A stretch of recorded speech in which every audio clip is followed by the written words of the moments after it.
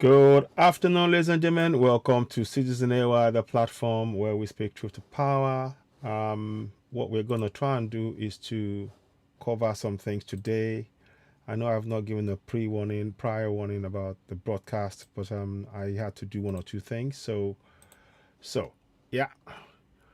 So good afternoon and welcome to Citizen AY, the platform where we speak truth to power. If you're joining us for the first time and you're watching us, I know I've not given a prior warning. I just had to do this immediately after the inauguration, the inauguration of President Tinubu, and I wanted to be one of the first to, as you know, to say congratulations to him. It's not what I want. It isn't, but we have to recognize. Again, I always go with the premise of recognizing what is on ground, because we're going to be working within the confines of Nigeria to still go for what we, the citizens, want. What we, those of us who are still in the struggle for Yoruba nation, what we want, and we must acknowledge that. So to that end, this song is going to be in the background. You'll be hearing it. That song is going to be how long? How long is going to be in the background? How long una go to suffer? And that song is always to remind us that we are still suffering, and so that is what I'm trying to really do, to make sure that we understand that there is still a lot of suffering going on, that we are experiencing, and I want to just be able to touch on that. So one second, please. Let me just check what's going on here. Sorry about that. Just checking one or two things as I'm doing this. So yeah, we're just taking that. So those of you who are on, who are on YouTube, please, as ever, subscribe to Citizen AY, the platform where we speak truth to power. We really appreciate your support. We're going to dissect his speech. Like I said, our goal still remains. Don't misunderstand me. Our goal remains that we go for Yoruba Nation, and that's the goal. That we're not. There is no doubt about that. We need to go for Yoruba Nation, but we recognize, and as ever, please, if you're watching this, subscribe to Citizen AY, the platform where we speak truth to power. Help us reach more people. So let's go into the other areas. I'm going to bring in other people as well. We're gonna, if you're joining us again, I'm adding the broadcast on YouTube, Facebook as well. If it doesn't work, then I'll simply bring the Facebook one down and we'll restream it later on, because I do not want it to hold up what we're doing. I hope it, yeah, I can see there's some sort of problem and delay with that already. I hope it, yeah, it is somewhat playing out games again. I don't understand why it's doing that. If the Facebook side is not working, then I'm just going to simply stick to the YouTube side, because there's some sort of delay. I can see it on the screen as I speak to you now. It shouldn't really be doing that, but let me just see. I just simply switched on the Facebook and it seems to be having, we seem to be having some sort of problem with that. So I may come off the Facebook one if it's going to continue to interfere with the broadcast, but I wanted to just test it out first. So let me just check. Let me go and look on Facebook. It doesn't look like it's, I don't think it's doing what I want it to do. So if it continues, we will have to pull away from Facebook. Facebook is not really something that we want to work on. We're just trying to ensure that the people who are there, who are on our platform, go ahead and subscribe to Citizen AY on YouTube to follow and continue to follow what we're doing. We would like you to subscribe to us on YouTube, and we can do more of our broadcast directly from YouTube rather than going via Facebook, because Facebook is just not reliable. So you can see it's very, very static. It's slow. There's something that is going on my Facebook, and I don't know what it is that is happening. I'll give it 5 minutes. We will give it 5 minutes, and if it doesn't shift or change, then we will have to move on to we will move directly onto YouTube. You would have to join us on YouTube. So let me just take this chance to put the YouTube link up. So I mean, you got the YouTube link. Is the YouTube link is already on there? Let me just check. Yeah, just go ahead. It's the link will be there for those of you who are watching. If I suddenly bring it down, because it's not really doing what we needed to do. We're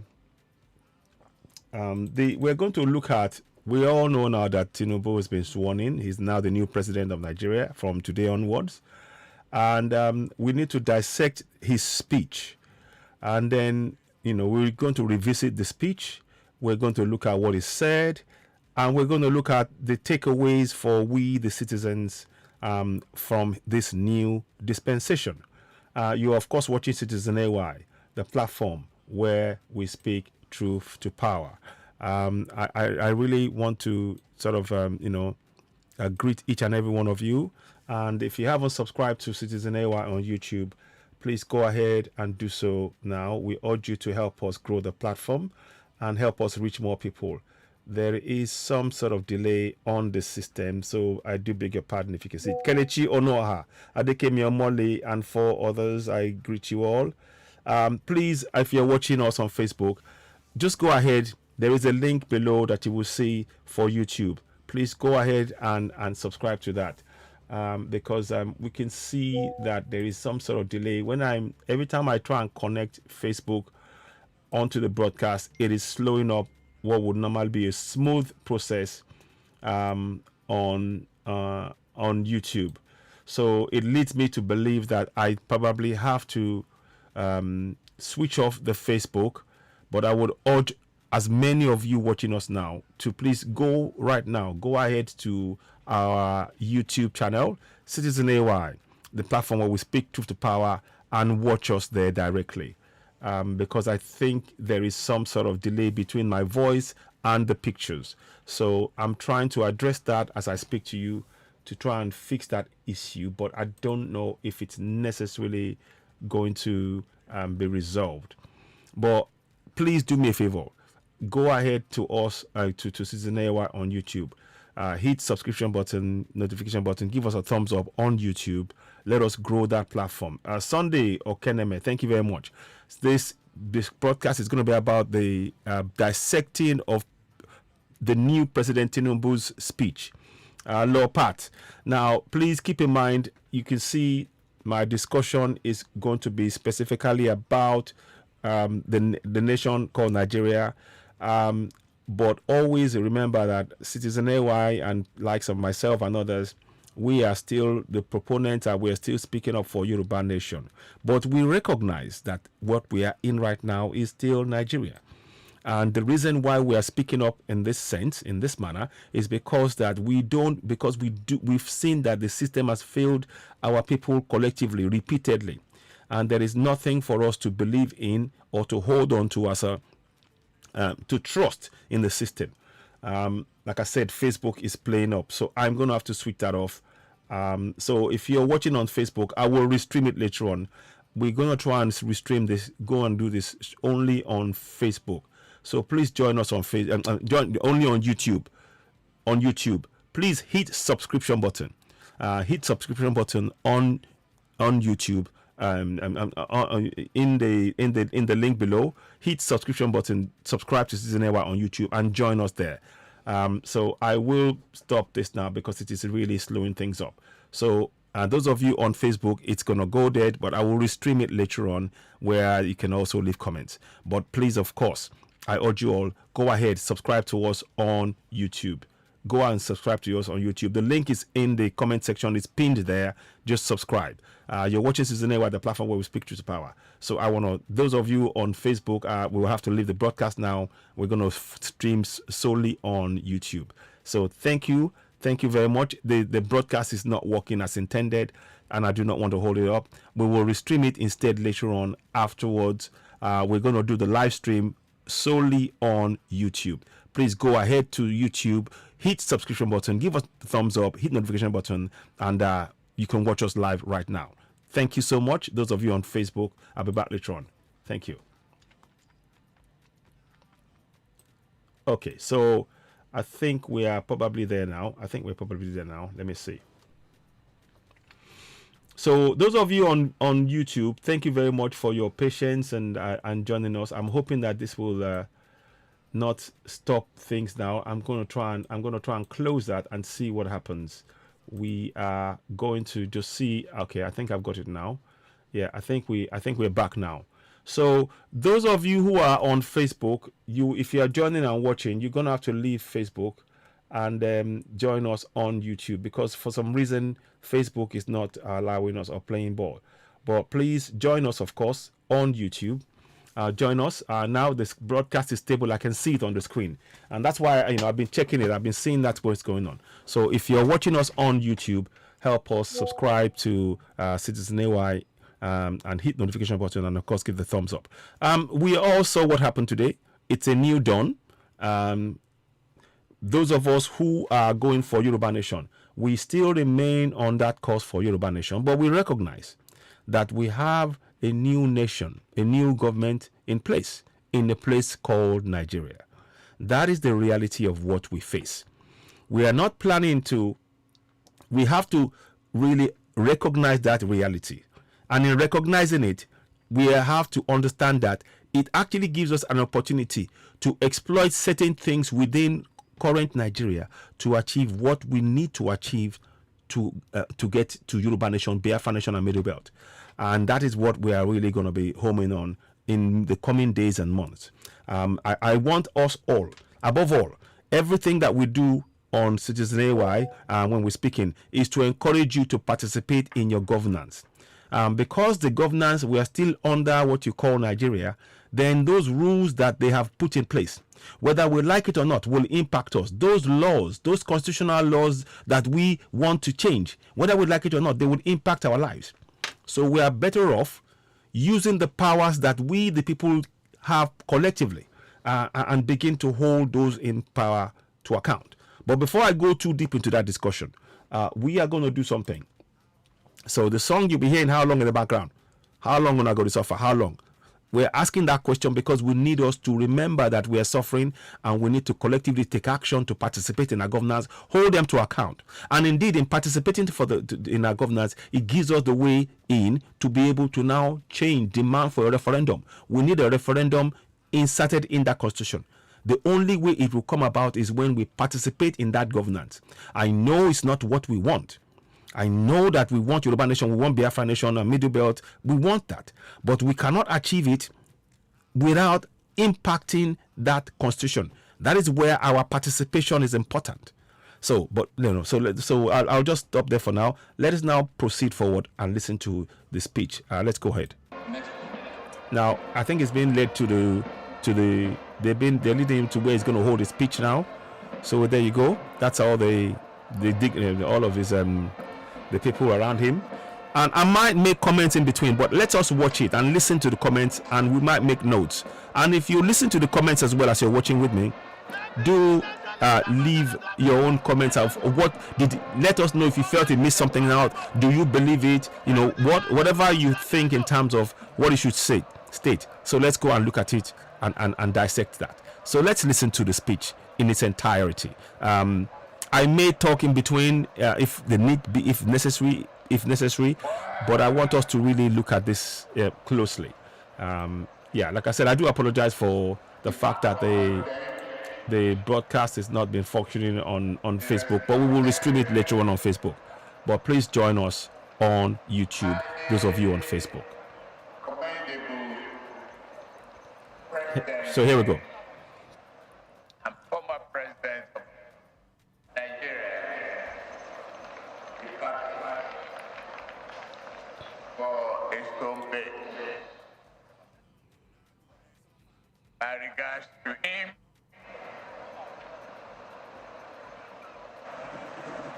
All the excellencies, the head of state, president, and leaders of various countries, they are present.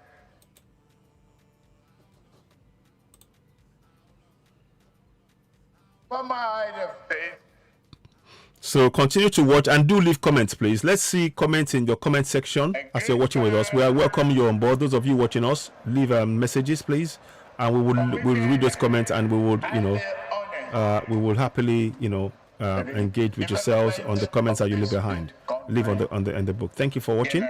Please don't forget to subscribe to Citizen AY on YouTube. Hit notification button and of course give us a thumbs up. Let's hear from you. Leave comments as you're joining us. We appreciate you for joining us. Thank you very much.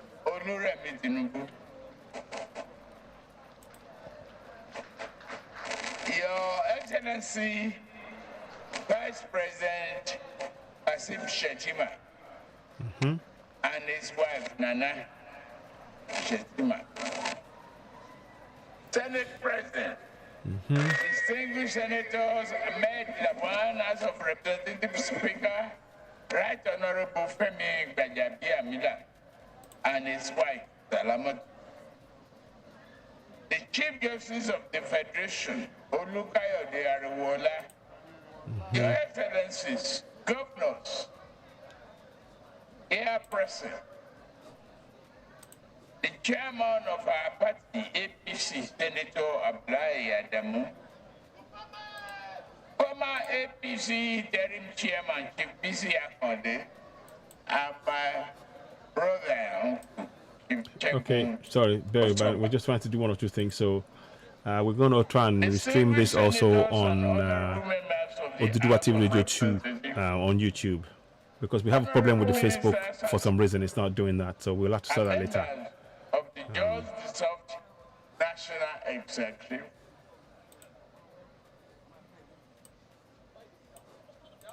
members of 1 minute.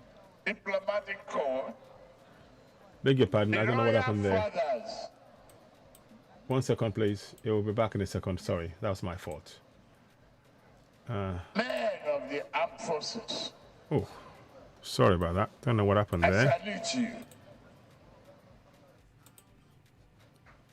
You for will- your sacrifices and the supreme sacrifices Okay. you've made for this Sorry about that. Yeah, we can hear him anyway. There we go. for the men and women. So we're back now. We thank you. And we thank you the way today is going well. So that's Tinubu's inaugural speech, which we're going to Gentlemen dissect. of the press, I'm going to leave some comments. I'm going to make some comments myself distinguished ladies and about gentlemen, it. So let's hear what he has to say, and we'll leave some comments and come back and that's it. fellow citizens, I stand before you, honored to assume the sacred mandate you have given me. My love for this nation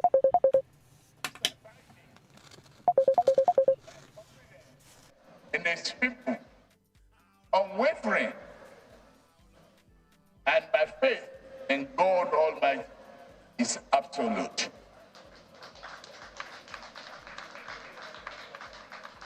I know that His hand shall provide the needed moral strength and clarity of in those instances where even seem have reached the limit of human capacity.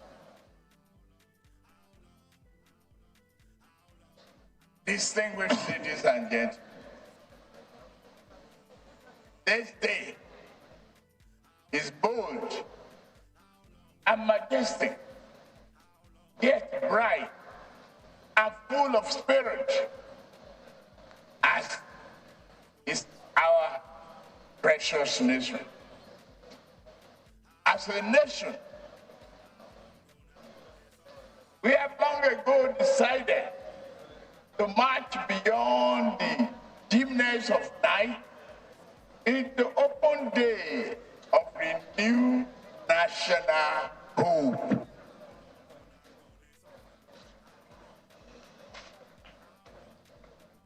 The question is, and we must now ask ourselves, is whether to remain faithful to the work inherent in the building of a better society, or retreat into the shadow of our unmet potential. For me, there is but no one answer. There are we are too great a nation and too grand as a people to rob ourselves of our finest destiny.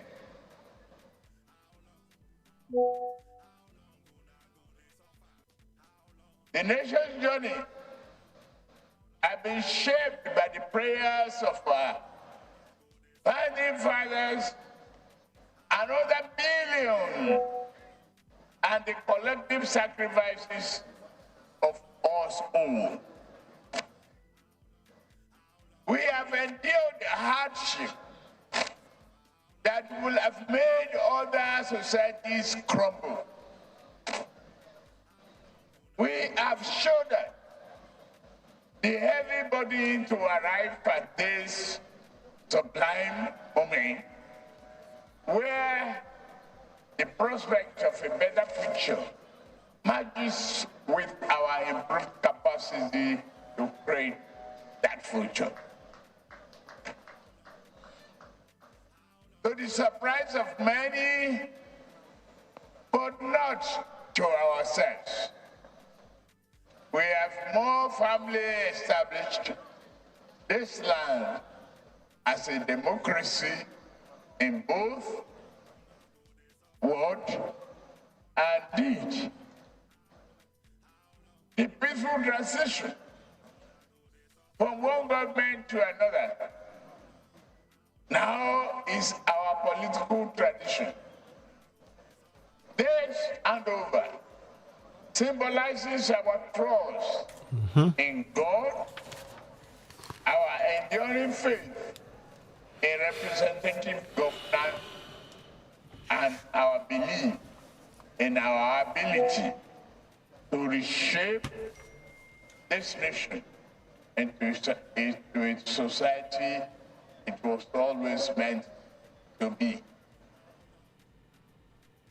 My brothers and sisters, permit me to say a few words to my predecessor, President Muhammadu Buhari. Mr. President, Bomba.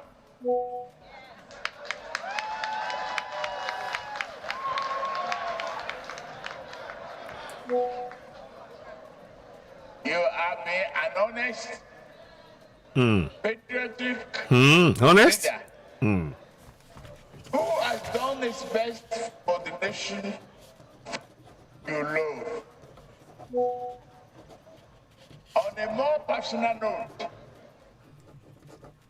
you are a worthy partner and a friend. And may history be kind to you.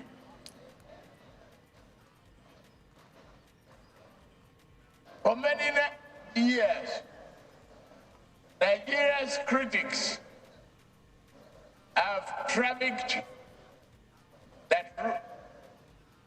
the rumor that our nation will break up, even perish. They have even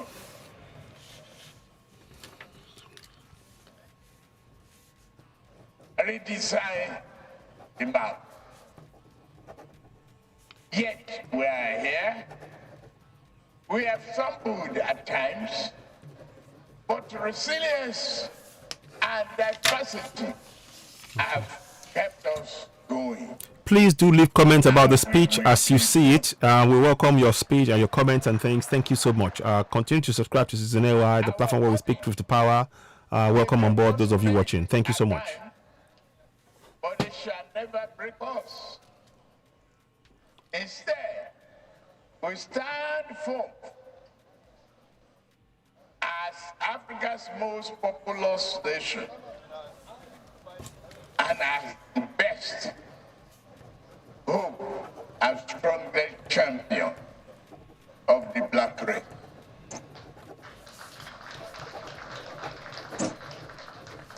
As a citizen, we declare as one unified people devoted to one unified nation, national cause. Of course, this is being carried. This stream was by channels, courtesy of channels, but we're looking at it again. Exist.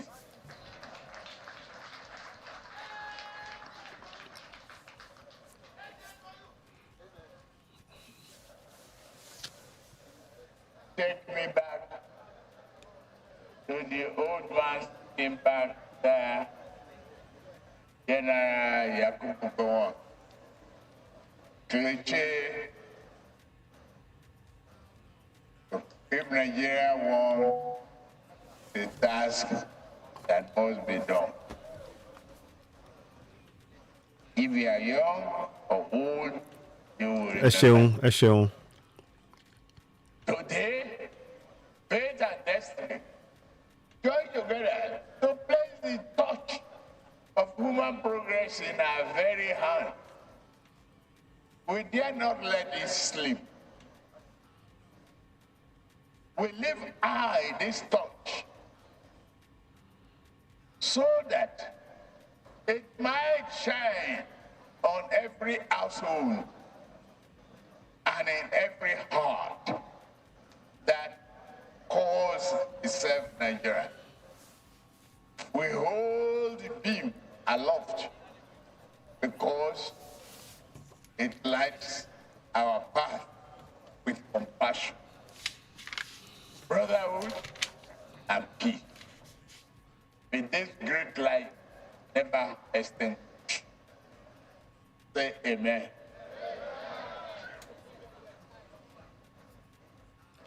Our administration will govern you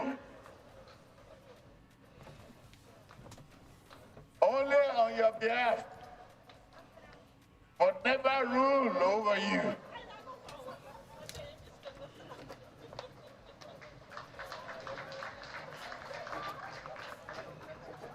We shall consult and dialogue, but never dictate. We shall reach out to all, but never put down a single person for holding view contrary to our own.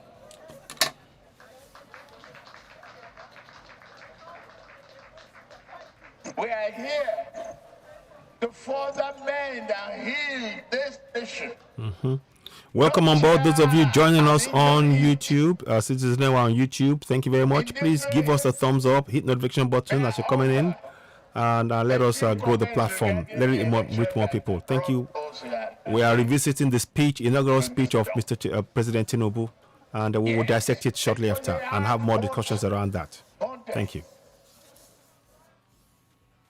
And was also barely won. Since the advent of the First Republic, Nigeria has known had an election of a better quality. I said.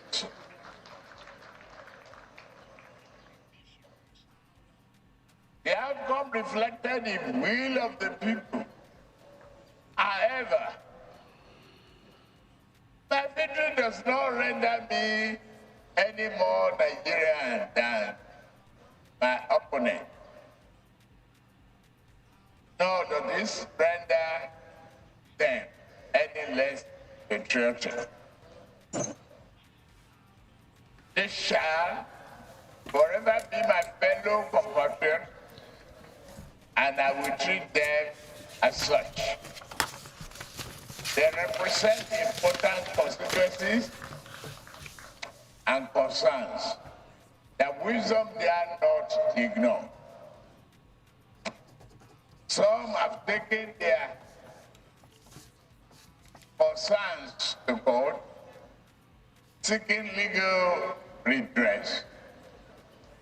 That is their right, and I fully defend that exercise of this right. This is the essence of the rule of law. Over decades ago, our founding fathers bravely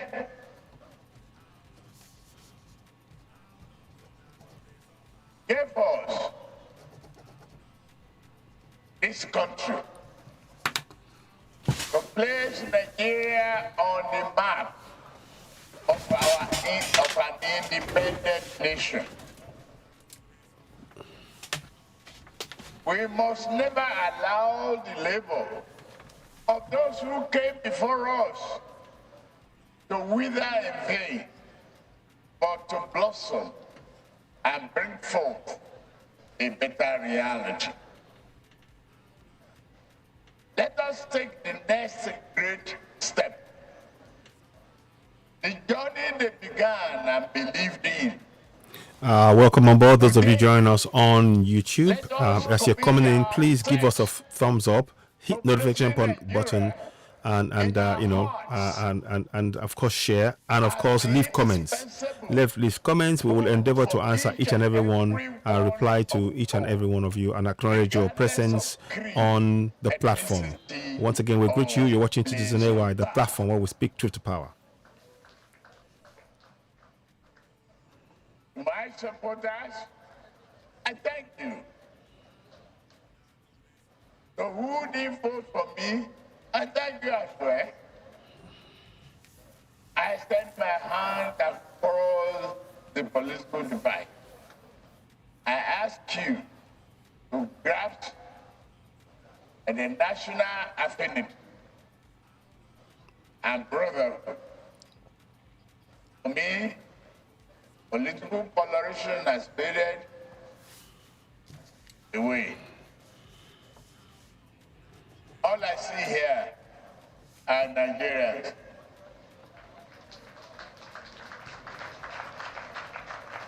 All of you.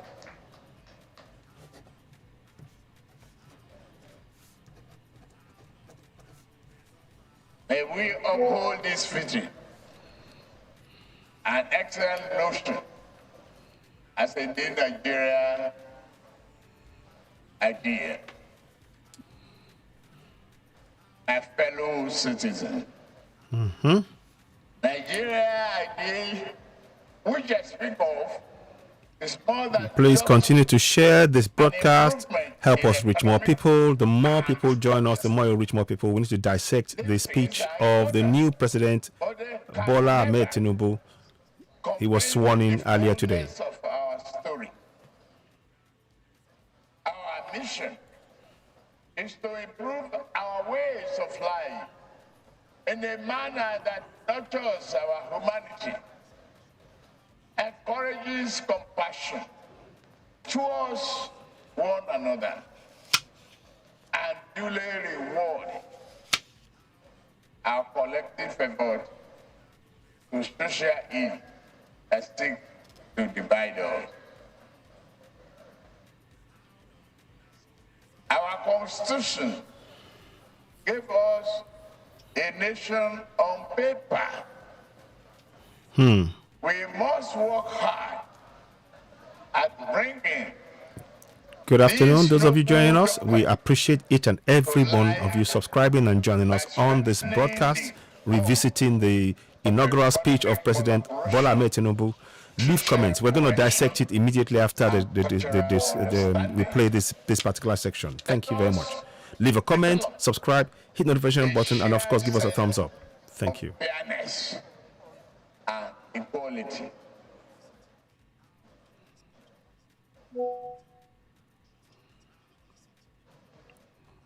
South must not only seek good for itself, but must understand that interest and staff wearing goods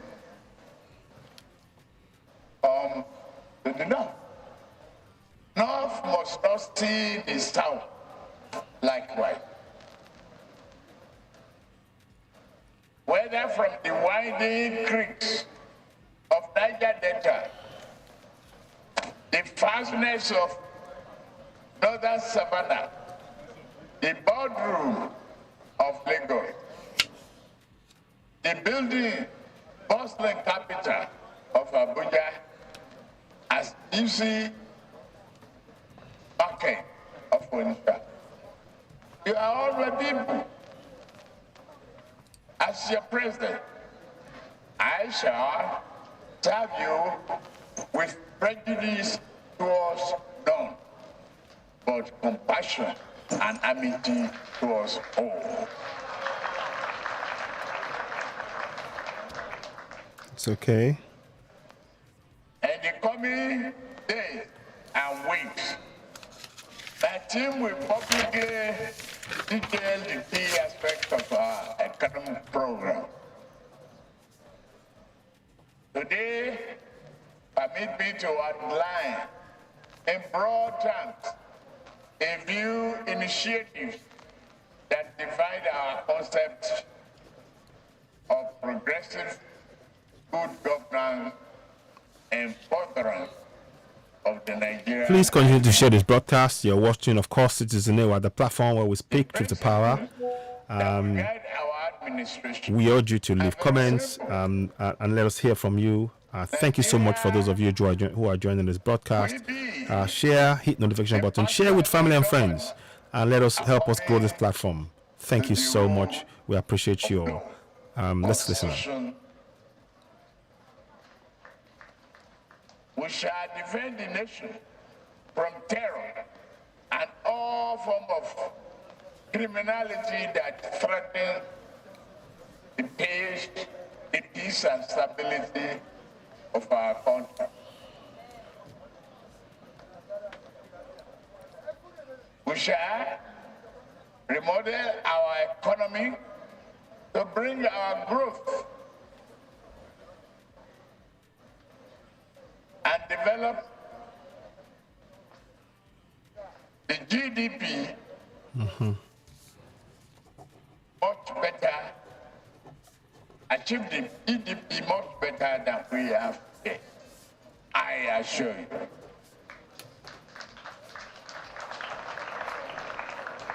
Do that through job creation, food security, and an end to extreme poverty. In our administration, women and youth will feature prominently.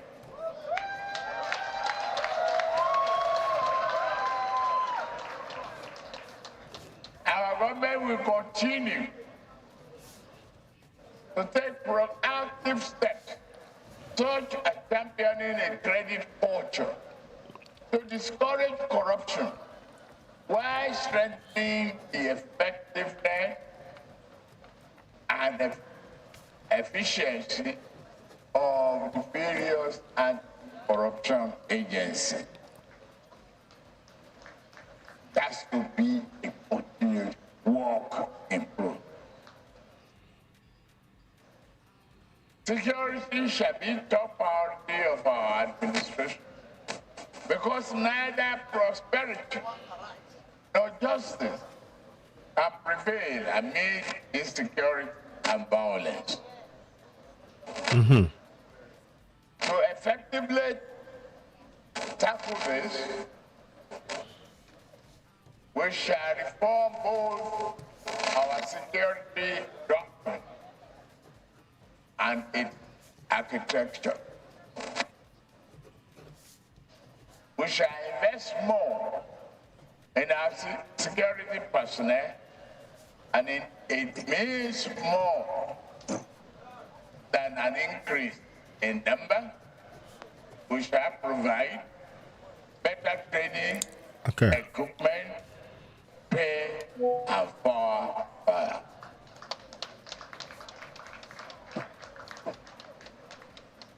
On the economy, we target a GDP not less than 6%. 6% growth. So 6% growth on GDP. That's very, very key. We might come back and touch on that. Please do make notes and let us try and dissect this as well. Leave comments as you're watching. 6% GDP, 60% growth, GDP growth. Target is their target. Stimulating the economy without engendering inflation. Industrial policy to utilize the full range of domestic manufacturing. You can also hit there is a love button you can hit here and just tap on that if you want to leave some love on the broadcast as you're watching, and help us do that. We appreciate that as well. We become Those of more you accessible joining us. and affordable to businesses and homes alike. Power generation should nearly double, and transmission and distribution network must improve significantly. Don't forget to subscribe as you're joining if you haven't subscribed, and we appreciate each and every one of you that have subscribed. I greet my brother Waris Jinadu and others that have come on. Please, we welcome your comments. The more you comment, the more we can interact, and it will reach more people and help us share the broadcast with more and more people. Thank you. Power generation and distribution of their own. I have a message for our investors, local and foreign. Our government shall review all the complaints about multiple taxation. Multiple taxation. And review various anti-investment inhibitions, we shall ensure that investors and foreign businesses repatriate their hard-earned dividend and profits home. My administration must create meaningful opportunities for our youth. We shall honor our campaign commitment of 1 million jobs and the digital economy. Our government also shall work with the National Assembly to fashion an omnibus job and prosperity bill. This will give our administration the policy space to embark on labor-intensive infrastructural development, improvement, encourage light industry, provide improved social services for the poor, elderly, and vulnerable.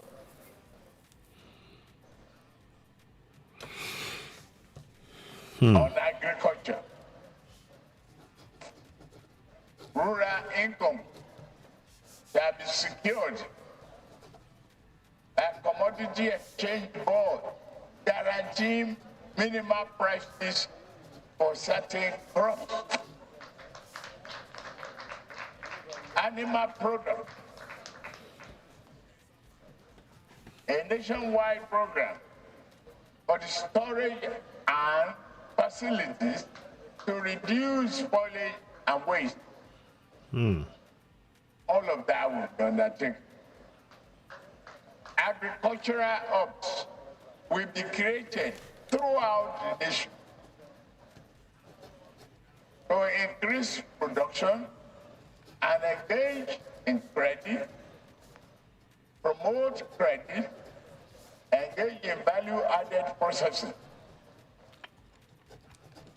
The livestock will introduce the best modern practices and steps taken to minimize the perennial conflict.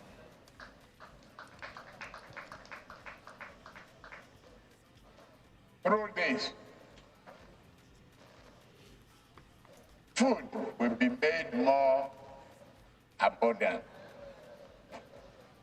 Yet, Those of you joining us, welcome again. You're watching Citizen AY, the platform where we speak truth to power. Please leave your comments, subscribe, hit the notification button, and come along with us as we dissect the inaugural speech of President Bola Ahmed Tinubu.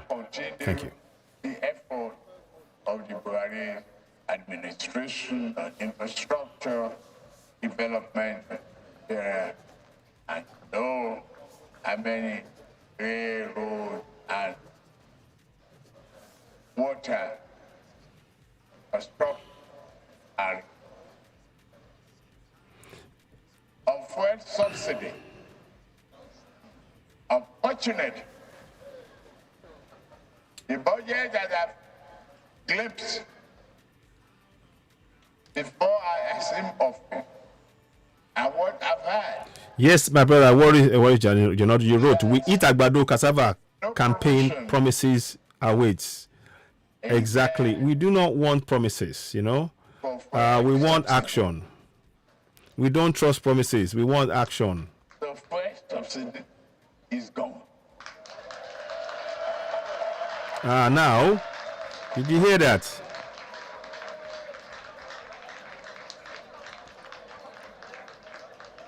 Subsidy can no longer justify an ever increasing cost and the wake of dry resources.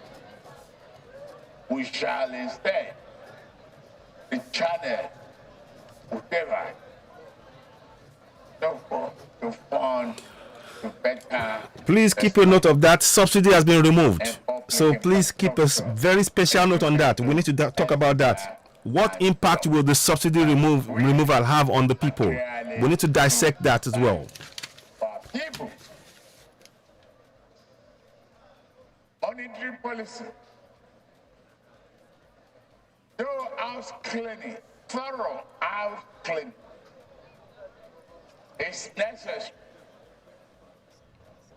The central bank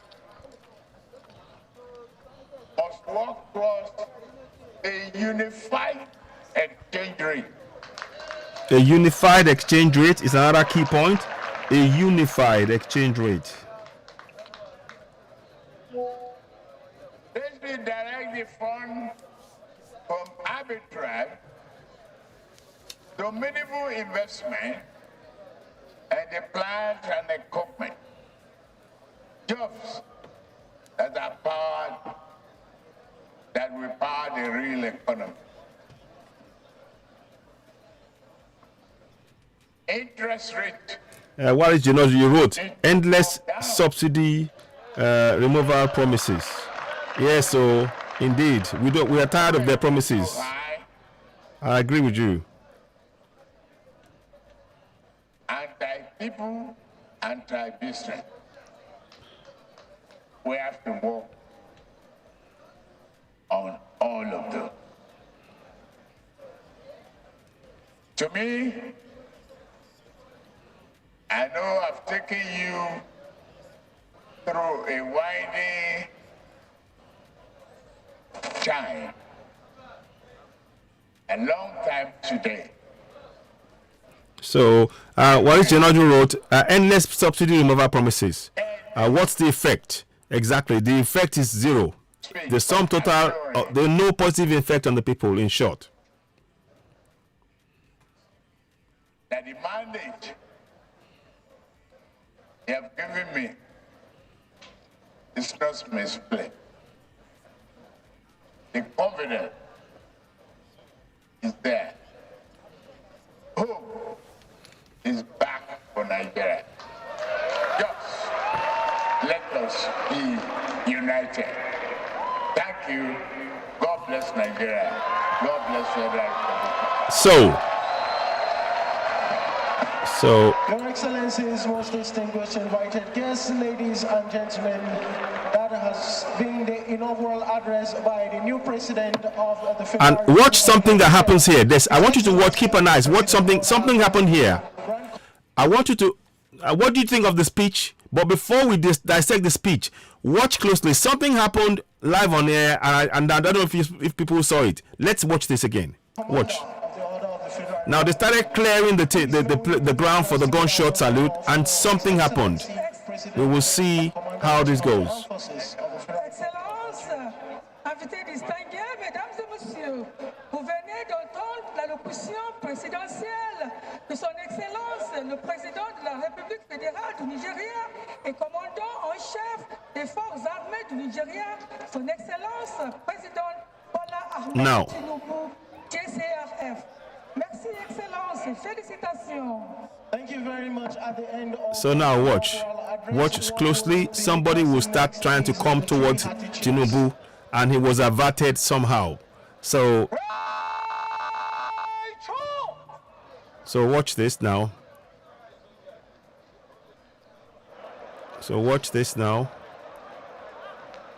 There is something that you will see. So as he stepped back, not too long, there was a man that came in like a bright yellow top, and he started trying to.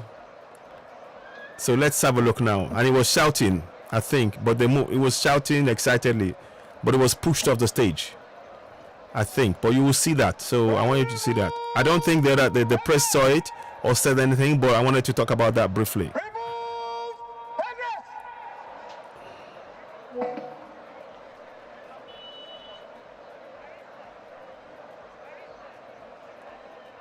Watch.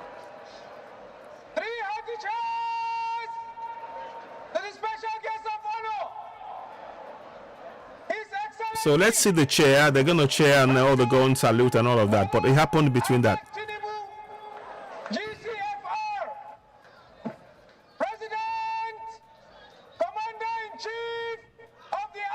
So that's a sign language man there. But I wanted you to see that bit, so at least we could talk about that, because we saw it.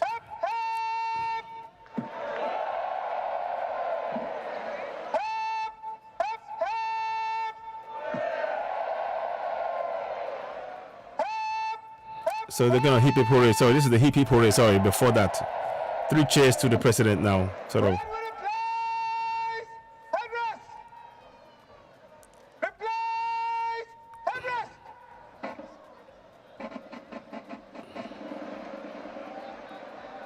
So let us see what's going on now. So please to continue to share. Now, yes, somebody's gonna be coming up here shortly. Watch.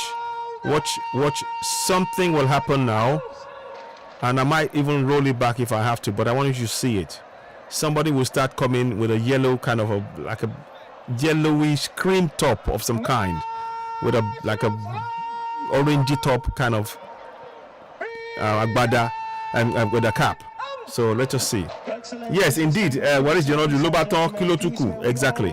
For the 21 gun salute, officers and warrant officers uniform are to salute, and may I respectfully request our distinguished guests not to panic at the sound of the artillery guns by the State House Artillery Battery. Thank you. Mesdames et messieurs, n'ayez pas peur s'il vous plaît. Le son que vous ont, c'est le son de ce qu'on appelle triple canon. Ça c'est à l'honneur du président élu, le président Bola Ahmed Tinubu. C'est juste pour le respecter. Merci beaucoup. N'ayez pas peur s'il vous plaît. So it is we, the citizens, that must participate in our governance. That's what I want to bring. That's what I want to say. From here on, the onus is on us, the citizens. Whilst we are still under this contraption, we have to participate in our governance. We must participate in our governance as citizens. No longer must we be bystanders.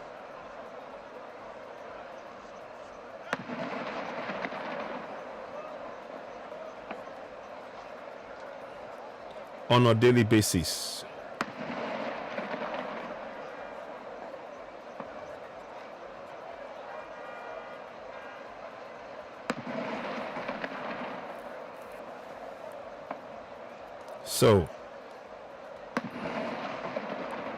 So like I said, we're gonna watch. Okay, that's Tinubu there, and it's so they're shooting. I think you will see the man, unless they've cut it out, but it happened live, and I don't think anybody picked up on it, but I wanted to just highlight that bit. Then we can go and talk about the speech. What did you think about the speech that you had so far? What are your comments? Do you believe anything is said? Is it just another empty promise by another elected president? Because many of them have made promises that they never fulfilled. Buhari made promises twice and they never fulfilled it. What is the likelihood? Is it not going to be the same thing with what Tinubu just said? But we're going to go into specifics about the speech. He touched on one or two things that I wrote down as I talk to you now. I wrote one or two things, and that's why I wanted to play it. So if you do want, if you have saw anything particularly in the speech that you wanted to talk about, of course leave a comment on the screen so we can talk about it. It's really important we get involved in this process. So here we go. I don't know if I saw it. I think they might have edited it out.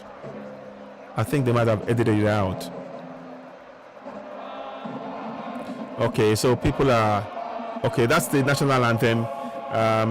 That's fine. I'm not so enamored about that right now. There's nothing to be happy about. So I mean, yes, of course, as a citizen, I'm a citizen, but the anthem, the government has to win the trust of the people by giving us the things we need, the infrastructure. For us to believe in the national anthem, I believe that the government of the day must ensure that the infrastructure is actually in place for the citizens. There are jobs, there's job creation all over the country, there's safety, there's security. So for me personally to believe in this anthem, the anthem is hollow. It has no meaning because people are dying daily. We don't have any rights, so we're not safe, Yeah, he touched on the fraud constitution. Okay, good. What did you not do? I'm glad you talked about that. He touched on the fraud constitution. He did briefly. He quoted it in language. I think he said something about we need the constitution must be reviewed and looked at. There we go. See, that's the man. There you go. See that man there. I'm going to go back. I wanted you to see that bit. Let's go back again. So now, see that incident there. So watch this now. So as he's coming, so now watch this now. So now watch this now. So as we are talking, there was a man that tried to come on the stage pretending to be a photographer. He was pushed off the stage. Now, so I wanted to just touch on that. So already within the first minutes of his presidency, there's already things that have been done to try to, I don't know, he may be pretending to be a photographer, but he was pushed off the stage immediately. So that can be viewed as, I think that should be viewed as a threat. But hey, here we go. Watch, I will do it.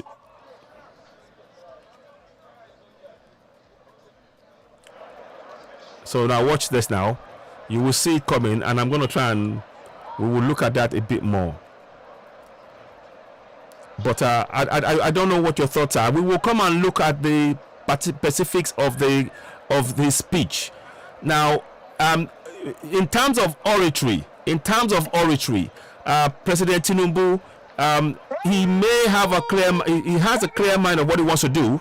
But what do you think about his oratory? Was it something that you could really, key into? Was it flowing? I'm sure that doesn't matter because he's got his team, for what I'm hearing, and he wants them to deliver on what he said, the course he chats for them. I felt that the speech and how he spoke, the delivery didn't have that punch in it, but that's not to say he won't deliver. It's just my own observation. It's just initial thought about it. He's got the commitment in it, but I don't know if it's necessarily doing what we wanted to do. So let's come back again. Sorry. So, but we will of course look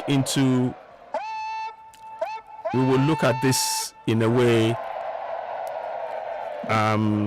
I think we need to be looking at things from that point of view. Those of us who are still going for Yoruba Nation, I urge you, please continue on that road. We need to continue, but we must participate in our governance. And that is why dissecting everything from day one, the speech is what we can hold on to. All the fanfare and everything else is, you shouldn't bother us. Now watch this. This is the bit now. So let us see what's going on. So let's see what happens here. There is a man that's coming on the screen, and I want you to see and notice what happened.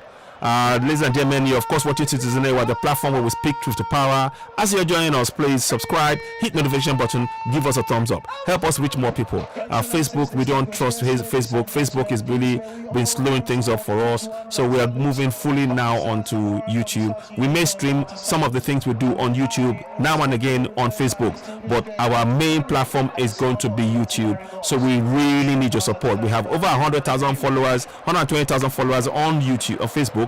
Please, we'd like you to join us on Facebook and on YouTube. Join us, subscribe to us on YouTube. But let's watch what's going on here. So, ce qu'on appelle triple canon. Ça c'est à l'honneur du président élu, le président Tinubu. C'est juste pour le respecter. So, Waris Tinubu said he touched on the Constitution, and that's right. He mentioned it.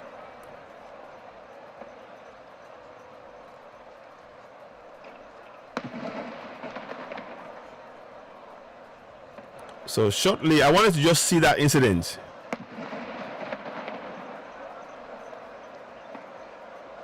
So let's have a look now. We're gonna see. So after they do that, we will just let that roll for a minute, and then we'll see what happens. And then we will see the man try to come on the stage, and he got shoved off the stage.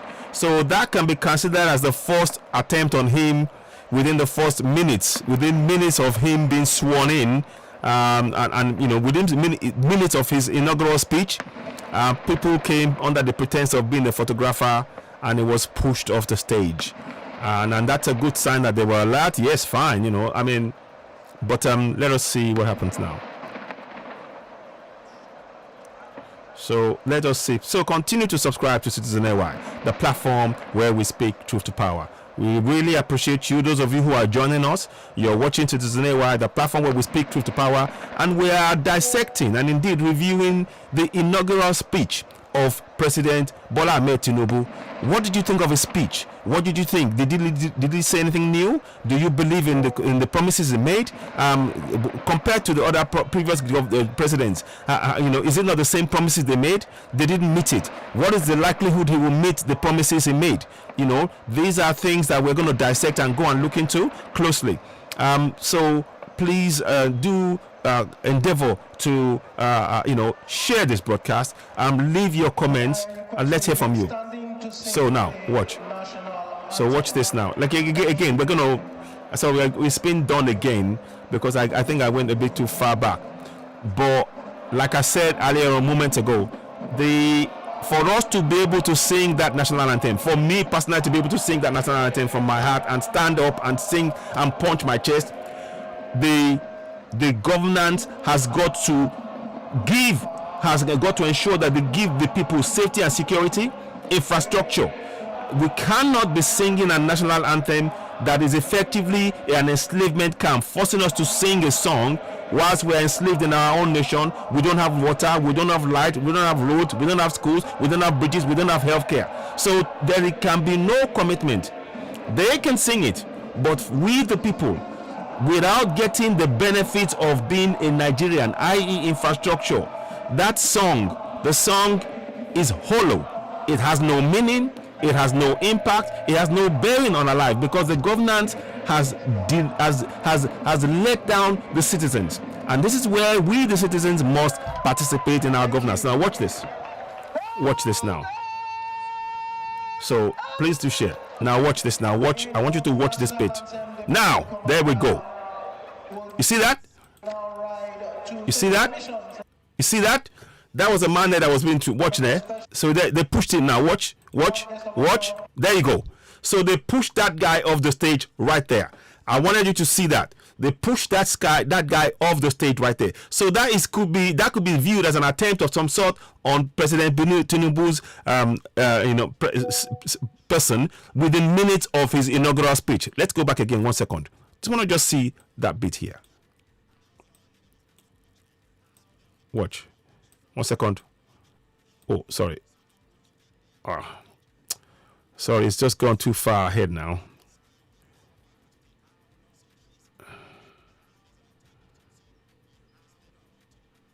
One second. Anyway, you've seen it. Let's see what happens. Okay, now let's go back again. I want just. So now. C'est à l'honneur du président élu. Please, may we... Félicitations.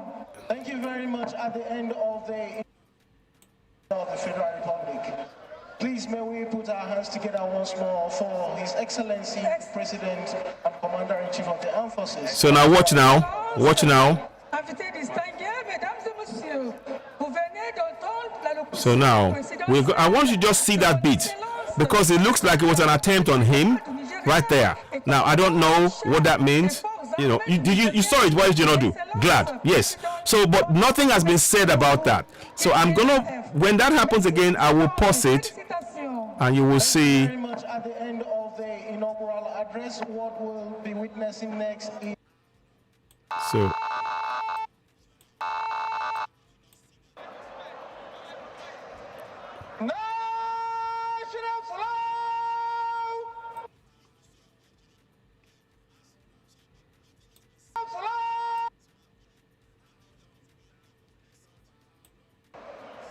So now let's see. Sorry, I'm just trying to get it forward a touch.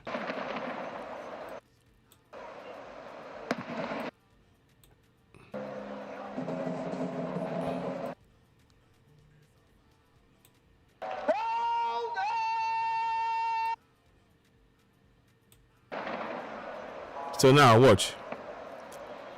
So let's just watch that bit, then we can dissect it.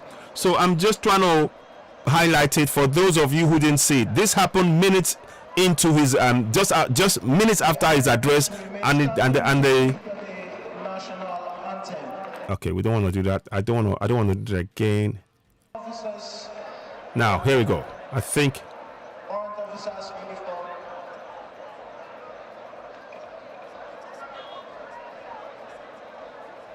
but I wanted to just see that. So thank you, those of you who are joining us now, thank you so very much. You're watching Citizen Awa, the platform where we speak truth to power. We really need your support in growing the platform. We are moving away from Facebook because Facebook is unreliable and they are constantly breaking our broadcast and interfering. So we are moving fully to Facebook and to YouTube. So please subscribe to us on YouTube. But before we go ahead, we will see. Presidential permission has been sought and graciously granted there by His Excellency, the Special Guest of Honor, which brings us so we'll leave it. to the end of today's... Oh, okay. So, 1 second. Just wanted you to see that bit. I saw the thing, but I wanted you to see.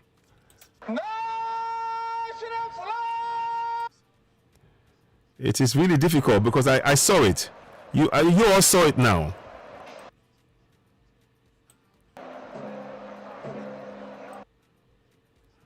So I'm just gonna try one more time because I saw it.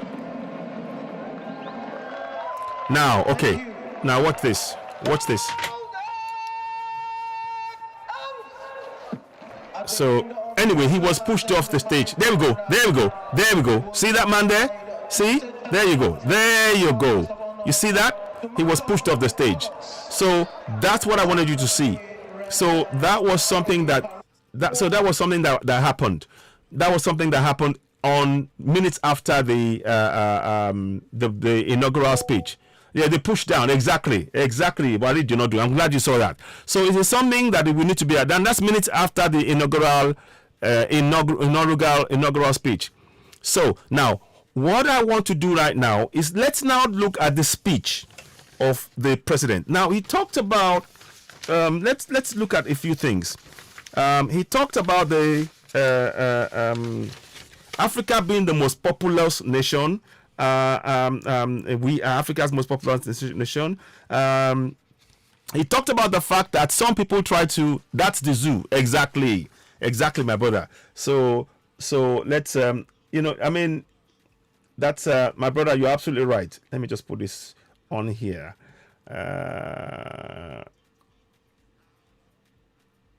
So let me just see. So yes, you're right. So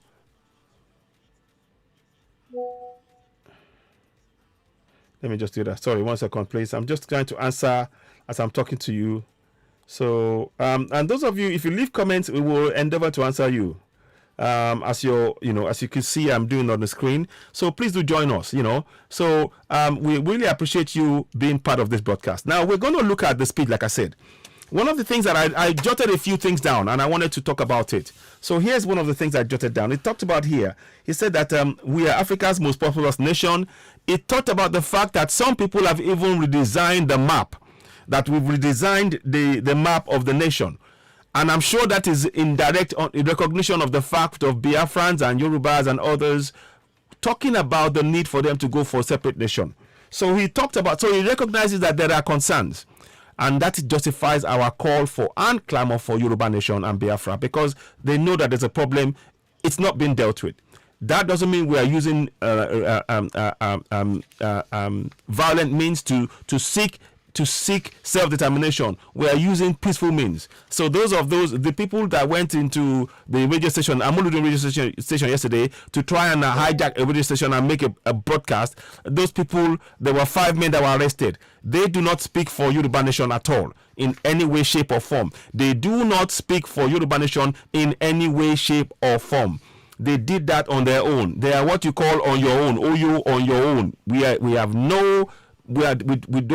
We're not participating in anything of violence of any nature in going for our self-determination. It is a participation of the people, having seen that the nation that they're currently in has failed the citizens. So I just wanted to just touch on that fact. Those of us, there's been a lot of us that made a commentary, and thanks for those of you that joined us on the Duwa TV yesterday when we talked about this issue about the attack that took place in Amuludu FM by 5 men that the police and the army arrested, who are threatening to take over the station and make an announcement on the radio. So thanks for those of you who joined us. It's been well viewed by many people. It's still available. It's available on YouTube and on Facebook. So thank you so very much for that. But I touched on that now because he mentioned that some were trying to redesign the nation. So I mentioned that. Now he says that we are Africa's largest nation, most populous nation. Well, we all know that doesn't make any, it's no difference to what's going on. It's not. That's just usual talk. Now he said the words he said is, we will govern on your behalf and never rule over you. We will govern on your behalf and never rule over you. We all know perfectly well that what happened under Buhari was in fact ruling over the citizens, telling us what we should do, not hearing our views. So that is what. So it's showing like his words so far are showing that he intends to do a different kind of governance compared to what Buhari did over 2 terms. Now, whether that happens or not is open to interpretation, and only time will, of course, tell. Now, he said also that he will consult and dialogue. So those are the words. I'm picking key words. He said he will consult and dialogue. Keep in mind, everything I'm saying here, it does not mean I am in support of Tinubu governance or nation Nigeria. Our role, if we are coming to discuss how people can participate in the governance, we need to let them see what is going on and make an informed decision. That's what we're doing here. So he talked about consult and dialogue with the nation and with the people. That's interesting. I myself personally, I would have felt that one of the things that I found missing in this discussion was the explicit.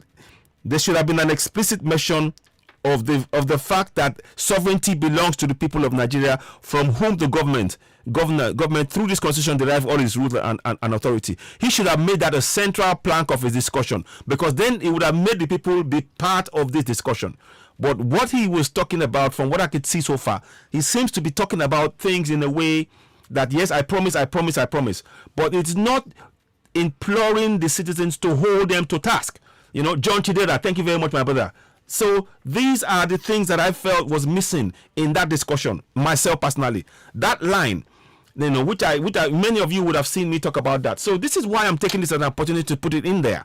Since they didn't put it in, we will put it in, because those of you watching, you will know that that is what was missing in that speech, and we can begin to act on it collectively as citizens. So let us go and look at this again in a way to I recognize you, John Chidera. Thank you so much for your comments. So let me just quickly recognize you there.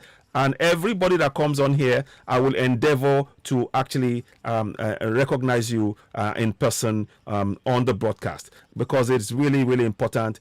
Your comments are well valued and help us like the broadcast, and share it and let it reach more people. And I'm really, really grateful for your comments there, John Chidera, for the wave. Thank you so much. And now, so let's go and pick up the know your rights thing. It's very important that we really talk about that. It's very, very, very important. Very, very key. I felt at that point, when he talked about consult and dialogue, the next thing he should have talked about is what you see on the screen. For me, the next thing that he should have talked about on the screen should have been sovereignty belongs to the people of Nigeria, from whom the government through this constitution derives all its powers and authority. So he should have been there encouraging the people to now participate in the governance under section 14.2c, as you all see in the broadcast. That's section 14.2c.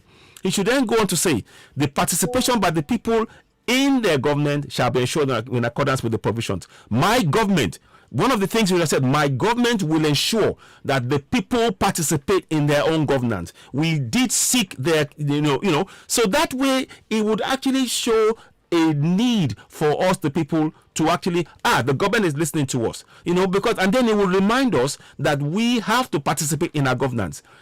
So everything I've read so far, that's just what I wanted to put in my own opinion. That should have been part of the discussion. These two things you see on the screen should have been part of that discussion, in my own opinion. So now, it says here now he now goes and talks about the legal situation that his opponents, who have now taken the case to court, and he also talked about, he sees all of us as one Nigeria, which is a general statement. He says he's not seeing himself from a political point of view. He's seeing himself as a president for all of Nigeria, and he doesn't see politics or in that way. He wants to go on for the government for the whole nation. Why, good words, but like I said, those key statements should already be something that will be central. If I were to be a president in Nigeria, I guarantee you, I don't want to be, please, I'm just saying, if I were to be writing a speech, if I had the opportunity to write a speech for the president of Nigeria, because I don't want to be, I'm not able to do anything like that. I'm not interested. I'm 57 years old, and I want the young people. The next president of Nigeria should be somebody under 40 years old, in my opinion. But that's just my own view.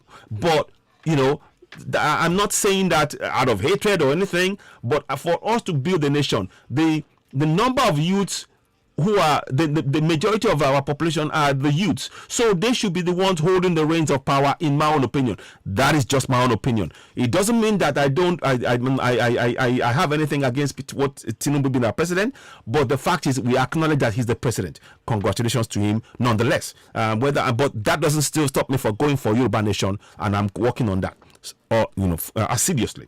So now, the thing I wanted to really highlight again was the section where, again, the participation of the people in the government. It talked about education. These are the kind of things, when you encourage the people to participate in the governance, that will actually stop corruption. The minute the people start participating in the governance, that will put a stop to corruption, because that means that everybody is watching what is happening in the government.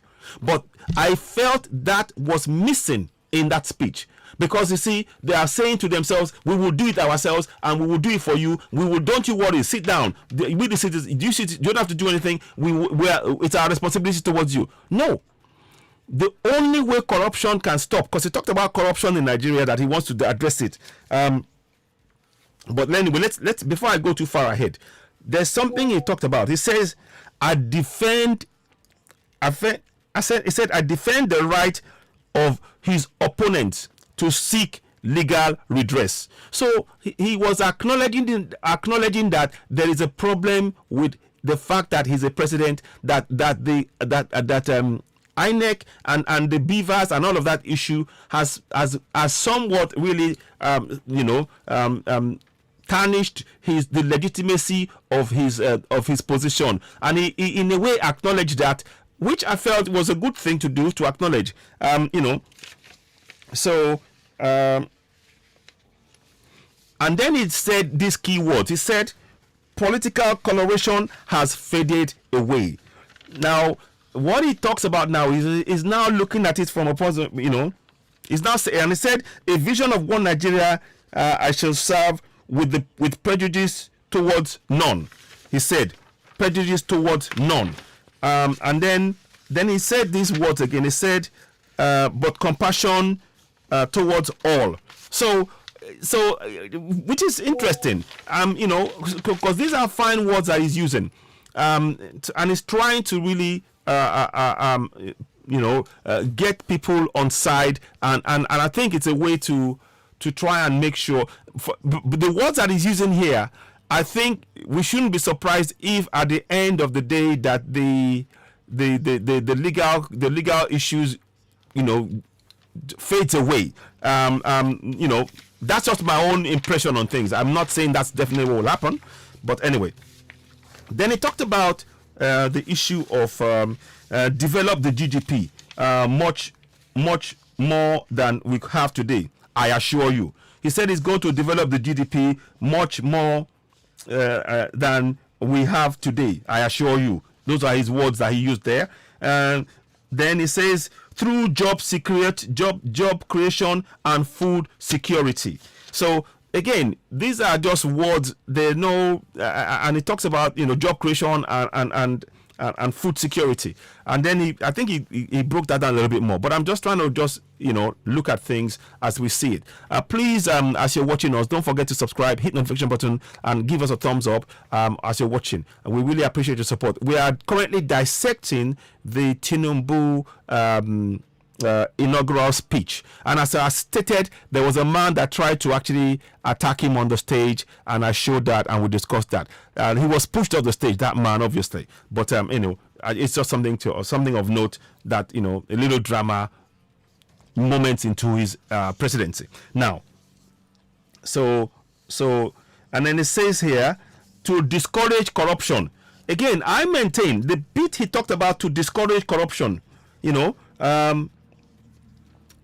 the word discouraging corruption, the best way to discourage corruption, the best way to discourage corruption is to encourage the participation of the people in their governance, right? And this is why I keep talking about that. You see, when everybody is watching, and that is why I am saying this now, we need to be part of that process. We, the citizens on ground, we have to collectively be part of the process and engage in monitoring what is going on ground by holding them to account. Don't forget, within the Constitution, we have sovereignty as members of each of the local government area. Our collective efforts together, coming together, we can exercise our sovereignty. And that is where, when he talked about to discourage corruption, the best way, I repeat, the best way to discourage corruption is when we, the citizens, actively participate in our governance, monitoring the actions of those we elect into office.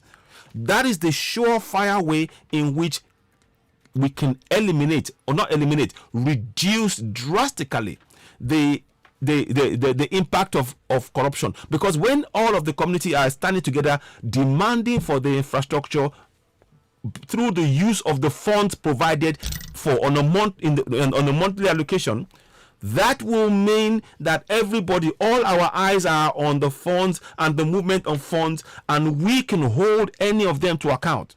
And I felt that was missing in the discussion.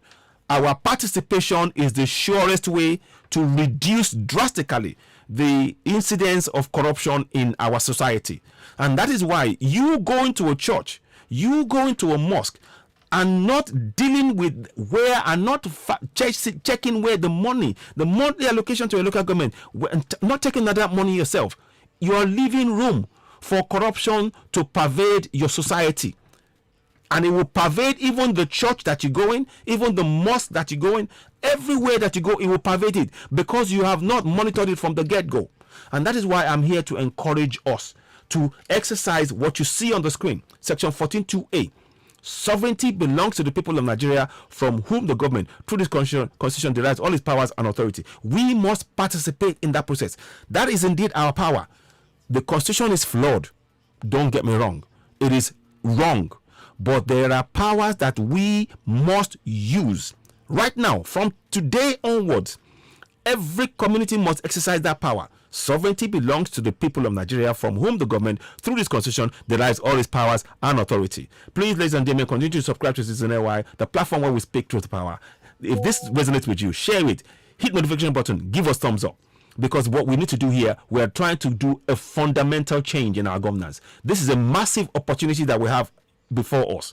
With this kind of information that we're providing, we can change the future, the course of the future of the coming generation, through participation in our governance, as mandated under Section 14.2c of the Nigerian Constitution, which states the participation by the people in the government shall be in accordance with the provisions of this Constitution. Again, these two lines were missing from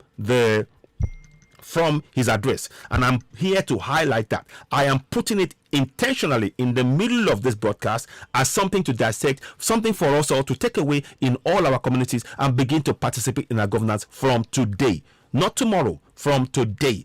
Every month, you must know how much money comes into your local government authority. You must know it, and you must chase that money. You must track it, and you must let them know the areas where there is no infrastructure in your road. You say that the money that's coming, we want it to be used to fix our roads, to fix our water, to fix our life. And that is what participation is about. When you start participating, the incidence of corruption reduces. So it is very, very important we do that. He didn't talk about that, but I'm giving you that narrative, that's something that we can take away collectively as citizens of our community. And please, we need to do that. So then he talked about, what does he talk about now? I'm trying to look at that now. So he said, yes, he's going to reform our security architecture, invest more in our security personnel. Okay, so obviously he knows that the police and the army have severely failed the nation. They failed to protect the nation. The bandits, what they call quote unquote bandits, and the killings and certain killings and the arbitrary abuse of the citizens by the police. So he's acknowledging that. But that doesn't. I mean, again, it's a statement that they've made. It until the action backs it up, nothing's going to change. But here's what I'm saying: they can make this promise all they want. If we do not participate in our governance as mandated under Section 14.2c, nothing will change. And that is what I'm here to really implore us to really do as citizens. By doing this, it doesn't mean that you are abandoning going for Biafra or Yoruba Nation. It doesn't mean that. If anything, you are preparing the ground that should, in case this thing doesn't work, Nigeria state continues along the road, the same road, then you know that you are participating and you can go forward confidently, saying we did this and that did not happen. We are going, and you have and your participation will make you see what is happening within your governance. So I urge us above all else, every single citizen in all 774 local government area, you must participate in your governance from today. By participation, you need to literally have this 142A, 142C on your phone, record it, make sure that you're a member of a local community association, and they have this on the wall as you come in at every local community association, and you now begin to download on a monthly basis all of the monthly allocation for your local government, so that you can go and start questioning your local chairman, your councillor, your local government chairman about where the funds have gone. Let them know that they've got the funds, and your roads are bad. They must use the funds in fixing your roads, in fixing your water, in fixing your light, in fixing your schools, in fixing your bridges. These are things that we must do on a daily basis.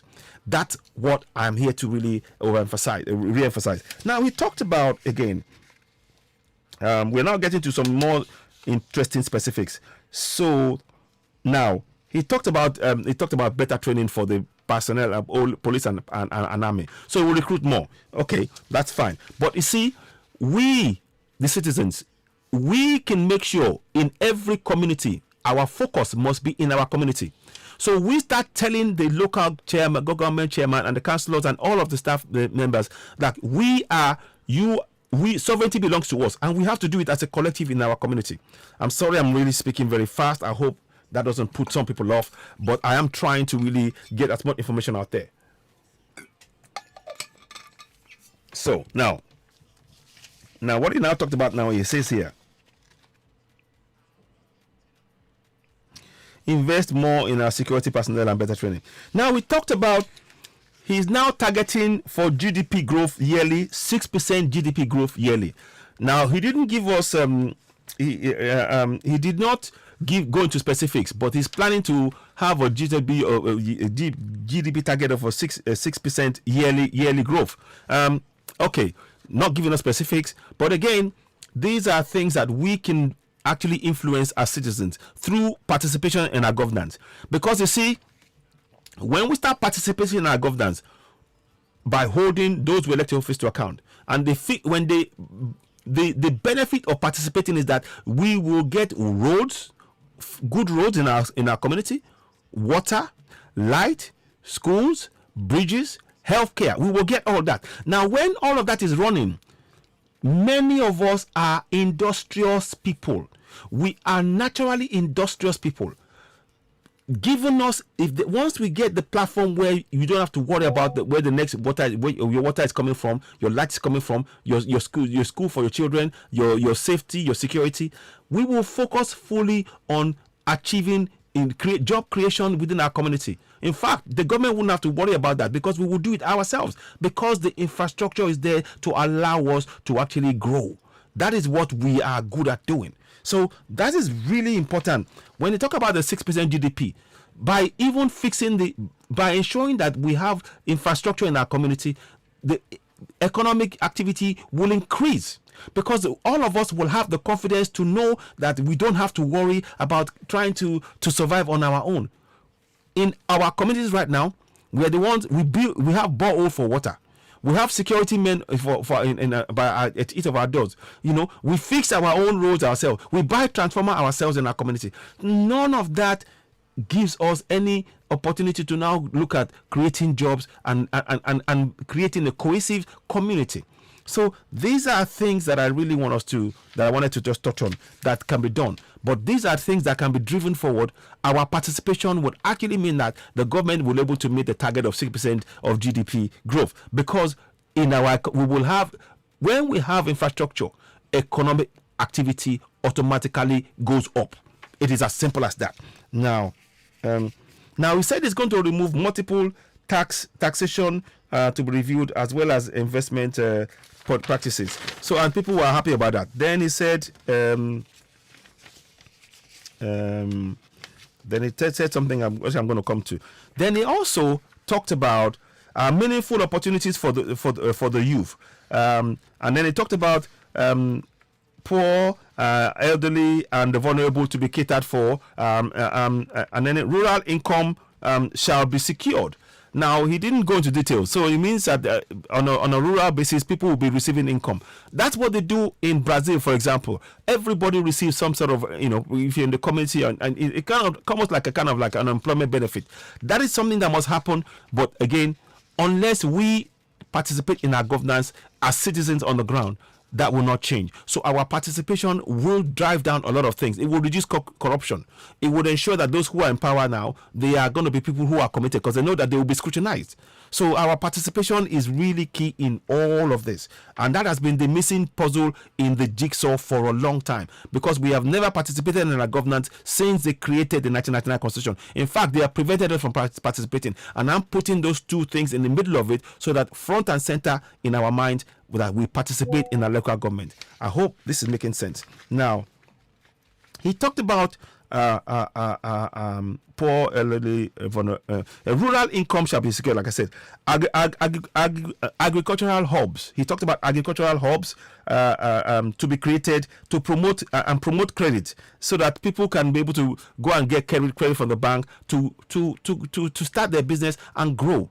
But all of that, again, it's based on having a viable, functioning infrastructure on ground. And that is why our participation in all 774 local government areas is very, very important. And then he talked about, what did he talk about now? One more thing. So he said, engage in value-added processing in agriculture. So he talked about agricultural, so it's not just about just selling raw material, but actually doing processed material. So, for example, if you're a cocoa farmer now, the plan of the government, from what he's saying, will be to not just sell cocoa, but to actually do the process of processed cocoa, chocolate. So these are things that can happen. But again, these are empty promises. Unless we participate in our governance, which I'm showing on your screen, in every local community, holding to account your local government chairman, and your councillors, and every official, holding them to account, telling them, letting them know that sovereignty belongs to you. Collectively as a community, none of this can be achieved with that, because we the people have been the missing part of the jigsaw, because we have not participated in our governance. Our participation alone will reduce corruption. Our participation in our governance will actually reduce corruption because it will be out in the open, and we have to do it collectively, and that is what we need to do, and we need to change that mindset. So what else did he talk about now? Then he talked about what else did he talk about? I'm trying to see. So we talked about infrastructure development. Again, that is what I talked about, and I'm mentioning again. You see, let me quickly show you something, and I might do that again. I want to show you something, and I'll probably do a replay of what went on before. But I want you to look at this particular thing I'm about to show you. So this is November. Now, you do not, I'm showing you, he talked about infrastructure development, that they're going to be doing that again. But these are empty comments, and they will remain empty comments. I can tell you that for now.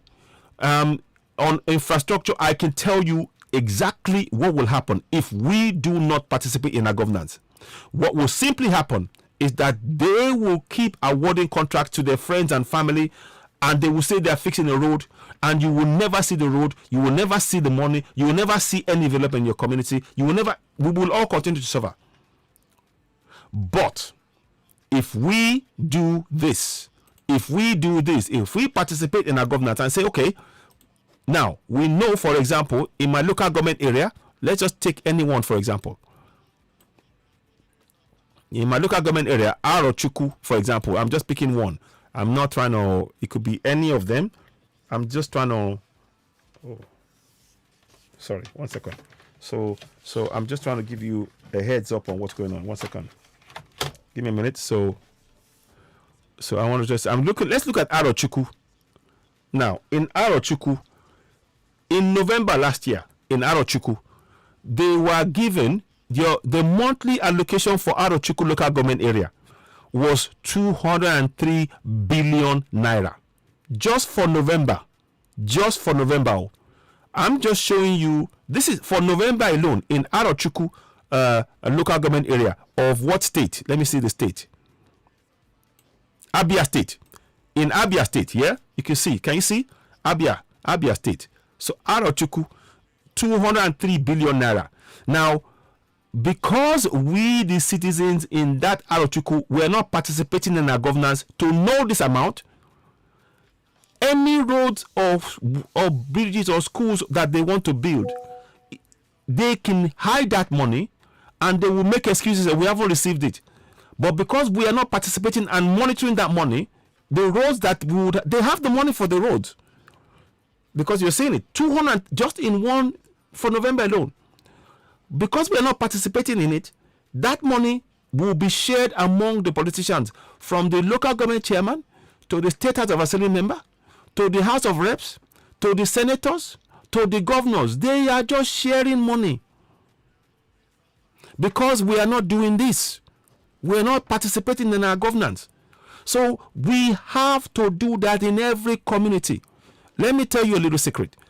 If you want, let me tell you how much. John Chidera, if you are there, tell me your local government area.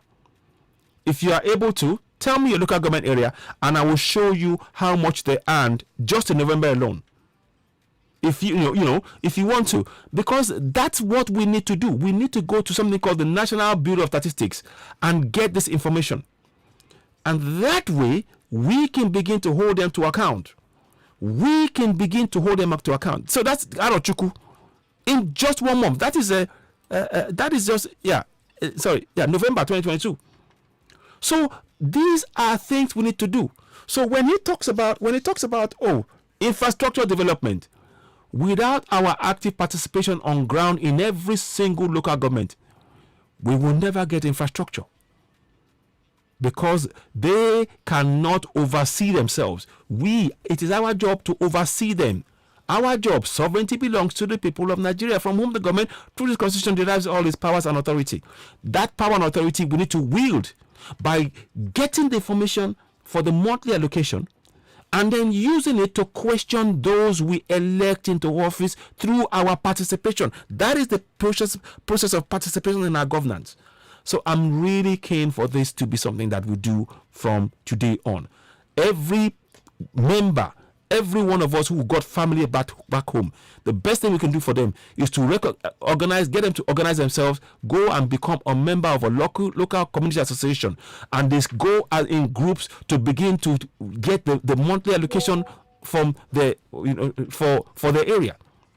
So if anybody wants me to, if you want me to give you a figure for November for your local government area, for example, in anywhere in Nigeria, I can give you that for the month of November, for example. So just to give you an example of what I'm saying, I just talked about Arochukwu. So let's look at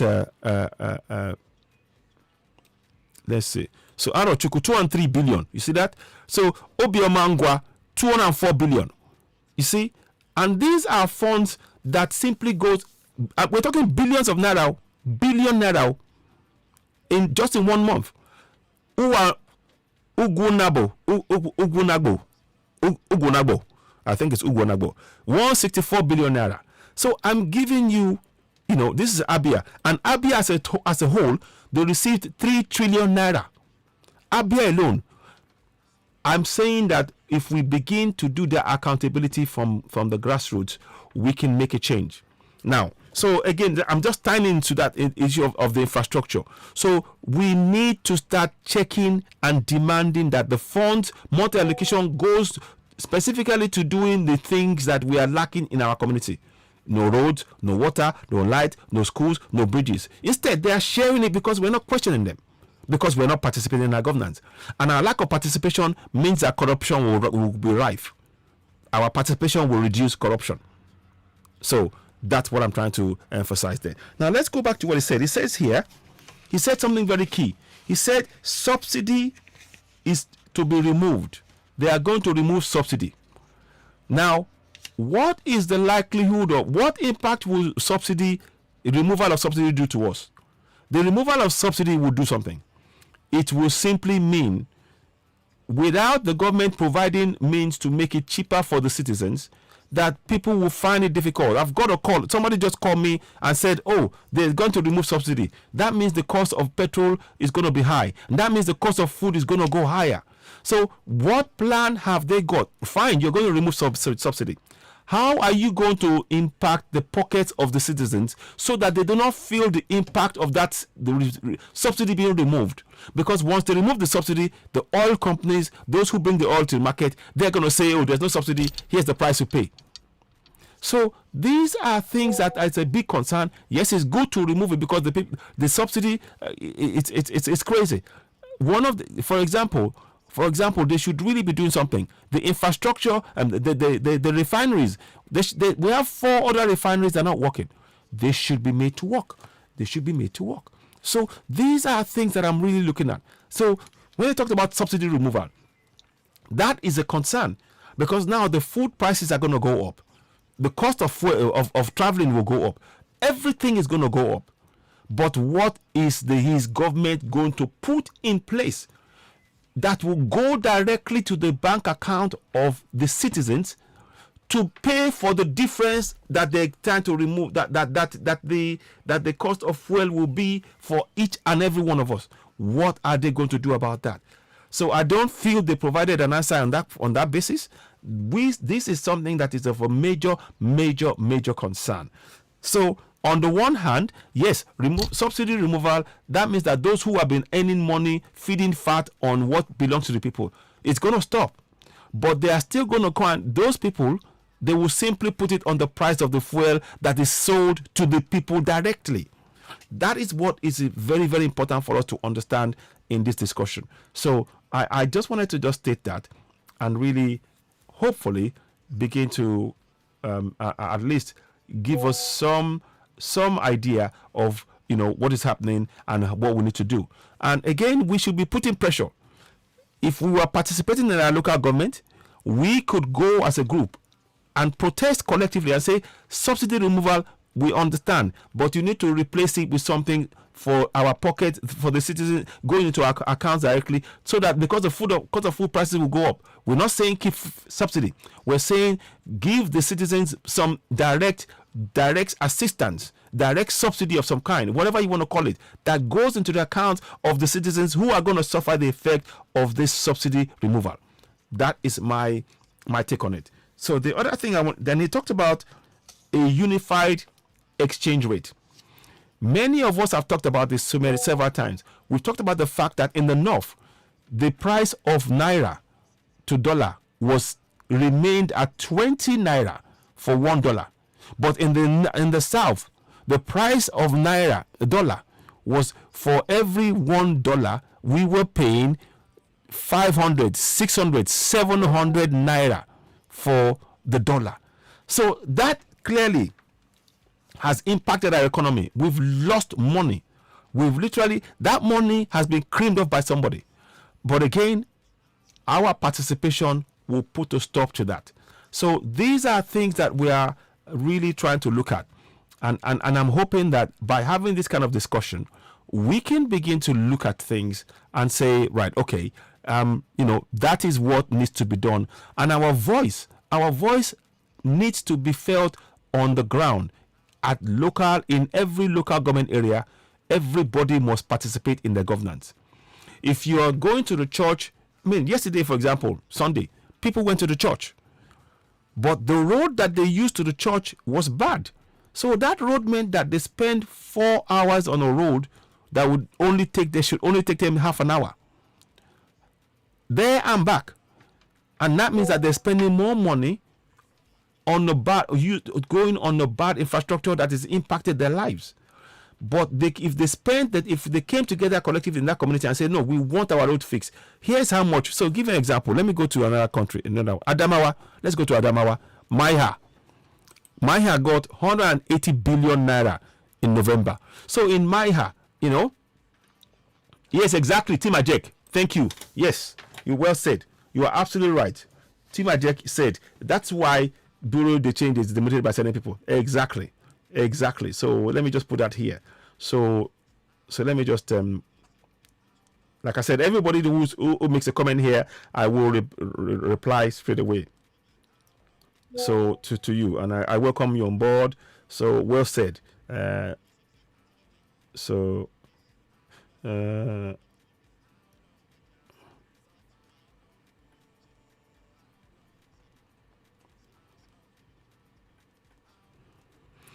you are absolutely right. These are the things that is, and obviously now that we have a new different governance, maybe that will be dealt with. But now what I really want to really highlight and state in above all is that we need to be part of that process. You know, for example, in every community, we could be saying to them, by holding your governance, your local government to account at every level, monitoring where the money is going, you can put a stop to this. Now, obviously, this is in the area of the bureau de change now. Maybe now with Tinubu there now, he can, because he's going to make it a unit, because he will make it a unified exchange rate. That will mean that the business will not be so lucrative for those who are exploiting the difference between the dual the dual exchange rate, you know, that favors the north and at the expense of the south. So, but we can still play a role in that process, making sure that all our governants are beginning to answer us. You can question them. Every community can question them and say, why is that? And they have to give you an answer. And then that means that they take it all the way to the federal government to question them on the unjust exchange rate. You know, but of course, it starts with first participating in our governance at a local level. So these are the things that I felt we looked at. So, I mean, I think we've covered all of the areas that was raised in the topics that was raised in the all the areas that he raised in his speech. As a speech, in total, what I would say is, as a speech, when you look at the speech and how we delivered it, the delivery was okay, but it didn't have the oomph in it, probably because a number of factors. The recognition of the fact that there's going to be a lot of problems. There's problems about the legitimacy issue and all of that, and you know, advanced age. You know, not a criticism, but it's just a reality of fact, and also the enormity of the task ahead of him. Maybe that played into things so much, but the things that he talked about all the right things except for that area which I talked about. You know, the best people to look after the funds for Nigeria are the citizens of Nigeria, because they know that if the funds do not come in and if they don't watch those funds will be looted. So the people to watch over the entire governance must be the people, and that is why we must participate in that process. And that is why we are talking about this, repeatedly. And every month, what I will be doing is, I've said to myself now, every month, at the end of every month now, I'll be picking a random community, and I will let that community know how much they received on a month-by-month basis, and I will bring pictures of the infrastructure in that local community, so that they will know that there's money, and they can compare and judge for themselves. If the infrastructure is bad and the money is coming in, hopefully that will make the communities come together and begin to demand from their local community government area the funds to be used to fix the bad roads that they're going on a daily basis, and they have to participate in that process. So these are the things that I think we need to be doing on a daily basis. This is not something that we have to leave and think, somebody else will do it. If you, the citizens, don't do it, corruption will continue to get worse. And that is why I am here to encourage us to share this broadcast, reach more people. Don't forget to give us thumbs up. Leave comments, and I appreciate each and every one of you that have been leaving comments, and I'm endeavoring to reply every one of you that are leaving comments, and I'm hoping to do this program on a regular basis to try and touch on various subjects, but always, the long-term goal for me remains Yoruba Nation. But to get there, our people have got to, in every local community, get engaged in participating in their governance, knowing their rights even within the flawed 1999 Constitution, as I put up on the screen. Those rights are powerful tools that they can use to hold those they elect into office to account. So this is what we are really trying to do now. Going forward, we need to change that narrative. We need to make sure that every one of us, that we encourage, those of you watching me now, this message is something that you must pass to every community. you have to make sure that you are part of a local community association and you are all actively engaging. No one person must go and put a question and question the local government area. They will not listen to you. In fact, they will try and keep you silent. They might even pay you some money to keep you quiet. But you must go as a community, because the thing that is impacting your life, the roads, the water, the light, the schools, the bridges, the healthcare, it is affecting your entire community. So it makes sense if you go as a community and go and speak to your local council chairman, your council ward, your state of assembly member, your house of reps, your senator, your governor. You go as a group. And the more you go as a group, that means that you're participating in governance. And when you start doing that, that area, every community that gets involved, the corruption will drop. Corruption will drop. I guarantee you, corruption will simply drop, because by your participation, it makes it difficult for anybody to hide away and steal your money, because you are monitoring that money and you're seeing. Because in your community, you know what is not working. You know you don't have water, you don't have light, you don't have road, you don't have schools, you don't have bridges. And you know the money is coming in. In this case, let me look at another state. Let me just pick another state. I'm just picking random state. Akwa Ibom. Did I do Akwa Ibom before? I think I did Akwa Ibom before. Abia State was what I did before. So let's go Akwa Ibom. Akwa Ibom, for example. They received, in the whole of the state, they received 5 trillion naira for Akwa Ibom. Akwa Ibom received 5 trillion naira for November 2022. And the breakdown, Uyo, 266 billion naira. Urue Ofong Oruk, 165 billion naira. Urwan, 194 billion naira. Ukwo, 156 billion naira. Ukanafon, 188 billion naira.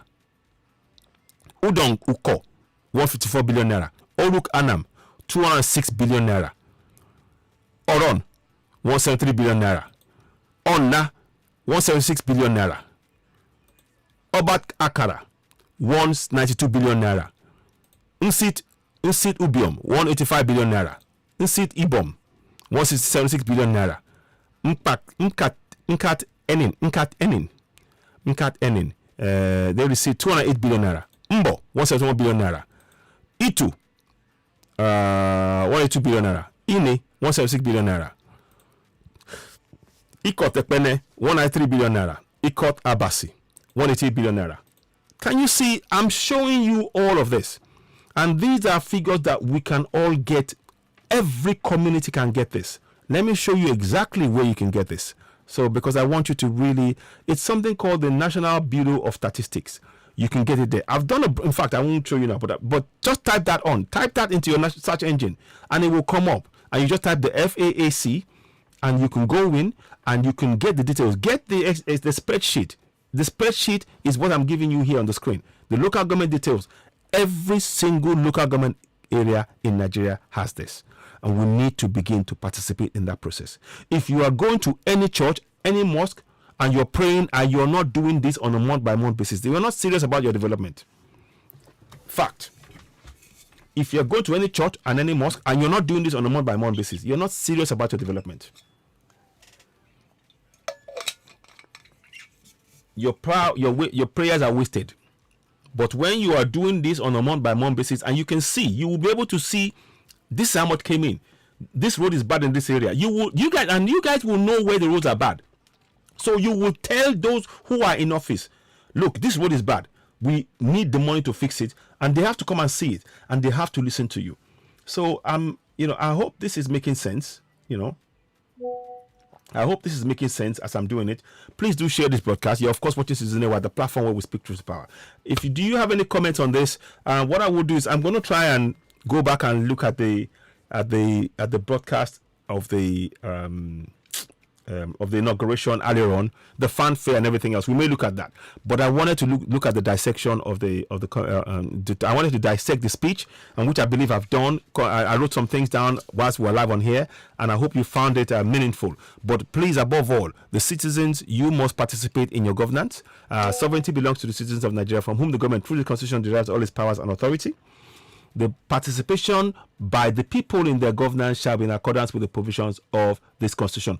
both times, and as I'm looking at it on the screen, I'm not seeing on the screen. I'm looking at it's directly into you in the camera, and I'm not reading it. I'm reading that off head. I'm doing this off head because I know it, and this is what I want us to. We need to get to that point where we know these two things, very important things, off head, because they, like I said, those in power, they don't want you to know this.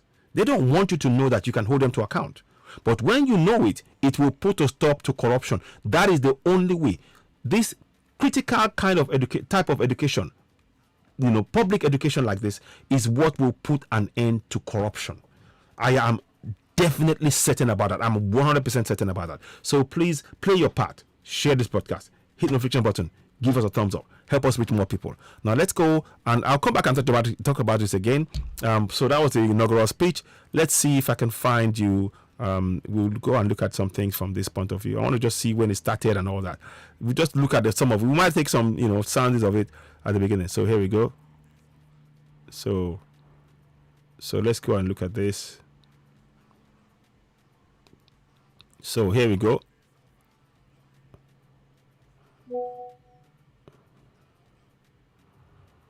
So let's do this first. Just play for a while, So now, we're gonna just play through one or two things. I may go off at the air and come back again, but I'll leave it playing because I want you to just get an idea of to look at get some flavor of the inauguration. That does not mean in any way that I am advocating for Nigeria, one Nigeria now, and all of that. One Nigeria has got to prove that it's ready to work for the citizens. They have to earn our trust. And failure of that trust, we continue in our struggle to go for Yoruba nation. One Nigeria has got to earn our trust, but we need to play our part by participating in our governance. But let's go. So let's watch this. This happened earlier on in the day, so we're just going through it to talk about things. I may come in and out, so you just see a cross section of it. GCFR given to the president-elect, and that of the GCO and given to the vice president-elect. And then we also saw much later that there was a lecture delivered on Saturday, delivered by the former president. So I think that's governor. I can't remember that governor. So anyway, I'm not quite sure who they are, but they're all. To be a father to all. We also have seen the service that was held yesterday. Beg your pardon, there was Charugo. Is that the Charuga, one of the Charuga brothers? Interesting. There's a story about the Charuga brothers that I need to talk about and cover at some point. Is it Charuga or Chiruga? I can't remember. There's a story about them that needs to be told, but that's another story for another time. Mr. Femi beg your pardon, not Femi Adeshina. I'm trying to remember his own first name now, but Akinwumi Adeshina, thank you very much, is the president of the African Development Bank. Akim Adeshina, at this particular event today, right there in the state box. We did say that it's a pretty big square, capable of accommodating thousands of people, and slowly but surely we did say that it is filling up. You can see people milling into the square. A number of them will have to be taken, will have to go to the old parade ground. Chaguri, thank you. T-Majek, yes, Chaguri. I think that, yes, there's a story about that we're going to cover at some point. Absolutely right, T-Majek. Thank you very much for that. Chaguri, yes. In fact, I'm going to read about that. T-Majek. Well said. Absolutely. Thank you. Thanks. So, thanks. So, let us, very, very much so. In fact, I'm going to do a bit of a heads up on that. I may flip in and out of this broadcast, but we will see how we do it. So, Chaguri brothers, that's it, yes. So, if you do not have any business or invitation, do not come close to this place. And if you see the cordoning, because the Eagle Square here is sitting in the very center. Yeah, Chaguri brothers. So we are, I think that's one of them actually. Yes, I think that's one of them. Yes. So it's very, very interesting. Yeah. Very interesting set of people. And they talked about Chaguri and Tinubu and all of that.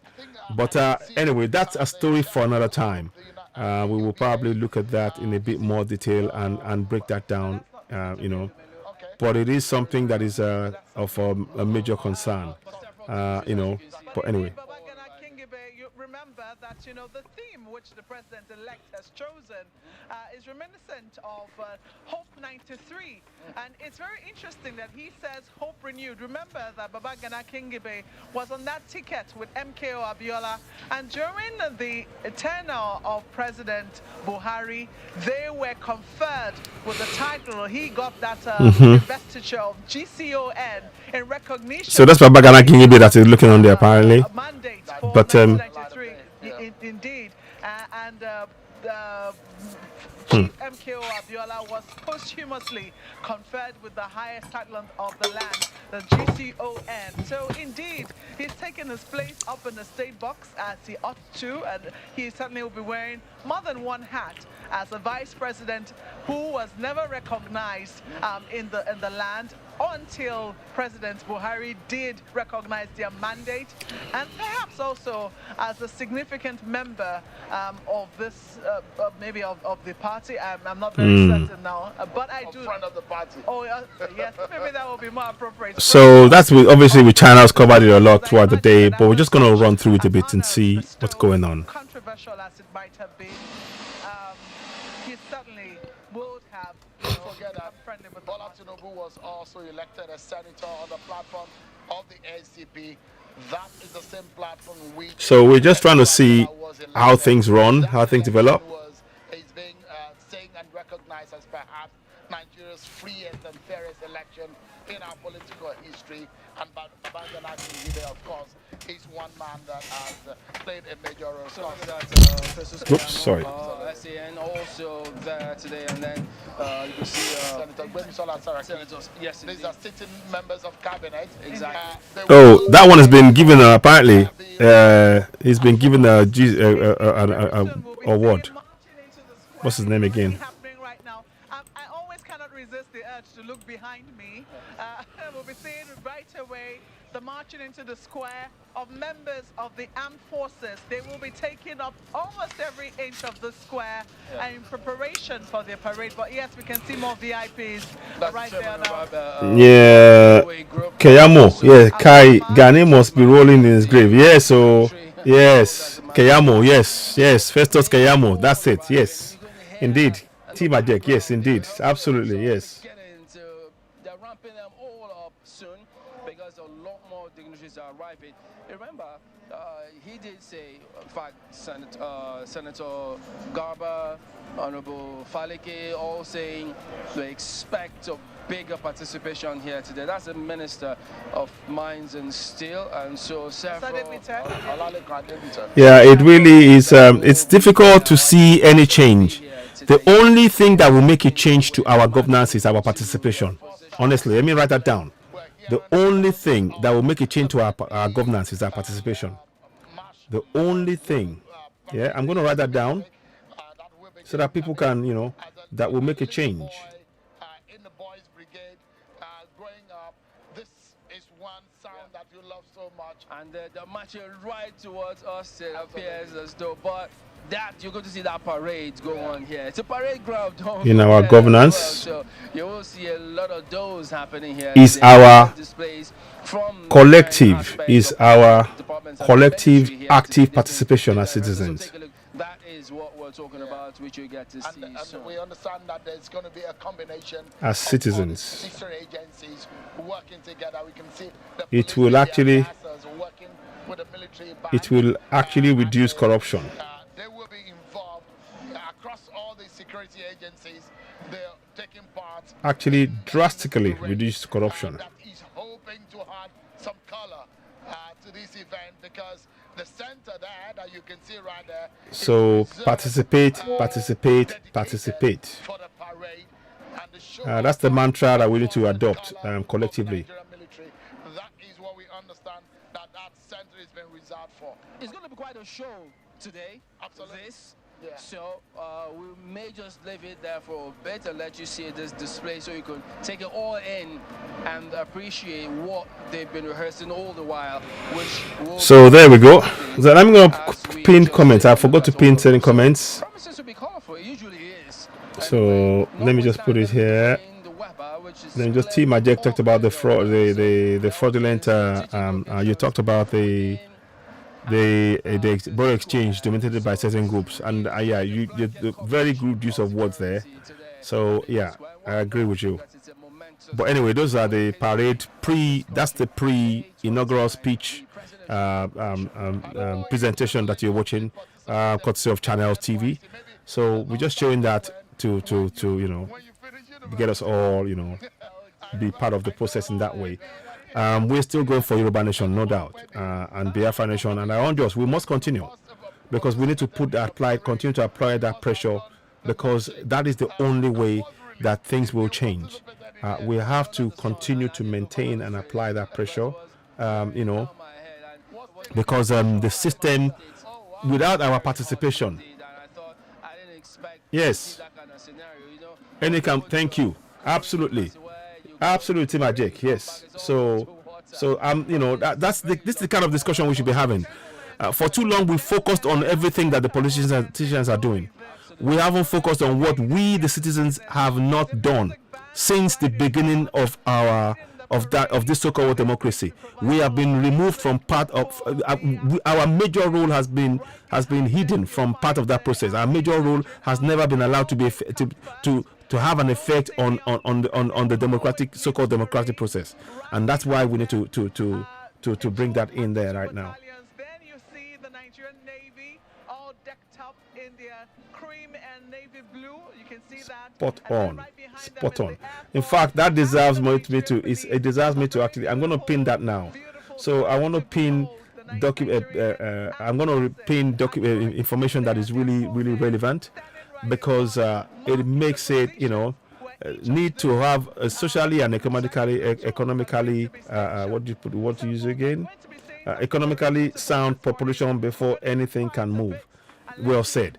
I couldn't agree more. I agree entirely. But obviously, this is just a show of all that. But like I said, we the people must participate in our governance, and that is what all of this is about. So I hope you find this useful. Please do share. Help us reach more people. The broadcast is ongoing. I might pop away or pop back. Leave comments, and I'll be looking through the comments, and I might spotlight it or make a comment. But I'll just go away for a few minutes, get a few things, and come back. But like I said, if you have any ideas and suggestions as to what did you think of the inaugural speech of President Bola Ahmed Tinubu? What did you think of his speech? Was there something that was missing? I've highlighted the areas that I felt was missing. The participation of us, the people, is something largely missing in that speech. He didn't encourage us. To build a better nation, we need the citizens to be part and parcel of that process. They have to be actively watching over their governance. But the way they've done it, they've somehow tried to remove the citizens from the process, keep the citizens away from knowing what is really going on. And we need to know, because without our participation, we cannot end corruption. The government on its own cannot end corruption. It is through our collective active participation will corruption be drastically reduced. And I'm firmly believing that, and I continue to maintain that. And that's why I'm advocating in all 704 local government areas for the active and immediate participation of all citizens in their governance, holding the elected officials to account using Section 14(2)(a) that states sovereignty belongs to the people of Nigeria, from whom the government, through this constitution, derives all its powers and authority. 14(2)(c), the participation by the people in the government shall be in accordance with the provisions of this constitution. Those two alone, they are powerful documents that we can use and encourage and teach in every community. Teach every community to have that powerful tool. And then now, ally that with the monthly allocation. Again, you can get that from the National Bureau of Statistics. Every local government have monthly allocation that comes in. You now can go with that information and demand for your local government to provide you, to explain to you where the money is gone. You tell them where there is the bad roads are, and that the money, that monthly allocation, where you want them to use it. It is your power. It is your right. So, but you have to do that collectively as a community, as a member of a local government association, a community association. You go to your local government authority and you tell them this collectively. You have to go in groups, and we need to encourage our people to begin to work on that. Without doing that, nothing's going to change. I firmly believe that. So please do share this broadcast. You will be hearing me, Citizen AY, saying this as a mantra on a daily basis. I am not going to relent on this. We are going to continue. Why did you not do, my brother? Yeah, I see. Yeah, these are just the police thing that they're showing. It's just a show of force. It's not something we necessarily agree with, but the participation of the people in the government shall be in accordance with the provisions of in accordance with the provision with this constitution. So these are the things that we are talking about. Again, we are just having a rerun of what happened at the thank you very much, my brother. Thank you for the thumbs up there. I appreciate that. I appreciate your recent thinking and contributions to the discussions as we proceed. There's a lot more to do, but I wanted to just bring this on. But I will expect that I expect that we should all be rallying our people. This is a massive opportunity for the citizens to really take hold of this situation and get engaged. Particularly, yes, I will say it. Yes, Yoruba people. The man that is in position now is a Yoruba man. So we have the opportunity to now exercise those powers, knowing fully well that the man that's on the seat, he said himself on his speech, he said he's going to be what's the word he used there?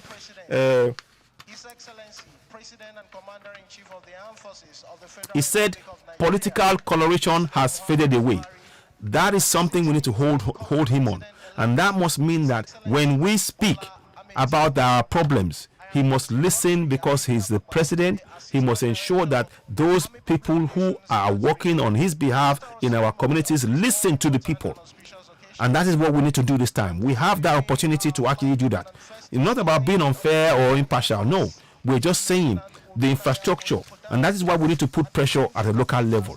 So these are things that I'm really, from time to time, you will see me. I'm going to be touching on. I'm going to keep what I wrote, the notes I made here. I'm going to keep this note. Sorry. I'll keep this note that I wrote about the, I don't know if you can see it. Yeah. I'm going to keep this note, and I'll be referring to it now and then, because what we need to do is to remind them of the words that they said to us. So they're about to start now, I think. So it is important that all of us, Chaguri is there. That is a concern for me. Obviously, and that's Dangote there. Obviously, you can see that's Dangote there. But these are the only way we can change the stuff, change anything, is our participation. The only thing, let me read the words again that I wrote. The only thing that will make a change in our governance is our collective active participation as citizens. It will actually drastically reduce corruption. So participate, participate, participate. I cannot overemphasize those words. Those are words that we should use. I give you authority to use that word, to quote myself on it, saying that is the only way. Because the people, the politicians, they will only back themselves. They will cover their tracks. But we, the citizens, they're working for us. In every community, if they don't meet what we tell them, we can call them out. And we have the information. So let's watch on for a while. I might make one or two comments. The military men in Nigeria, they do when it comes to display and things, they are usually one of the best in the world in that respect. But that's not what we need. What we need is good governance. The military should be protecting the people, and they should not be seen in and around our neighborhood. They should not, the police should be the ones who are working with the civilians with respect and having respect for our rights as citizens. So there's a lot of work for us to do. Our participation in our governance this time around is key. It is so key. I cannot overemphasize that. So all of this is all display stuff. It's a distraction. Our focus, again I say it, every community must participate in the governance. Hold your governor to account. Start at the local level, because that in the local level, that's where you don't get your road, your water, your light, your schools, your bridges. If you start there, if every community took part and got actively engaged, corruption will reduce, because all the politicians will realize, oh, I can't steal. These people are going to, and there's more, and you have to do this as a group. Because if it's only one or two of you, they can take you out. But when the entire community is involved in saying, no, we want roads, we want water, we want light, and you are telling you to do what we want you to do, They have no choice but to do it. We need to take control of the narrative. After all, they say sovereignty belongs to the people. It is time we exercise that sovereignty, and we can exercise it collectively. Let's listen on. So I might be quiet or leave the screen for a while, but continue, leave comments. Trust me, I am watching, I'm following, and I'll be back in between. Yeah, enjoy this again. I suppose we can enjoy it somewhat. It's whereas we're still in Nigeria, we have to say and accept that these are part of things that they will do as a Nigerian. But if they continue to fail us, we will not be silent in going for and demanding for self-determination and clamoring for. One more thing I want to put in: clamoring for a referendum to be inserted into the constitution. And that is where your participation as citizens is important, because when you're involved in the process and you realize that the process has failed you, and then you can go ahead and continue to work together and say, right, okay, because this process continues to fail us, we are now telling our elected officials we want a referendum. So you pass that message to them. Again, it is through your active participation that can materialize. If you're waiting and you're praying and you're going to a church and to your mosque and you think that will affect your governance, it will not do so. The only thing that will make a change is when you actively participate in your governance. Pure and simple.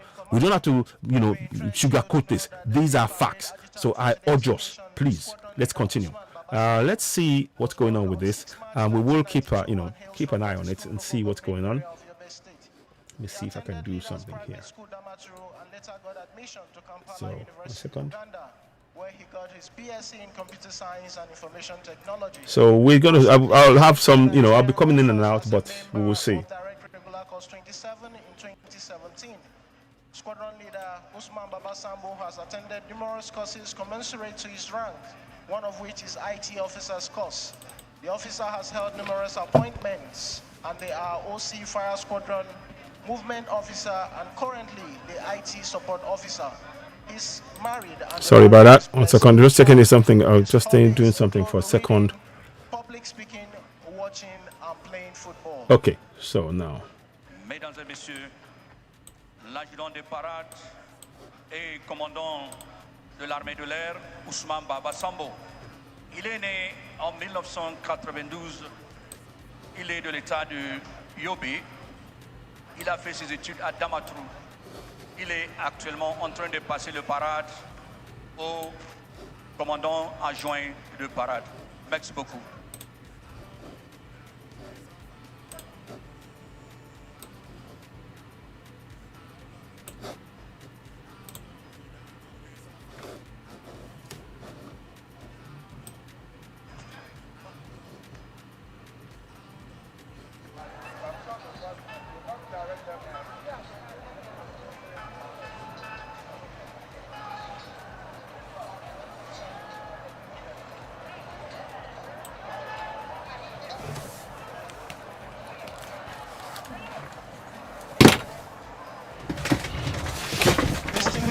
Ladies and gentlemen, we just witnessed the parade adjutant reporting the state of men and handing over the parade to the parade second in command in the person of Lieutenant Commander Kuzayet Yali Kaza. At this point, permit me to now switch over the microphone to my co-compare, Flight Lieutenant Festus Ezenyi, to read the CV of the parade second in command and guide us through the rest commentaries. Thank you very much, Captain Godfrey Anebi Ababa.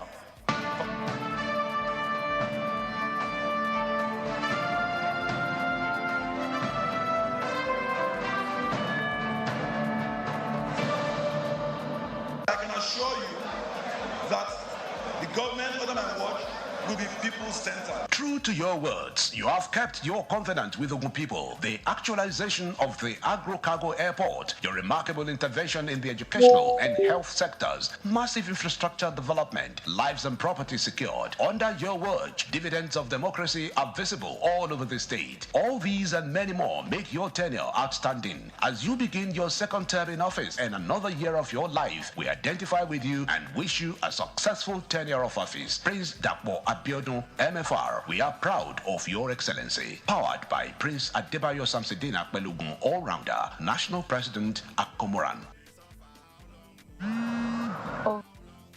citizens in wishing His Excellency a successful swearing-in as President of the Federal Republic of Nigeria and Commander-in-Chief of the Armed Forces on Monday, 29th May 2023. We are using this opportunity to ask our fellow citizens and compatriots to support the incoming administration of Asiwaju Bola Ahmed Tinubu so that Nigeria will continue to experience great developmental strides. Announcer Ozo Okabwe, convener, mandate for all-inclusive Nigeria.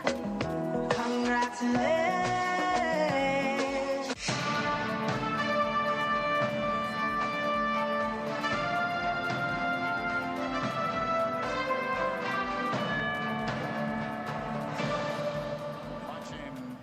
And taking positions in front of the saluting dice, where they will await the parade second in command to order them to fall in with the guards. Mesdames et messieurs, le commandant en seconde de parade ordonne les sous-gardes de former. Le commandant adjoint de parade a ordonné au commandant de la garde de marche d'empare alerte afin de former. Les sous-officiers vont retirer.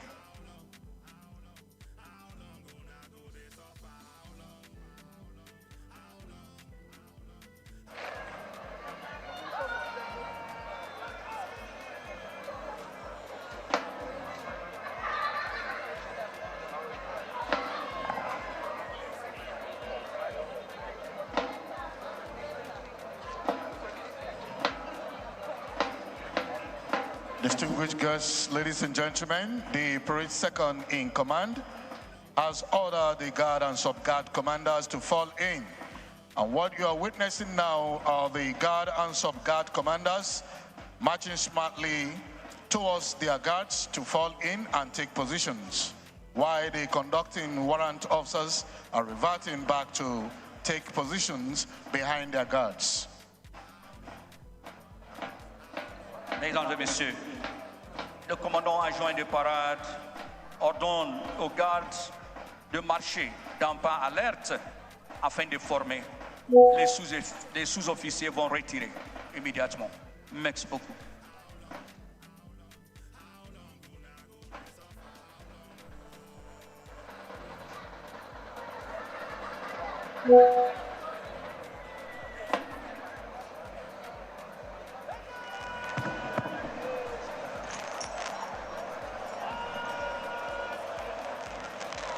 Distinguished guests, ladies and gentlemen, permit me to recognize the presence of His Highness Emir of Bogu Kingdom, Dr. Mohammed Haliru Dantoro, the kingdom bestowed on His Excellency Tinubu Jagaban Bogu, the prestigious title. You are most welcome, Your Highness.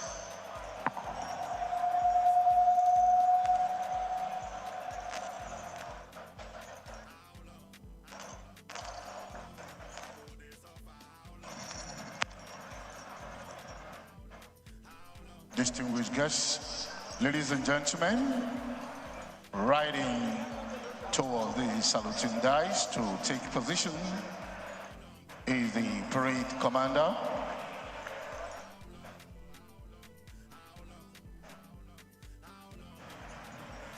Mesdames et messieurs, le commandant de parade est en train, l'adjoint est en train de remettre le parade au commandant de parade. In a very short while, the parade will be handed over to the parade commander.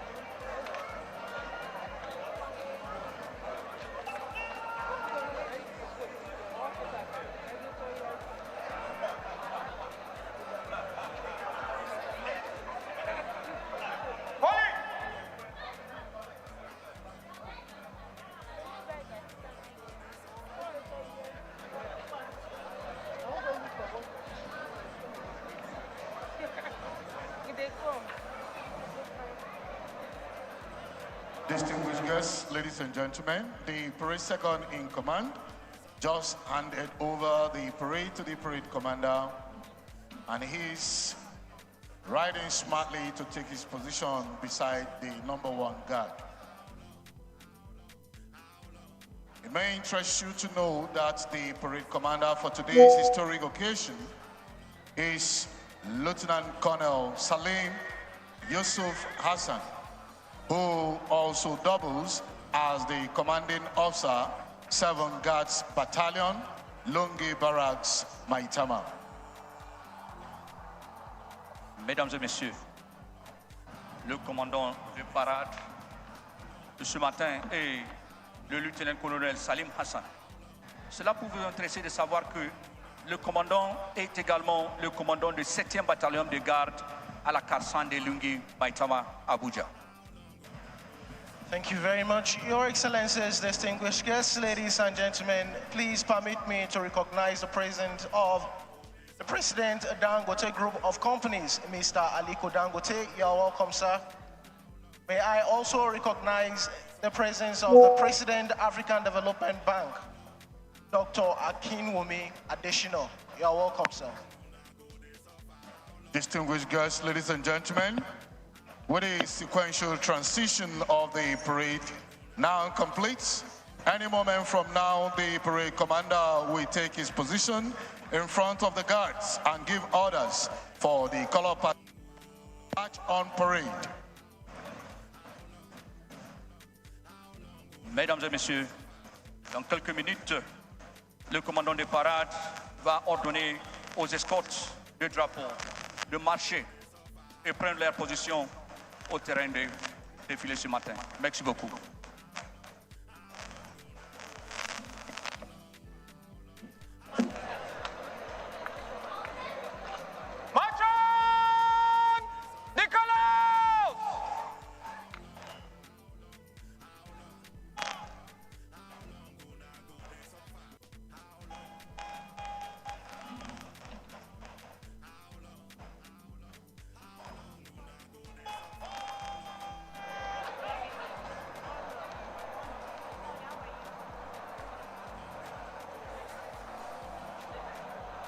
May I please request all our distinguished guests to rise as a mark of respect to the colors when the color party marches on the parade, while officers and warrant officers in uniform are to salute.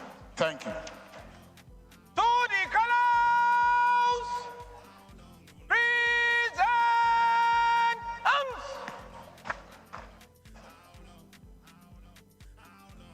Please, I request all our distinguished guests to rise as a mark of respect to the colors. Mesdames et messieurs, Officers and warrant officers in uniform are to salute. Thank you.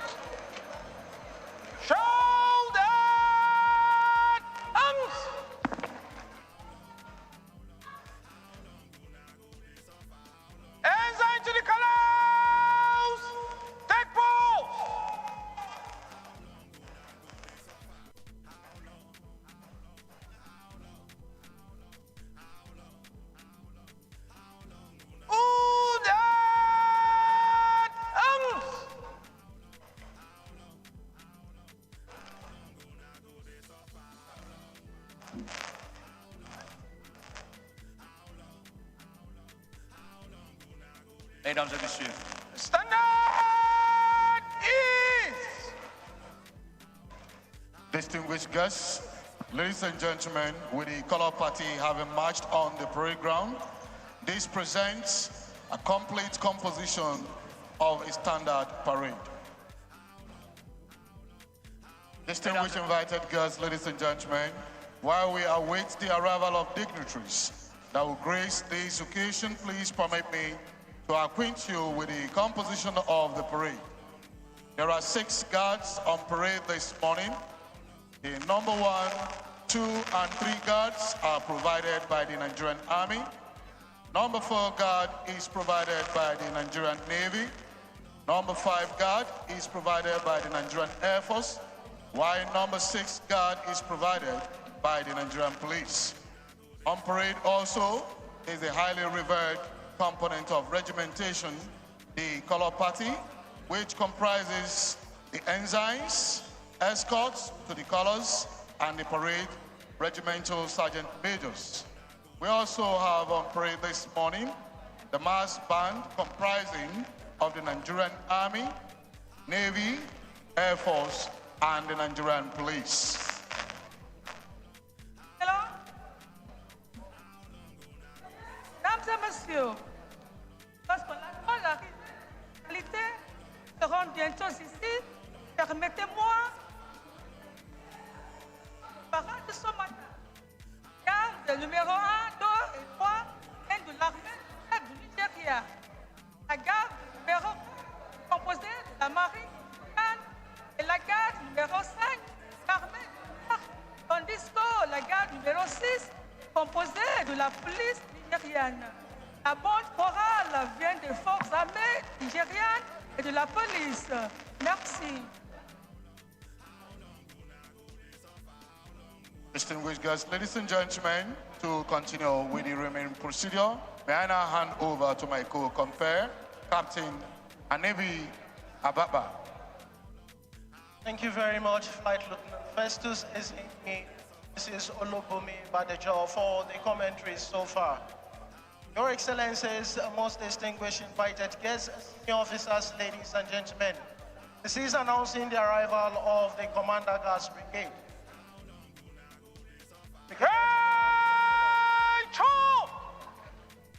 mesdames et messieurs, annonçons l'arrivée du commandant garde de brigade, le général A.M. Omar. Son Excellence, soyez le bienvenu.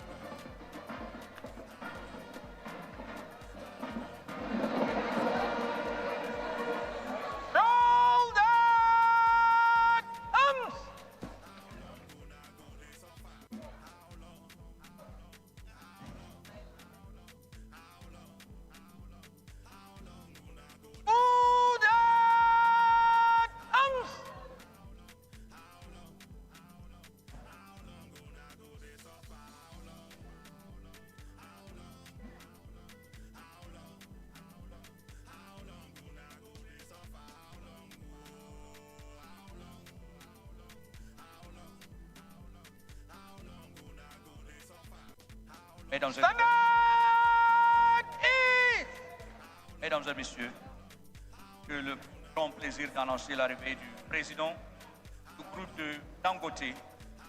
Aliko Dangote, et le président de Banque de développement africaine, le Dr Akinwumi Adesina.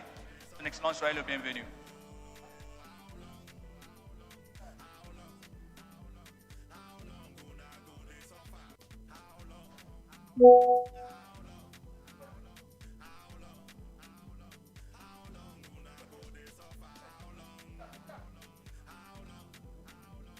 Distinguished guests, ladies and gentlemen, permit me to recognize the presence of the former President of the Federal Republic of Nigeria, His Excellency Goodluck Ebele Jonathan, CFR, lovely wife, Dame Patient Jonathan. Welcome, Your Excellency. Distinguished guests, ladies and gentlemen, His dignitary's arrival unfolding here at the Eagle Square, Abuja, Nigeria, where activities climaxing the presidential inauguration, swearing-in ceremony, President, going President of the Federal Republic of Nigeria. We just witnessed a while ago the arrival of the Commander Gas Brigade, and in a short while from now, we shall be expecting the arrival of the service chiefs and the Inspector General of Police.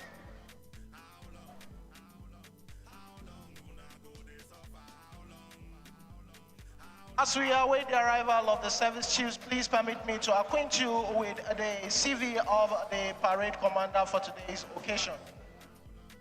It may interest you to know that the parade commander for today's occasion is Lieutenant Colonel Salim Yusuf Hassan. Was born on the 6th May 1984 in Kano Town. Hails from Fage local government area of Kano State. He attended Kano Capital School for his primary education. Distinguished guests, ladies and gentlemen, this is announcing the arrival of the service chiefs and the Inspector General of Police.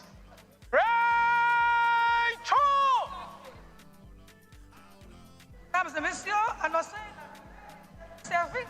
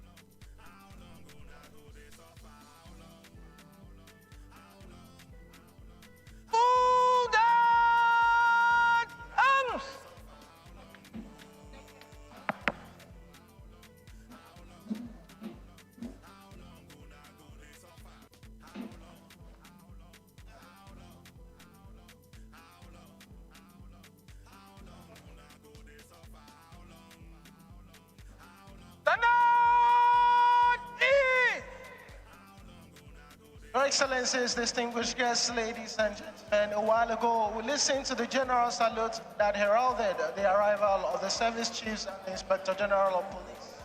The Chief of Army Staff, Lieutenant General Farouk Yahya, the Chief of Naval Staff, Vice Admiral Awal Zubeiru Gambo, the Chief of Air Staff, Air Marshal Ishaka Oladayo Amao, and the Inspector General of Police, IGP Usman Al-Khali Baba. You're welcome, sir. Mesdames et messieurs, j'ai l'honneur d'annoncer l'arrivée de l'état-major, le lieutenant général Farouk Yahya, le chef de la marine, le vice-amiral Awal Zubeiru Gambo, le chef de l'armée de l'air, le maréchal de l'air Ishaka Amao et l'inspecteur général de la police, Ousmane Al-Khali Baba. Vous êtes tous les bienvenus. Merci. Thank you very much, Mrs. Olokomi Badejo. Distinguished guests, ladies and gentlemen, is still dignitaries' arrival unfolding here at the Eagle Square, where activities climaxing the presidential inauguration and swearing-in ceremony between the president-elect, outgoing president of the Federal Republic of Nigeria. We witnessed a while ago the arrival of the service chief, the Inspector General. A short while from now, we shall be expecting the arrival of the Chief of Defense Staff, General Lucky Rabo, CFR. As we anticipate his arrival, permit me at this point to switch over the microphone to my co-compare, Flight Lieutenant Festus Ezenyi. Thank you very much, Captain Godfrey Ababa. Distinguished guests, Ladies and gentlemen, we here events unfolding at the Eagle Square, Abuja, is the presidential inauguration and swearing-in of His Excellency President-elect Bola Ahmed Tinubu.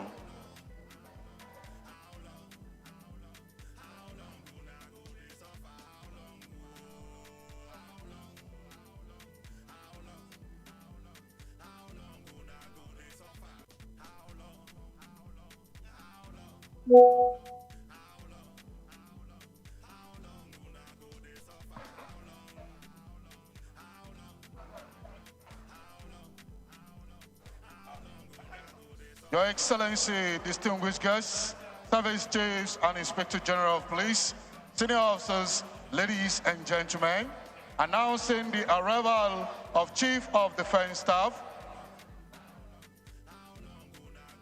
General Lucky Irabo.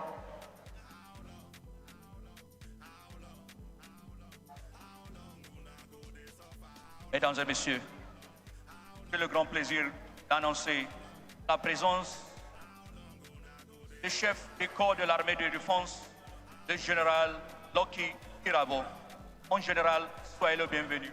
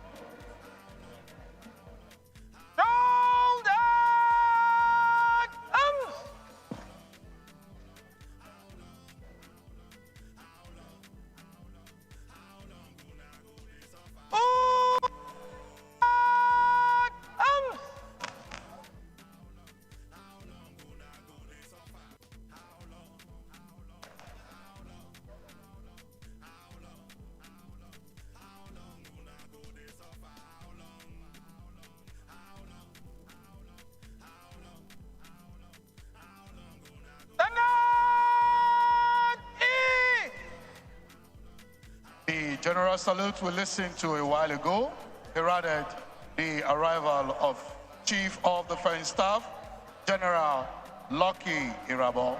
You are welcome, sir. Mesdames et messieurs, la salutation générale que vous avez écoutée était pour annoncer la présence du chef du corps de l'armée de défense, le général Lucky Irabo. Mon général, soyez le bienvenu.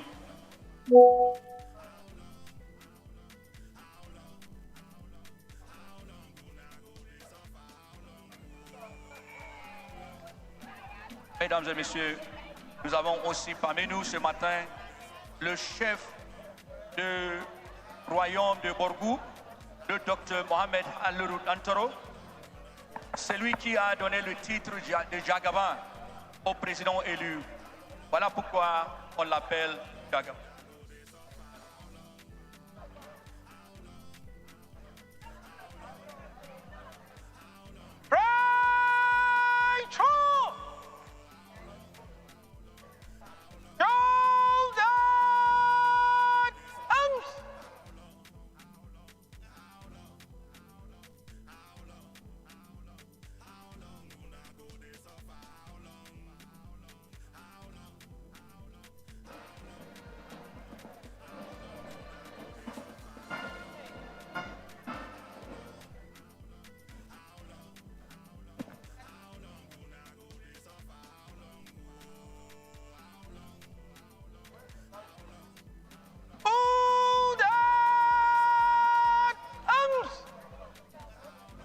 The fanfare you heard a while ago heralded the arrival of the Honorable Minister of Defense, Major General Salih Magashiri, retired.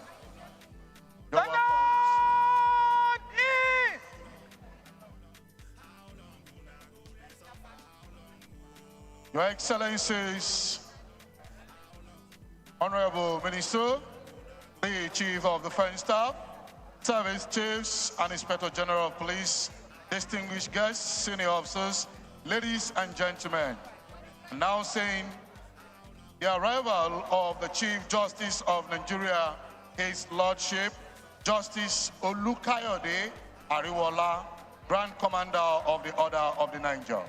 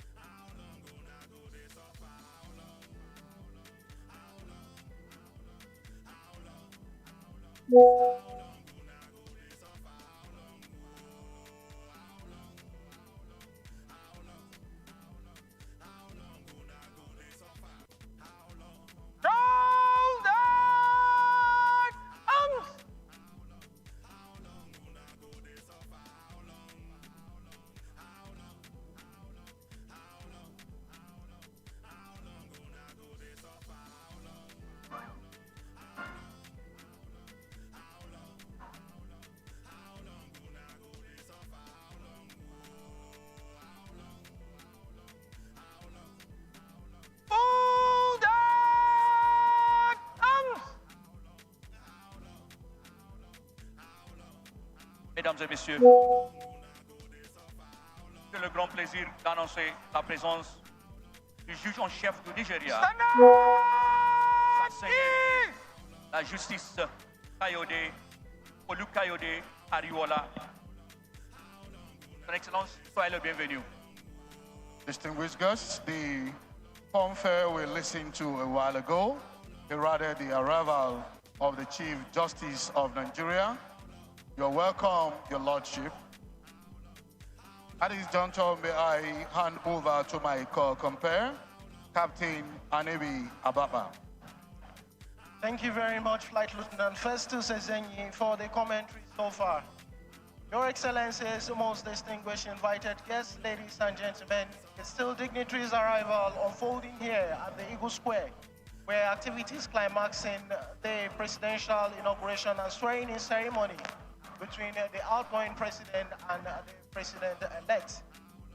Your Excellencies, visiting President, Your Excellencies, former President, His Lordship, the Chief Justice of Nigeria, the Chief of Defense Staff, Service Chiefs and the Inspector General of Police, senior officers, ladies and gentlemen. This is announcing the arrival of the Senate President and the Honorable Speaker, House of Representatives.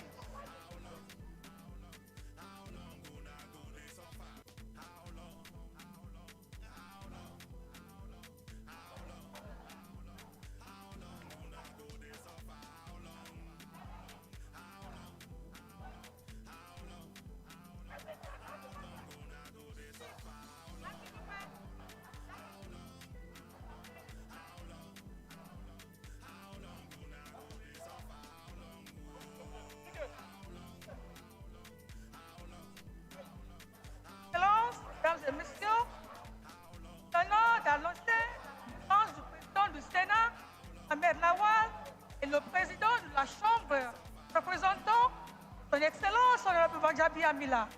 Bienvenue, Excellence.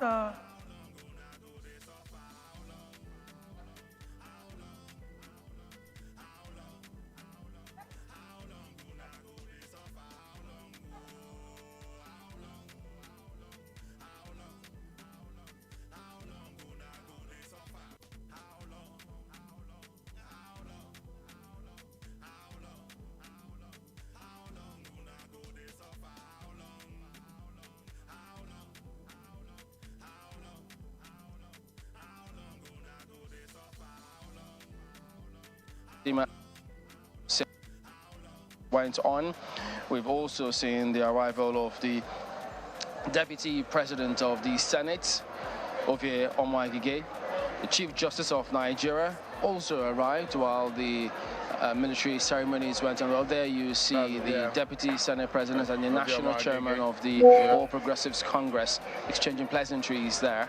With the National Chairman of the APC, Senator Abdullahi Adamu. And of course, right sitting beside him there is the Babangana Kingibe. Yeah. Indeed, we've also seen the arrival of the Chief Justice of Nigeria, Justice Oluka Diariwola, a very, very important aspect or part of this ceremony. He's going to be administering the oath of office, which will be taken much later today. We've also seen the arrival of the Chief of Defense Staff. He's also called the Chief of Chiefs, General Leo Irabo. I'm sure he'll be here in the company of the other chiefs, the Chief of Army Staff, the Chief of Naval Staff, the Chief of Defense Staff, and of course the Inspector General of Police. I imagine the court order, which we heard, has it been cleared? Look, I mean, the man has been doing his duties. The IG was here yesterday to inspect the grounds, and I guess that is playing that duty despite, I mean, I'm not sure the position of the court on that matter, but I understand that there was a court order. But we've seen the Inspector General of Police, like Mahwe mentioned. We've also seen the Chief of Defense Staff, which they are not a title I've heard today. We'll keep learning. Chief of Chiefs, you call him. Yeah. Also. And all of them being warmly welcomed by the Secretary to the Government of the Federation, Mr. Boss Mustafa. He's certainly the one in charge of all of the arrangements we've seen being put together. Everything in terms of the arrangements being witnessed here in Eagle Square has been coordinated by the Office of the Secretary to the Government of the Federation. Also, I cited earlier the South African President, Cyril Ramaphosa, who was also received by the SGF. And of course, in line with the arrangement and the order of events here, we have seen up to the arrival of the Vice President-elect, and what we have not seen is the arrival of the President-elect, which in that order, arrival of the Chief Justice, arrival of the Speaker, arrival of former heads of state. I've seen former President Goodluck Jonathan arrive on the grounds today. Arrival of visiting president and delegation. We're seeing members of the diplomatic corps and some leaders across the globe. They also have arrived. Arrival of the visiting president and delegations, of course. Arrival of the Vice President-elect. We've seen Vice President-elect Kashim Shettima. Yes. But I'm not sure that the President-elect has arrived yet. And you know, Sean, in these matters, protocol is extremely important. Absolutely. The order of arrival is deliberately done to show the importance of each person, yes, and hierarchy in matter of things. So, so far so good. All of the arrivals which we've seen are in order, and we certainly will. Is the Senate President, indeed, Ahmed Lawan, the third in command, and the Speaker of the House of Representatives, Femi Gbajabiamila, is with him. So they're arriving in company of each other. The Chairman and the Vice Chairman of the National Assembly. Indeed. So they're going to receive their salute. Yeah. So that means very soon. That's them standing on the podium. Yes, indeed. They're going to be saluted by the military. Absolutely. I mean, this is significant event, and a lot of people might be asking question the presence and the parade or the showing of Nigerian military all over the world.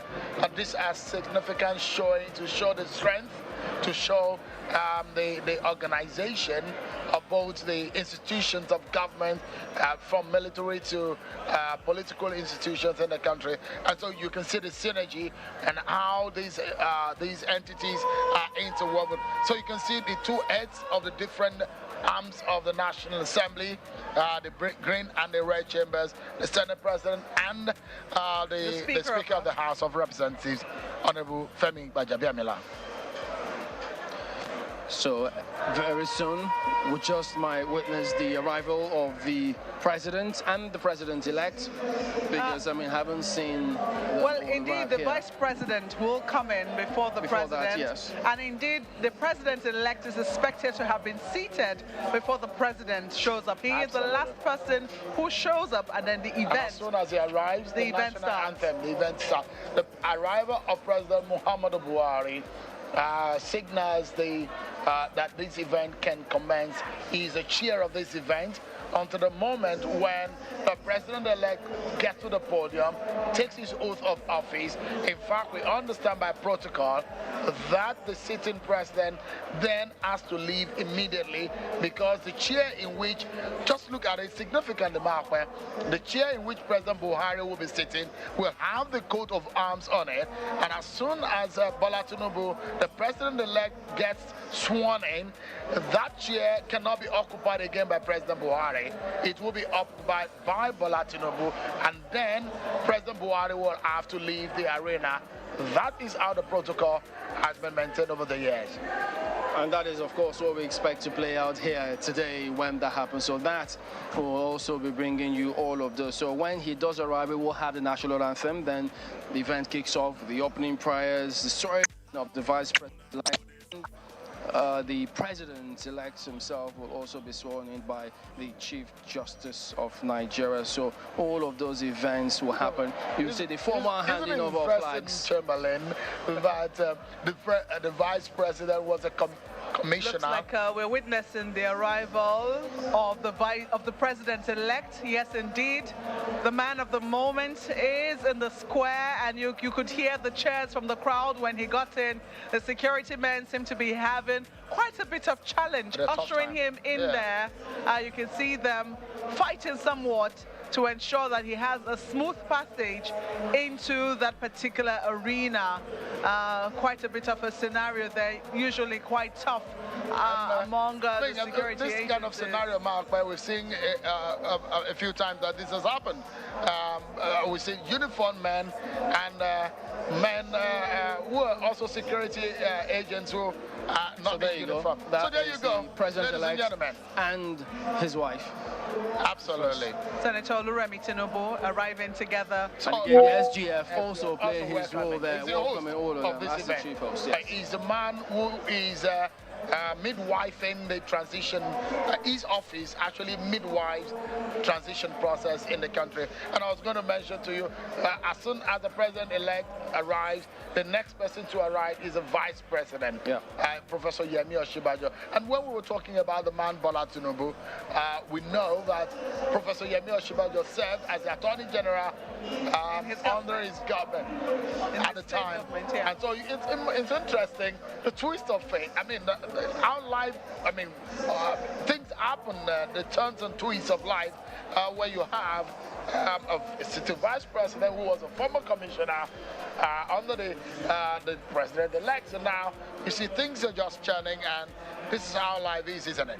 That's what happens to those kind of offices. So the offices just naturally, they just take shape when whoever occupies all of those. So yes, as you highlighted, when after the vice president arrives, the president will arrive himself, and there you'll then have all the other activities kick on after the president does arrive. So all of those formal handing over of flags by the outgoing president, lowering, hoisting of national and defense flags for the armed forces, inspection of parade by the president and the commander-in-chief, the march past in slow and quick time will also happen. In fact, Chamberlain, based on the order of events, we are 2 minutes ahead of time. The president-elect is slated to arrive at 9:50 a.m. He had arrived earlier than scheduled. So this event, with what we're looking at, might just start very much on cue, right on time. Well, that's the hope, Shewon. The hope also is that the president-elect will maintain that particular culture even as he becomes president. President Buhari, for all the criticisms that people will have for him, one thing you could not fault him for was being late to events. He was a stickler for time, and I think that designation, African time or Nigerian time, took on a new designation.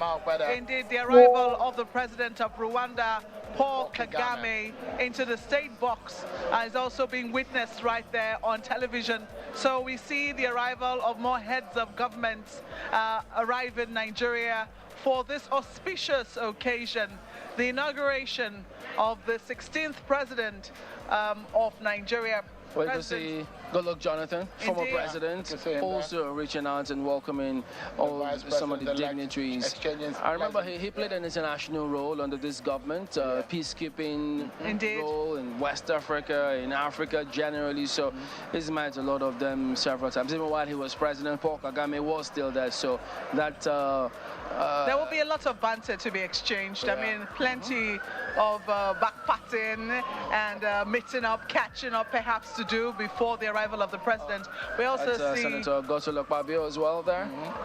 Well, there'll be big questions to ask as to whether or not he's going to make it. Will he be Senate President of the 10th Assembly? It's still unclear. Yes, but hey, he's arrived and he's heading straight to the state box. And I'm assuming, and from what I'm saying, the Vice President might be arriving any moment from now.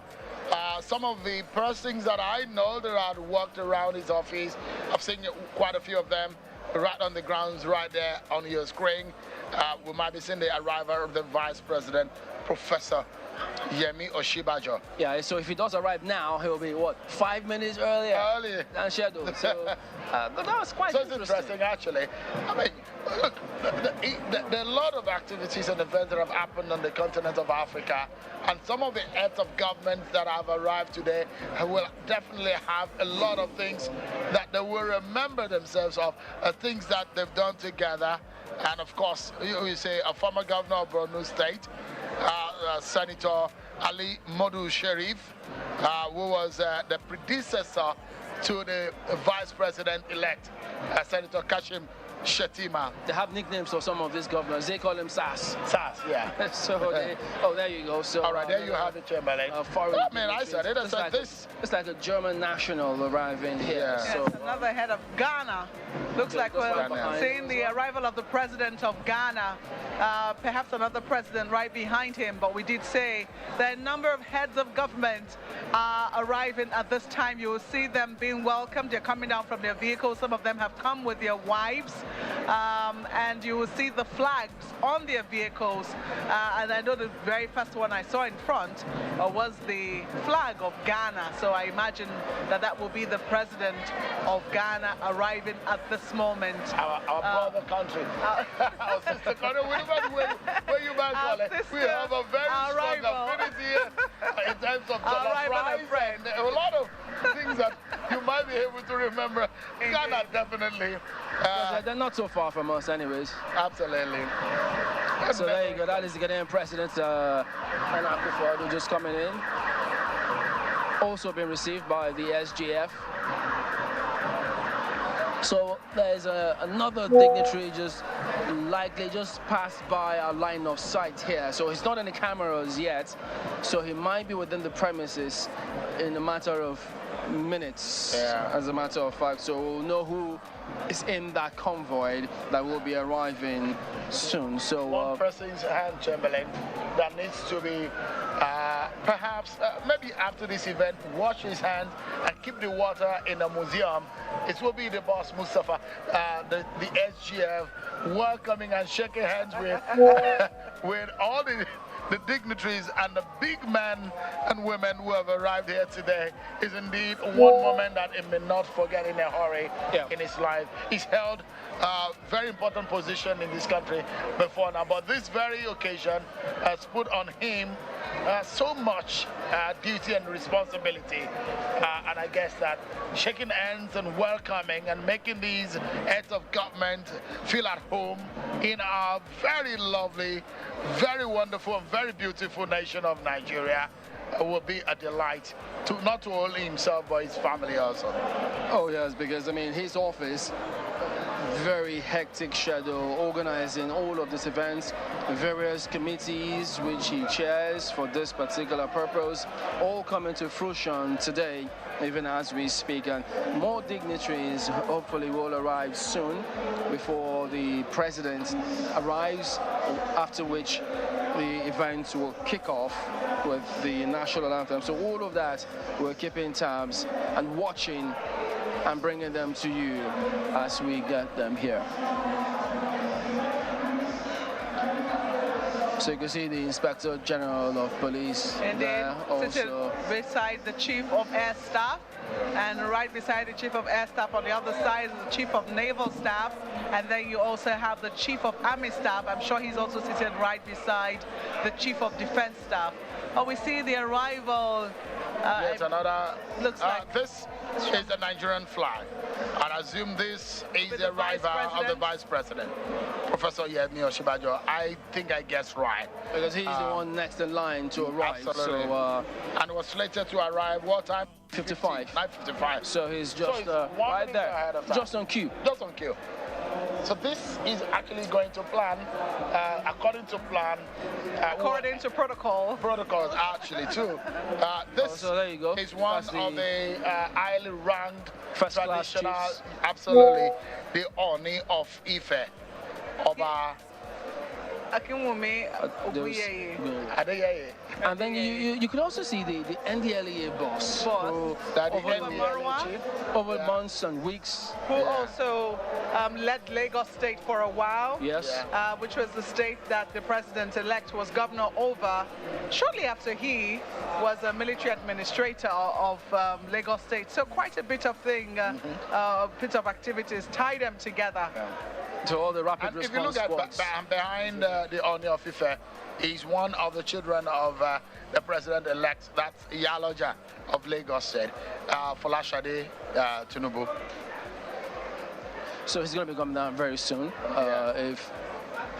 So this is the arrival of Nigeria's #2 man as of this hour. For the last 8 hours, he's carried that title of office, and today it might just be shedding that weight and load and to look to something else. In fact, it's been given yet another responsibility to monitor another election, an election on the continent. But today, his focus will be reminiscing on the experience of the last 8 years. What a moment that has been in his life. His work with a president that he said they shared a lot of lovely moments. When the president took ill for over 6 months, he was out of the country. He was in the saddle. He was being regarded as one man who stepped up to the plate and did his best, and no one felt the absence of the president.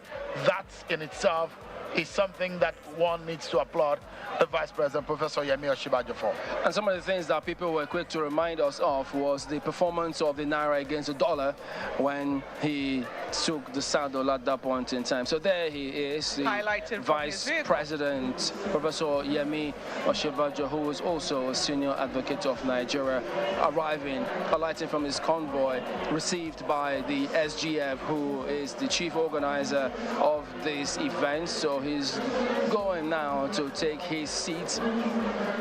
But we all know after his convoy clears, will be the president. Excellent. But this will not come, this will not go rather, without the Vice President getting his own taste of the military salute. Yeah.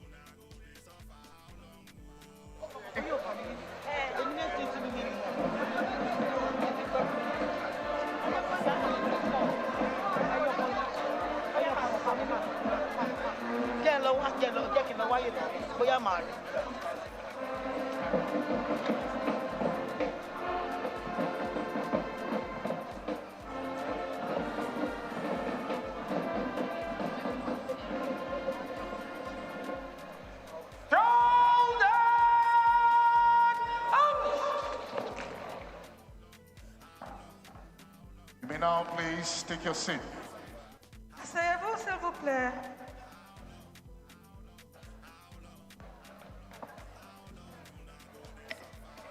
The national anthem, we listened to a while ago. Will be when the president arrives. So that will. Indeed. So there you go. That You can appears hear to be the the sirens convoy already. of the president on the way.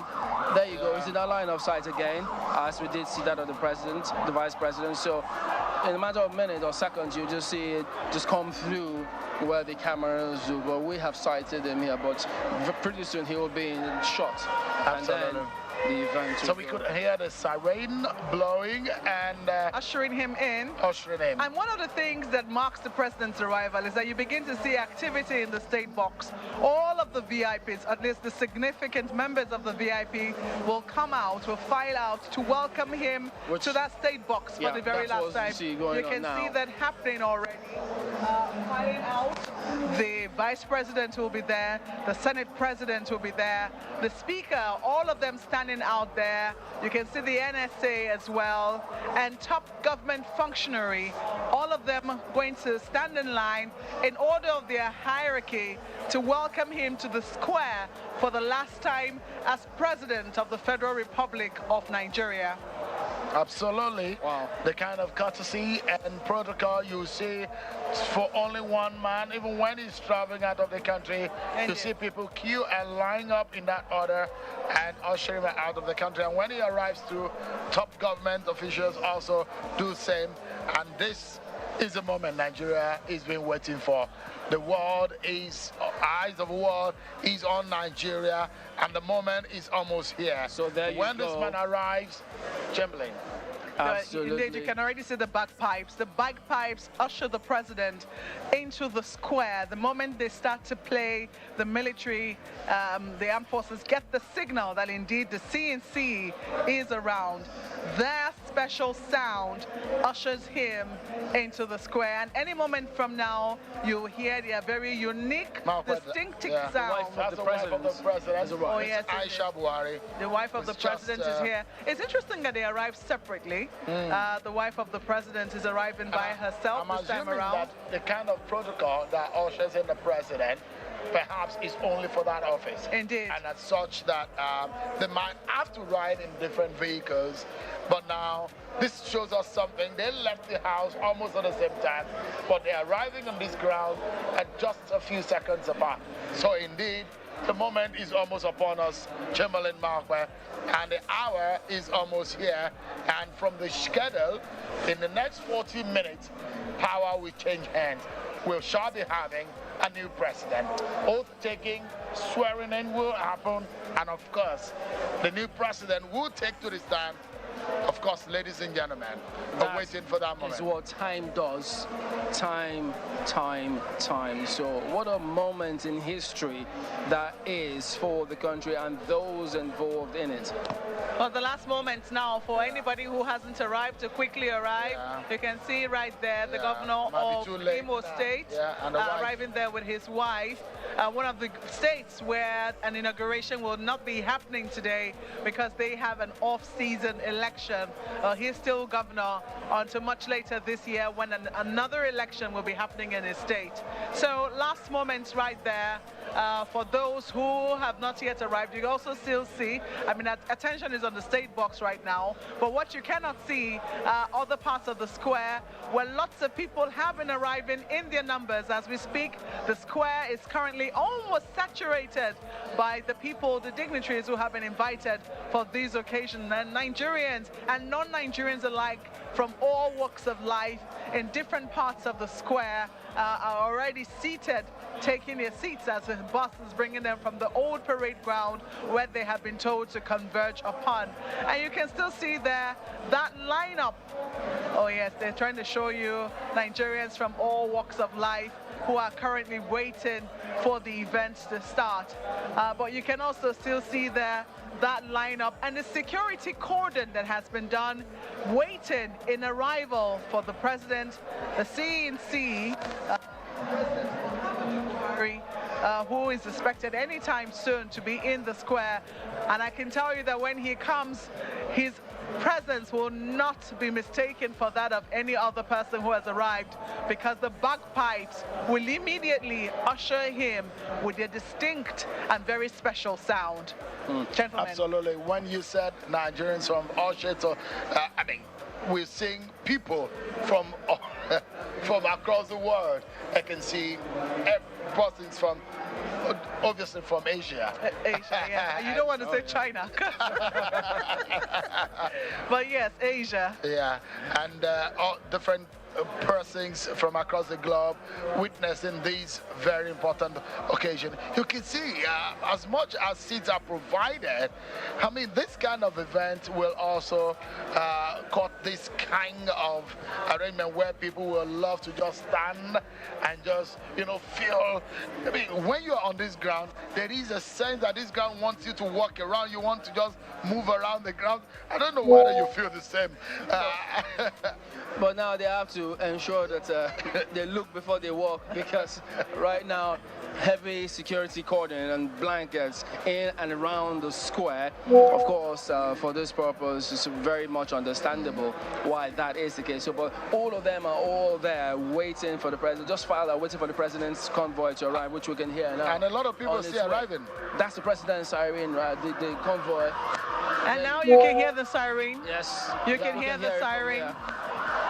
So he's on his way. Unmistakable. You can hear the siren, and any moment from now, the siren. This is the loudest that we have heard today. And perhaps also the ones with a difference. Yes, indeed. Well, in a moment, those sirens will calm down. And everyone will be on their feet.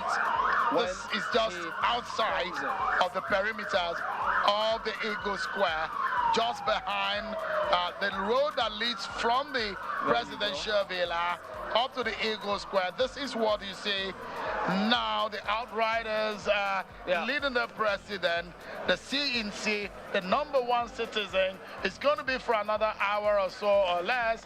But then, for the moment, Malcolm, the nation is waiting, the world is watching, and yet we will be seeing what will become a very historical moment in Nigeria. They're right here in the square now. Absolutely. They're right here in the square now. You might see a mini display. You might be seeing a mini display of the outriders.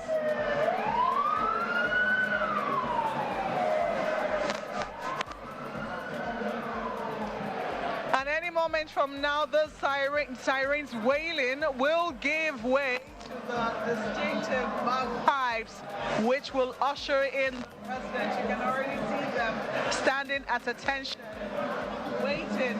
Wow, what a scenario that is. So beautiful sight. Yes, the police officers on horseback. Those are police officers on horseback, holding the Nigerian flag, hoisting the Nigerian flag, marching in and bringing in the president, the CNC. Yes, indeed, they're leading his entourage there into the Eagle Square. Any moment from now, they will be in here.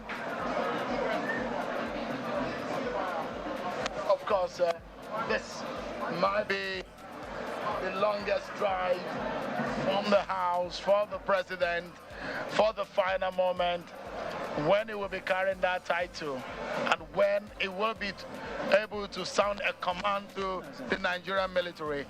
That is the vehicle conveying President Muhammadu Buhari. You might wonder what kind of emotions will be going through his mind. What will he be thinking now? His smiles will be different. His thoughts are going to be wider than normal because he's going to be thinking about so many things at the same time. When he walks on that memories carpet. and flashes of past events of the last 8 years will keep coming to his mind. 8 years in a flash. I'm telling you, this is a moment when your mind will play more than a videotape or a computer machine just in seconds. It plays you so many memories and images at the same time. And there we have it. There you go. So this it's going to be is a moment. So historic one. Yeah. being led in by policemen on horseback. Nobody That's gets a sight this you see kind every day. of honor or this kind of what would you call it? A military parade before them than the president, and this is what a lot of people campaign for. Because I mean, we saw the pace with which the advanced team came through, but this, you have to just take it in. Very regal, very solemn. Yeah. Coming in gradually into the square for the last time as President and Commander-in-Chief of the Armed Forces. And any moment from now, he will highlight from that vehicle and go and take his salute, and then the national anthem will be played in full. We heard it played, an abridged version for the Vice President for the last time as Vice President, and we'll be hearing it in full, which will also signal the commencement of this event today. All right. That is the buzz of the military music that is playing in the background, so ushering him. So you said the bagpipe is already, they're taking their position and they're already playing their thing there, and this is solemn, this is majestic, this is deliberate, and this might be slower than usual, but it's for a purpose. This is going to be the final moment when President Buhari will walk into this arena or drive into the arena. An interesting thing is, it might not even be convened with the same vehicle that took it, that brought in here back. No, he will not. Yeah, it will not. Yeah. At least for what we know, the coat of arms will not be on that vehicle any longer. And even the chair upon which it will be sitting for the next 40 minutes, it may not be what it will be sitting going forward. This is the traditional and the protocol for which this transition period of our process will take. So the entire Eagle Square, beholding this moment in history where the President, Muhammadu Buhari, will be handing over to the President-elect, Bola Tinubu, for a historic moment. That's the Secretary to the Government of the Federation, and that's the President being welcomed by the SGF.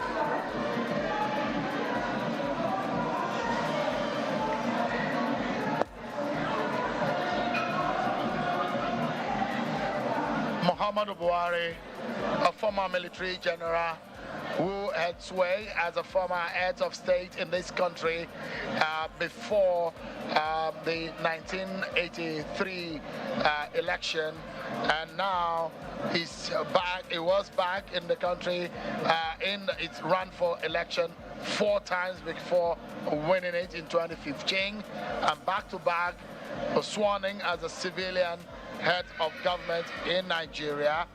Muhammadu Buhari, born in Daura, Katsina State, as one of those few that are lucky to have governed this country, and both in the military uniform as a civilian head.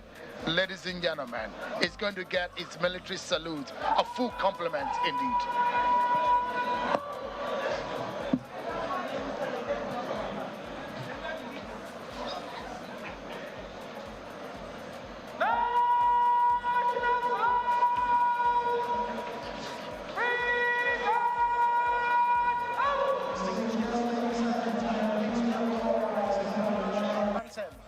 Officers and warrant officers in uniform to salute. Thank you. L'hymne national nigérian.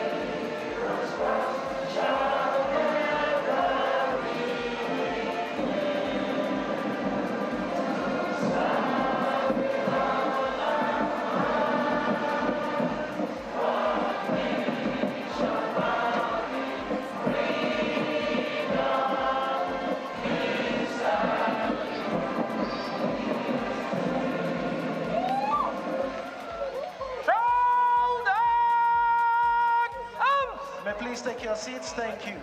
May I crave the indulgence of the Commander Guards Brigade to invite the President and Commander-in-Chief of the Armed Forces to take his seat at the VIP stand. The Commander, sir.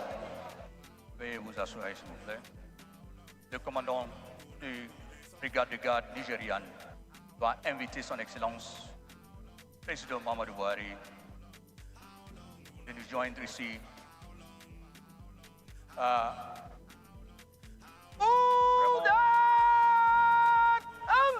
Mesdames et messieurs, ça c'est une activité vraiment très kaléidoscopique. C'est une activité très riche, une activité historique dans l'histoire du Nigeria. Le président Mamadou Buhari, toujours souriant, il est là. Saluer le président élu, le Jagaban. Thank you very much for those of you who are still with us here. We appreciate your support. Don't forget, continue to subscribe, hit the notification button, and of course, give us a thumbs up. You're watching Citizen Air, the platform where we speak truth to power. The national anthem just reminds us of how badly the system has oppressed and suppressed us collectively as citizens. And it reminds us of how much work we must do. The tenets of what is being sung in that national anthem has not been followed or indeed applied by those who are governing us. And that's a plain fact. There is no dispute, they cannot dispute that in any way, shape, or form. So we are going forward, confident in the knowledge that those who are leading us right now are not oppressing a true democracy. They are excluding the citizens from participating in their governance. And our role is to ensure that we now, those of us who are in this struggle for a long time for Yoruba Nation, we need to start off this journey with encouraging our people to participate in their governance, come what may. The participation of our people in our governance shall be in accordance with the Constitution. And that the participation by the people in the government shall be in accordance with the provisions of this Constitution. 14.2c. I keep saying that. And those who in government now, they have collectively excluded, EXCLUDED, excluded the citizens from the process. Hence why we are where we are now, where there's impoverishment, there's poverty, and this is something they engineered. And that is why going forward, from today, every citizen in all 774 local government must participate. There is no pride in singing that national anthem. In fact, it just reminds one of the enslavement that we are in. It is only through participation that we can change that process. And again, we will encourage the people, our citizens, collectively. Participate. Through participation, we can actually get referendum, because we need a referendum to be inserted in that constitution. We didn't draw it up. So I maintain that, and I say that unequivocally. Thank you for those of you watching. Let's continue to watch this only for record purposes, for posterity purposes. It's nothing to be, there's no pride in what is being done here. Our participation as citizens must be front and center of any governance going forward. And we must step up and advocate for it collectively. You're watching Citizen Air, the platform where we speak truth to power. I will still be coming in and out and talking about things. Let's see what they're doing here. We're just trying to follow. This is a replay, obviously, but I'm on a live broadcast here. So, but I'm, watching me live, so it's a mixture. We're just trying to go through it anyway. Another historic event, which is the founding the new president of the Federal Republic of Nigeria and his vice president. Oh Allah, we call on you to bless all what we are going to do here. Oh Allah, we call on you to bless the outgoing president as well as the incoming president. Oh Allah, we pray for you to bless Nigeria, bless our neighbors. Oh Allah,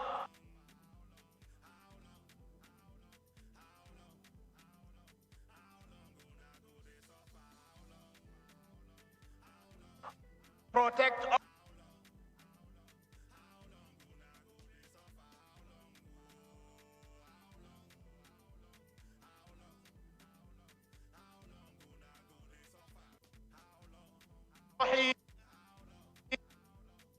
there seems to be some sort of technical delay in this, but we might move it along if it doesn't do what we need to do.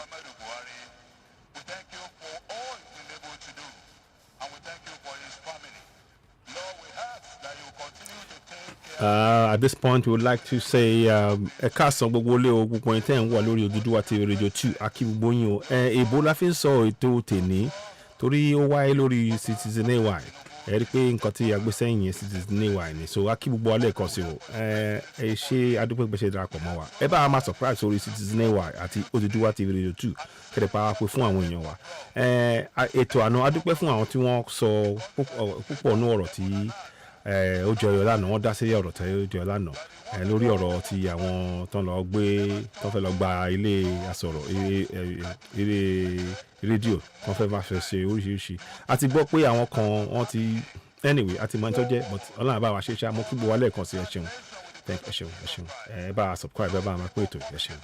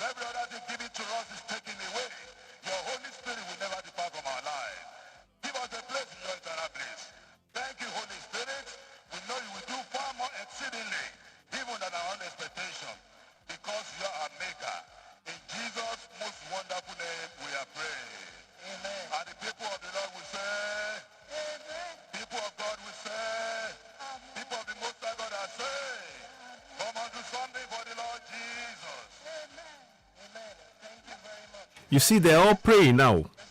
But you see, I told you, this is what I was missing in everything they did. In everything they did, this was a glaring omission.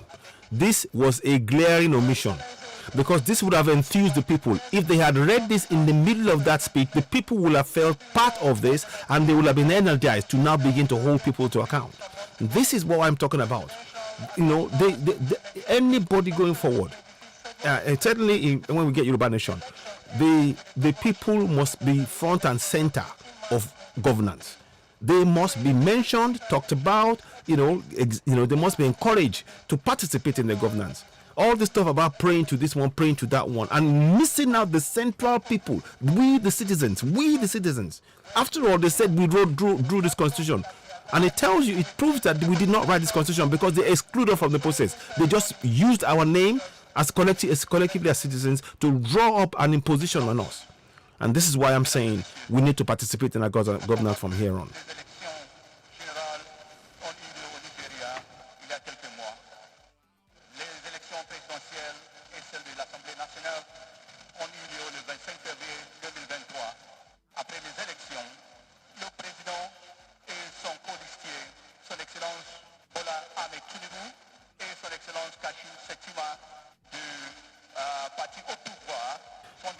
Please, I know people, we can spend time pontificating, getting angry, blaming this, blaming that. But unless we, the citizens, begin to participate, we have to participate. That is the thing that they fear the most. We have to apply what they fear the most. They fear our collective sovereignty. And we need to begin to demonstrate that. They are so frightened that if we were to be able to express, and demonstrate our sovereignty, all of this injustice, all of this fraud it will come to a full stop. They know that. So please don't forget, starting from in every 774 local government area, you have a role to play. Hold them to account. Monitor the monthly allocations. Use section 14.2a, 14.2c to hold them to account. That's the power that you have. It is not a constitution that we're happy with, but those powers we need to use. So I implore you, I urge you. Now is not the time to be saying, oh, they failed, this one failed. What are we doing as collectively, as citizens, in every also 774 local government area? That is what we must do from here on. If they see that we are on their case 24/7 non-stop, 24/7 non-stop, we're on their case, they will sit tight. And then from there, we ensure we go forward for a referendum. Because a referendum, mark my words, is the only solution to this. Because this constitution remains a fraud.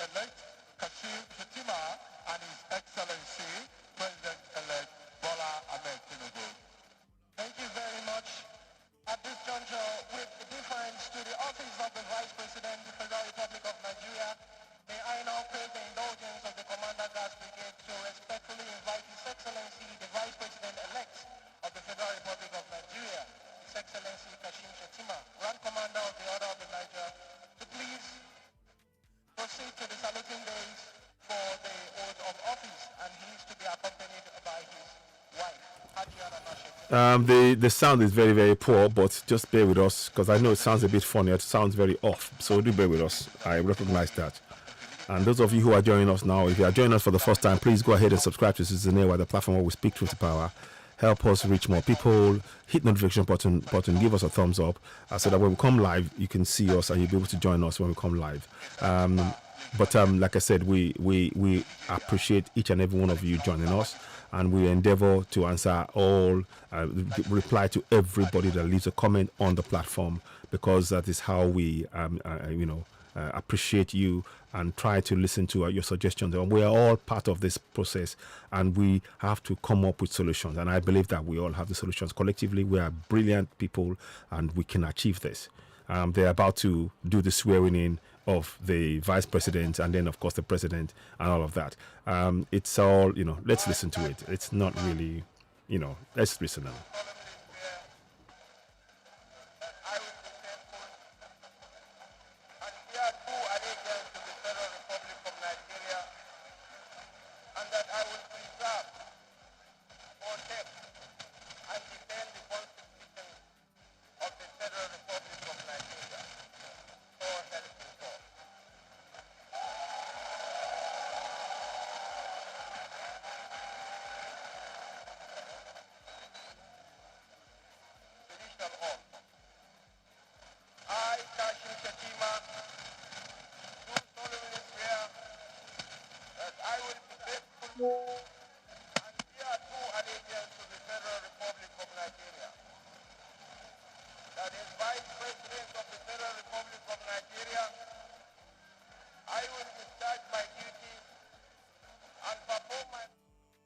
Republic of Nigeria. So help me God.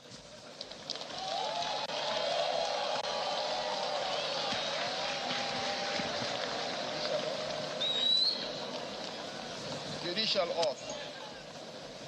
I, Kashim Shatima, do solemnly swear that I will be faithful and bear true allegiance to the Federal Republic of Nigeria. As Vice President of the Federal Republic of Nigeria, I will discharge my duties and perform my functions honestly to the best of my ability and faithfully in accordance with the Constitution of the Federal Republic of Nigeria and the law. That I will abide by the code of conduct contained in the 5th schedule of the Constitution of the Federal Republic of Nigeria. That I will not allow my personal interests to influence my official conduct or my official decisions. That I will preserve, protect, and defend the Constitution of the Federal Republic of Nigeria. So help me God.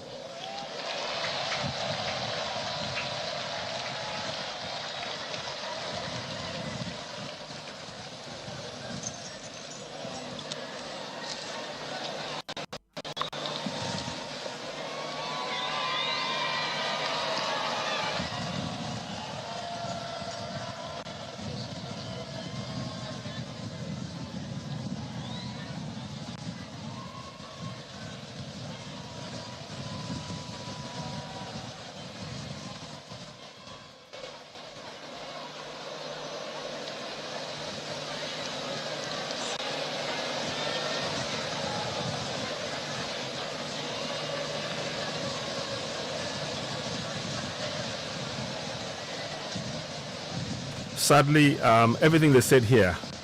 Yes, national airline, indeed. In the country without national airline.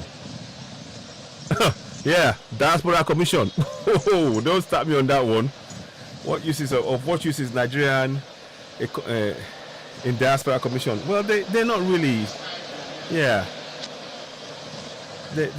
Why did you not do? You ask a very pertinent question. Nigerian diaspora commission. We're not even allowed to vote. You know, we're not allowed to vote. You know.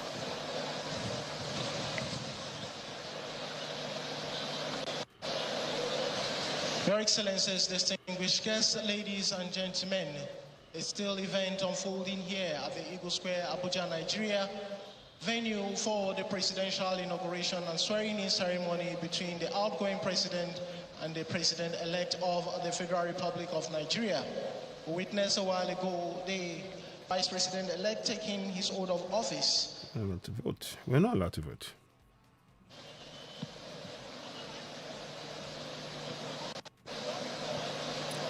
So thank you very much those of you joining us. You're watching, of course, this is Newa, the platform where we speak truth to power. This is a revisiting of the whole process of inauguration of Bola Ahmed Tinubu, the president of Nigeria now. He's now a president. Apparently, he's made his first announcement as a president. He's got a chief of, he's not chief of, what's it called again? I'll get the name out in a minute. He's appointed somebody, as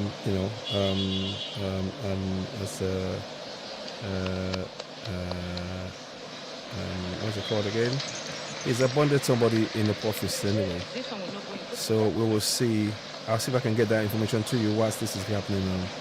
It's just more for information purposes, really. We should all be ready to participate in our governance. Believe in me, that is the only thing that we must do. Yeah, his first appointment. He's made a first appointment. His first appointment is a man called. I'll just try to give you some updates as we go along. Is a man called. He makes a first appointment. As approved during the hours of his presidency. Victor Adekunle Adeleke as his state chief of protocol. Victor Adekunle Adeleke is a newly appointed scope who's from Oyo State, officially began his assignment today. So, you know, his appointment has started. So, of the Federal Republic of Nigeria to take his seat at the VIP stand. The commander, sir. Mesdames et messieurs, c'était la prestation des serments au nouveau vice-président du Nigeria, son Excellence Kashim Shettima, qui est accompagné avec sa belle femme Adjanana Shettima. Your Excellencies, distinguished invited guests, ladies and gentlemen. Le vice-président du Nigeria, il est allé saluer le président sortant, son Excellence président Mamadou Buhari, et le vice-président, vice-président Yemi Osinbanjo. Nous avons des personnalités ici. Nous avons ici même devant moi le président du Libéria. So here goes Tinubu. Earlier on the day, that's what he did. He was now being ushered in as a new president. The last president had the last national anthem for the last time. Now you know. Anyway, there's work for us all to do as citizens. My focus remains on energizing us, the citizens, collectively, to hold these people to account from here on, every single day, night and day, 24/7, hold them to account. That was what we must do. That's what we must do. The job, the work begins for all the citizens, not the politicians. We need to focus on us, the citizens, and energize ourselves collectively. That's what we must do. C'est un moment historique pour le Nigeria. J'invite respectueusement le commandant de la brigade des gardes à inviter le président élu de la République fédérale du Nigeria. Please do continue to leave valuable comments and contributions like you're doing. They're very, very pertinent, and we will spotlight them on the platform as we have been doing, and we'll continue to discuss. And of course, it provides us it keeps us on our toes, so we remember why we're here and we don't get complacent. That's what we need to do. Our governance have been complacent because we're not participating in our governance. And if we are participating, we keep them on their toes, we prevent them from carrying out corruption. That is exactly what we need to do. I'm just going to try and, so I think I've done, I'm going to share this one now. Replace pin. So, and then I'll then do the next one. So, you see.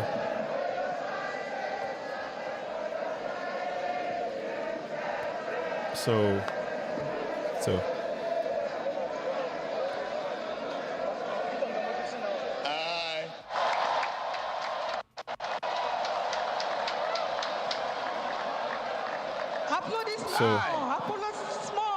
Bola Ahmed Tinubu, do some and bear true allegiance to the Federal Republic of Nigeria. That as President of the Federal Republic of Nigeria, I will discharge my duties and perform my functions honestly, to the best of my ability, and faithfully, in accordance with the Constitution of the Federal Republic of Nigeria and the law. That I will abide by the Code of Conduct contained in the 5th schedule to the Constitution. I'm sorry, the track record of Buhari suggests that you probably won't, but this is why we need to participate in our governance. I will not allow my personal interest. The citizens are the only safeguard for good governance. The citizens are the only safeguard for good governance. The citizens are the only safeguard for good governance. Let's start now. Every single day. Every single day. Of the Federal Republic of Nigeria. The Constitution is flawed. We demand for a referendum within that Constitution. Ladies and gentlemen, please a round of applause for the President and Commander-in-Chief of the Armed Forces of the Federal Republic of Nigeria, His Excellency President Bola Ahmed Tinubu, as he takes his oath of office. So he's signing in now. Fine. Let's all remember, our focus must be our local government area. It's not about Tinubu, it's about our local government area, because that's where we need infrastructures. He's not going to be the one fixing our infrastructures in our local governments. All 774 local government areas, we need to focus our efforts on that. Each and every one of us, if you're a member of a local government area, you must join local community association. Put pressure collectively. Never do it alone. Collectively. I'm sorry I'm saying this, but these are the facts that we keep reminding ourselves. Maintenant, c'est la signature.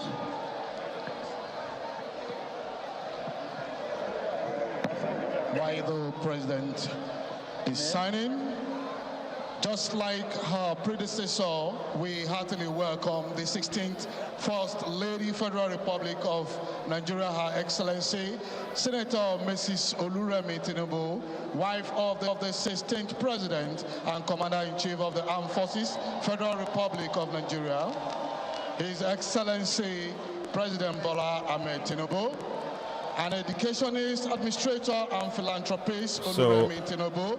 well, congratulations to them, but what matters now, we the citizens, we must be ready to hold every single elected official to account within our local government area. That is we must be unequivocal about this. We must be unequivocal about this. The work has just begun. The work has just begun. The work has just begun. To alleviate the plight of indigent persons, and most importantly, she has touched the lives of girls and women in her constituency. In recognition of her achievements and contribution to societal upliftment, Senator Oluremi Tinubu has been honored severally, both locally and internationally. Among these are the National Award of the Officer of the Order of the Niger, Ghana Noble International Award of Leadership, Gambia Diamond Award for immense contribution to the emancipation of people from poverty, many citations and chieftaincy titles. In appreciation of her contribution as a role model to West We must be ready to participate, my people. We must participate in our governance every day. On this platform, from here on, everything that we do on this platform and on Oduduwa TV radio, we will be urging, encouraging, motivating, demonstrating, reminding every citizen of how important their role is in participating in the governance. That is the only panacea to bad governance. That is the only way you will get roads, water, lights, schools, bridges, healthcare, safety, security within your community. Participate in your governance. Don't wait. The church will not do it for you. The church has no powers. The mosque has no powers. You that you are praying, you are putting your powers down. It's like you go into a church and to a mosque and you put the powers that you leave it by the door, and you go to the church and you pray 4 years and you never use those powers. We are imploring you now, use those powers from today. This is a new governance. We start on the right foot. Exercise your sovereignty. Participate in your governance. I'm saying this earnestly. We must do this. All of us. All of us. We must be committed to this. If you want to build a better nation for the coming generation, we must. Yeah, you're right. Why is you not do? You said the one Buhari landed and grounded in the UK for 200 plus medical. Exactly. Medical travel trips. Exactly. Well, look at. Tinubu, la nouvelle première dame du Nigeria. Merci beaucoup. You are ready. Go this way. Okay. Go this way with the family. Go this way. Oh,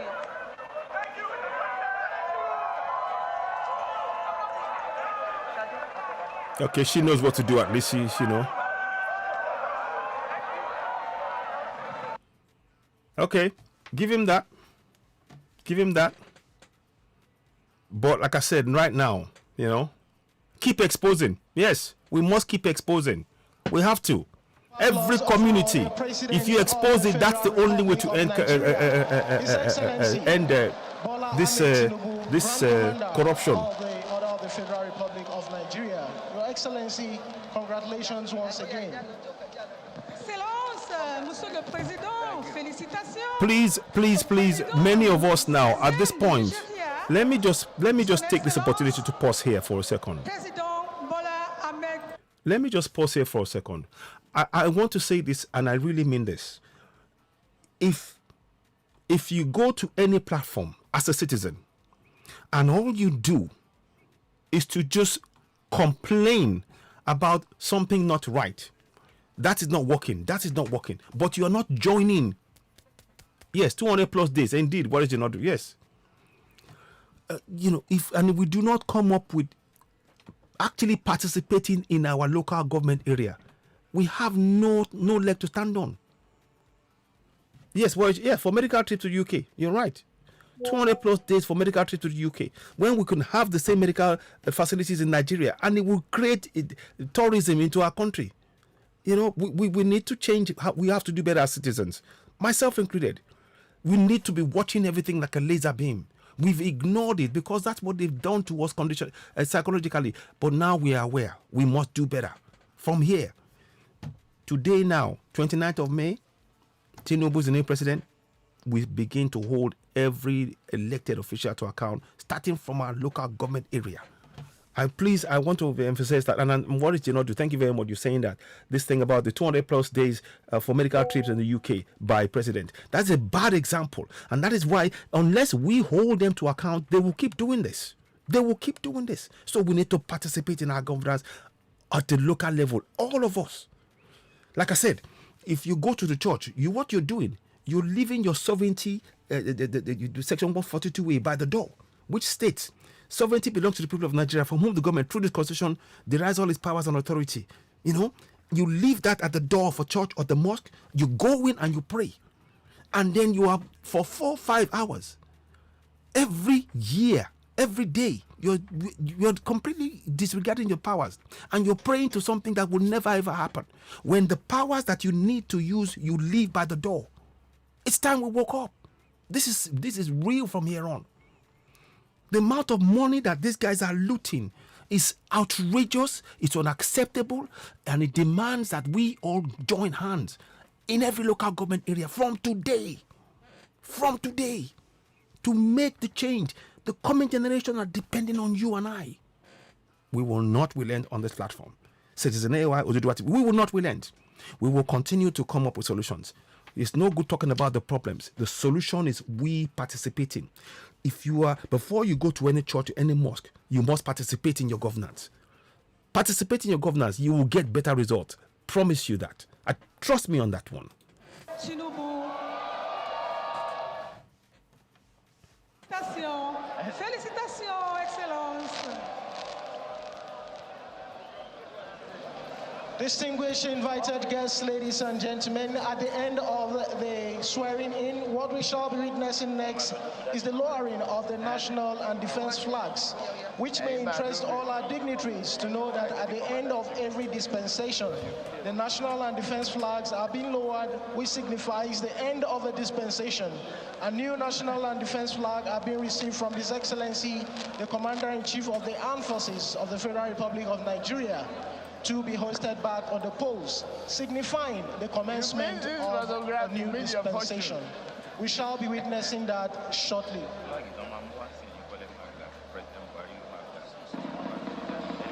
Okay, so they explain to him how the process runs. Okay, they are transferring it to him. That's fine. That's good. That's good. Distinguished guests, ladies and gentlemen, taking you back to the happenings on the parade ground, to the far right of the parade, we can see. So the former president and the new president standing together. That's fine. We haven't got a problem with that. We, the citizens, we must participate in our governance from here on. If you don't participate, you cannot complain. It is that simple. Right now, we must every month follow what is going on in your local government area. You follow, demand that the record of the multi allocation is released to your local, to you all, via the National Bureau of Statistics without fail, because you need that to hold them to account. I'm sorry if I'm very direct about this. This is something that we need to do collectively. It may interest you to know that this highly regimented aspect of the occasion is usually observed during transition of power, as we will witness. Distinguished guests, ladies and so there's some sort of problem with that, but I'm showing you this, so I hope you can follow it. À côté des haches de salutation et l'abaissement des drapeaux. Please don't forget, as ever, go ahead and subscribe to Citizen AY, the platform where we speak truth to power, and Oduduwa TV Radio. We stand on the truth. That's what Oduduwa TV Radio stands for. We are trying to encourage you all. Please help us grow the platform, help us with more people. We will try and restream this again later on both Oduduwa TV Radio, Facebook, or Citizen AY on YouTube respectively. We'll try and do that as much as we can, given time permitting, and hopefully when the time suits, we'll try and do that.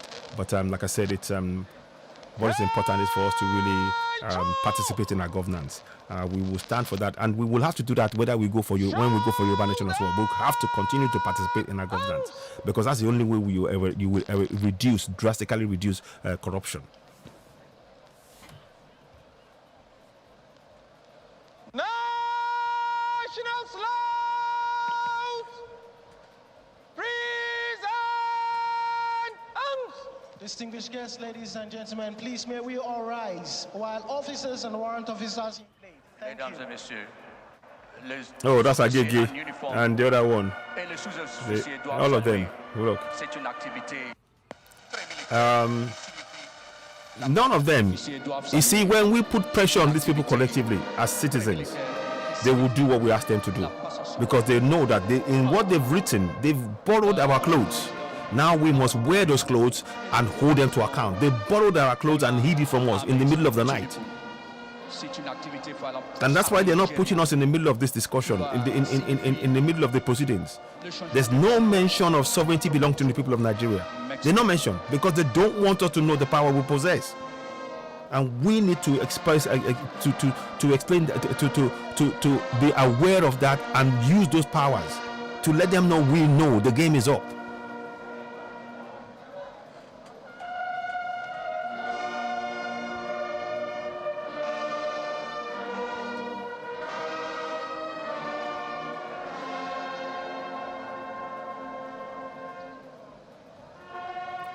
Please continue to subscribe to Citizen AY, the platform where we speak truth to power. We truly appreciate your continued support on this platform. And thank you for joining us on this extended coverage of the new governance headed now by the new president, newly elected president, Bola Ahmed Tinubu, and his deputy Shetima. What we are doing here is showing a moment in history.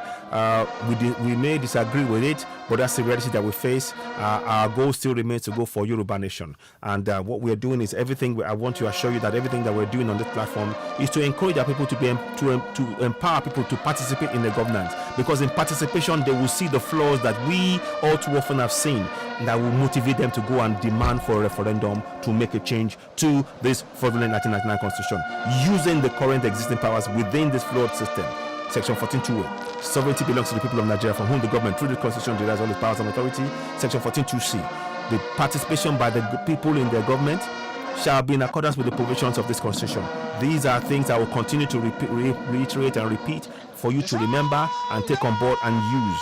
We must collectively make this effort, make this change. The change begins with us. We start now. We start now. By Corporal Carlo Chigozie of the Nigerian Army and Ebu Simon Etimwa Emmanuel of the Nigerian Navy, signifying the end of a sensation, a political arena of the Federal Republic of Nigeria. And at the end of the national and defense flags, they would now proceed to fold the flag before handing them over to the Regimental Sergeant Major Guards Brigade, who will in turn proceed to hand it over to the Commander Guards Brigade, Brigadier General A.M. Umar, after which he will also proceed to hand it over to the Chief of Defense Staff, General Lucky Irabo, CFR, who would be finally handing it over to the immediate past president. Remember these words. I said it again. In the middle of all of this, we are putting it there for a reason, to remind you the power you possess as citizens, to remind you the power you possess as citizens that you have never used. Sovereignty belongs to the people of Nigeria, from whom the government, through this constitution, derives all the powers and authority. All of the fanfare and everything else, it depends on the power you possess, and you need to exercise that power to hold them to account. Every citizen from today on, let's begin to do that. Section 14, the participation by the people in the government shall be ensured in accordance with the provisions of this constitution. That again is power that you possess. Those two powers, even in this first constitution, let us use it in every local government area. This is not a joke. This is not a joke. We begin now. Le drapeau de la défense. Et comme j'ai dit, vous verrez les deux officiers qui sont au terrain de parade. Il y a le commandant de brigade de garde, le général de brigade A.M. Umar, qui va recevoir les deux anciens drapeaux et les deux nouveaux drapeaux. Il le passera au chef de corps de la défense, le général Lucky Irabo.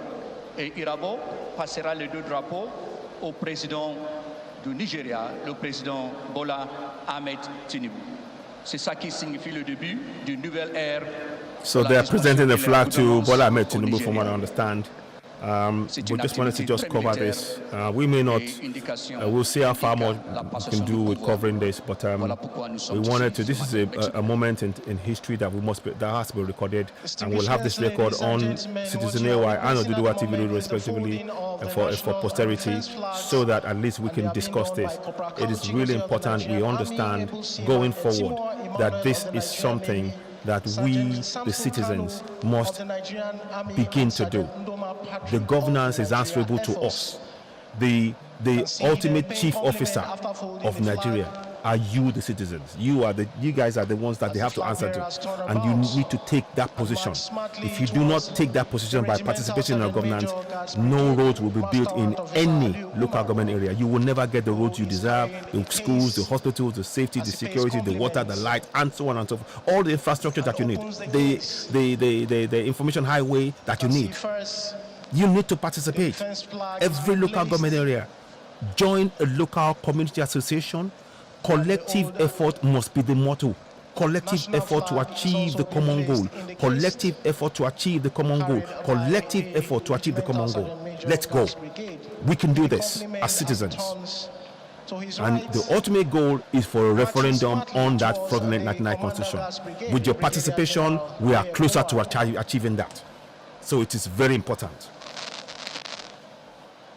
Comes to a halt as the commander pays compliment. He takes a step forward and hands over the case flag to the Commander Guards Brigade as he takes his steps backward, paying compliment. And the commander turns to his right, marching towards the Chief of Defense Staff, General Lucky Irabo, CFR, who pays compliment before receiving the case flag from the commander. Le général de corps de brigade vient de passer le drapeau national et le drapeau de la défense. Now he gives it to Tinubu, I presume. He gives it to Tinubu. Oh no, he gives it to. Oh, he gives it to Tinubu, to Buhari as a final to do with his. And now, so now they are now going to give the new one to Bola Ahmed Tinubu. Can see the Chief of Defense Staff handing over the old national and defense flags to the immediate past. And the new one is now being given to the new one. So you see the old and the new, to signify old and new. Signifying the end of his administration. But anyway, these are all, funfair and parade and procession stuff and all of that. But the biggest, the most important people in all of this is us, the people, and we're absent in this process. Because we have not been mentioned. The mention has been made by the fact that sovereignty belongs to the people of Nigeria, from whom the government, through the constitution, derives all its powers and authority, to remind us of our need to participate. So this is what we need to do from here on. This is the message. If you get anything from this, understand that every 774 local government area, that's where we start. Start participating collectively. Join a local community association, have a copy of the section 14.2a, 14.2c on your phone, begin to track the monthly allocation for your local government area, and do things collectively to begin to hold them to account as a group. Never do it on your own. That is the only way you will get infrastructure you need. The churches and the mosques, they ask you to forget that you have sovereignty. The churches and the mosques are telling you to forget that you are sovereign in your own land. They start asking you to believe that you're a servant of God and forget the fact that you, the country, is answerable to you collectively. You need to wake up.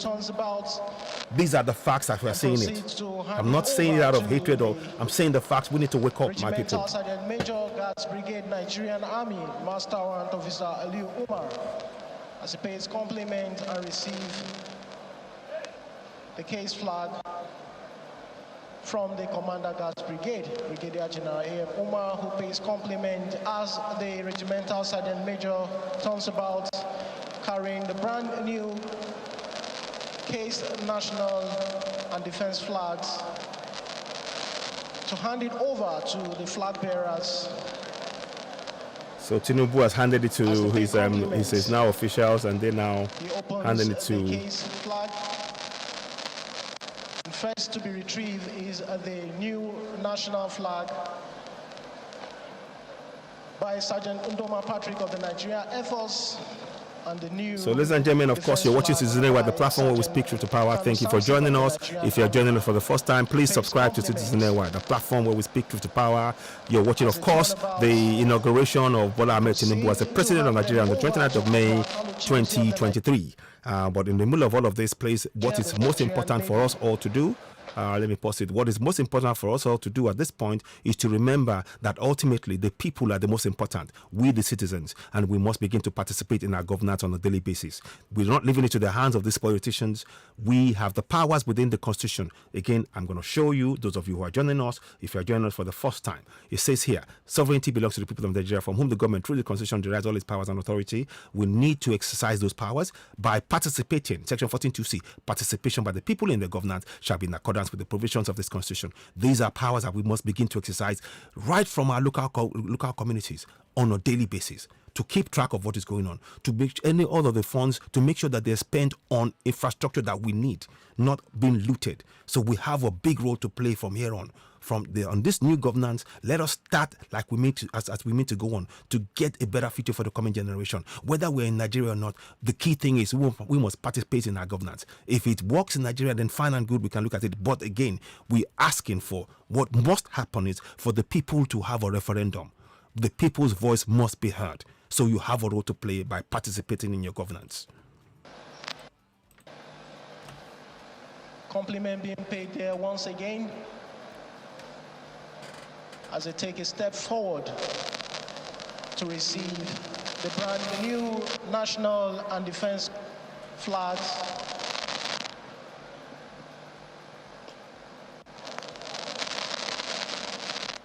Again, I do apologize if I'm speaking with pure passion here, because I firmly believe that there's a better future for the coming generation, and I cannot help when I see that this picture being featured away by a bunch of corrupt criminals who call themselves leaders. But it is up to us to hold them to account collectively in every local government area. Let's start from today. Of the Federal Republic of Nigeria, His Excellency President Bola Ahmed Tinubu, GCFR.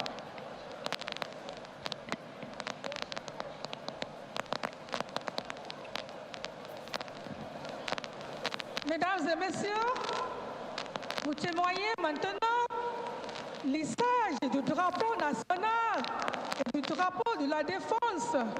Cela signifie le commencement de la nouvelle. So thank you very much for watching. Those of you who are following us, we really appreciate you. Continue to subscribe, hit notification button. Let us reach more people, because what we do on this platform, we are hoping to make you see the solution for our nation within yourself as a citizen, and you have a role to play, and to willingly take on that role collectively. It's a collective effort, so we are really keen on that. Let's let you watch. We'll let you watch this process uninterrupted for a while, for a time. Thank you.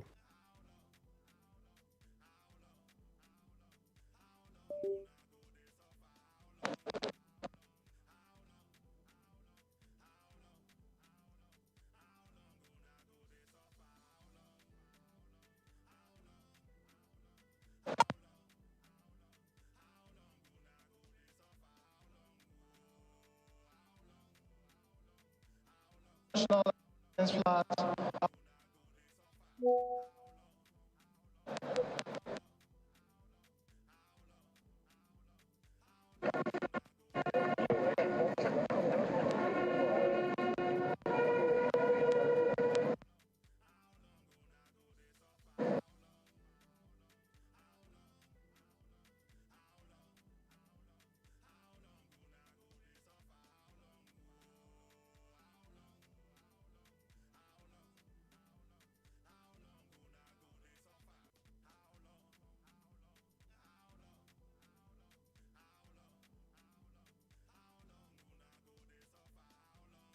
Very interesting pictures you're seeing there, aren't they, of activities happening right now live at Eagle Square in Abuja.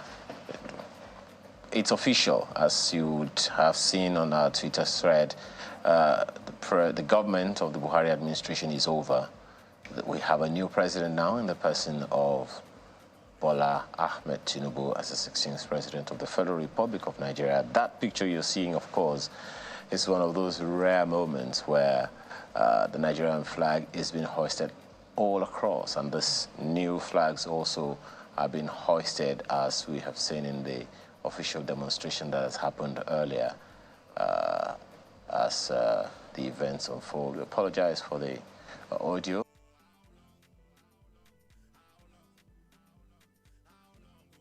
So yes, you do have a new president, and that's of course the new flag that you're seeing, and the flag hoisted, the new flag of Nigeria, and of course the signal of the rulership of Bola Ahmed Tinubu as the new president of Nigeria. So let's go ahead. Car. So here we the go. One that brought him to the venue, and it takes off for Katsina with 001 for the last time. And, you know, he's always talked about how he longed to return, you know, to Katsina, to Daura, his hometown. So that's the man in charge now. Yeah. And he's going to take that right. Well, Oh, yes. we don't know what's happening. You know, it rained in the early hours of today, and there was So some that is concern as to Tinubu whether now. this would happen. And there you go. Is that the new president? Bola Tinubu with that iconic He's now wave. waving. Live images from the Eagle Square, Abuja. Well, There it's you not see with about the the wave iconic anymore now for me. and It's the about what logo, we do within our that communities. he's always The wave is good. used, It's the good for green cap, photograph and everything else. Significant But what with is the happening in state's our communities? inauguration, the national What role are we colours. playing? Participate in our governance. Every one of us.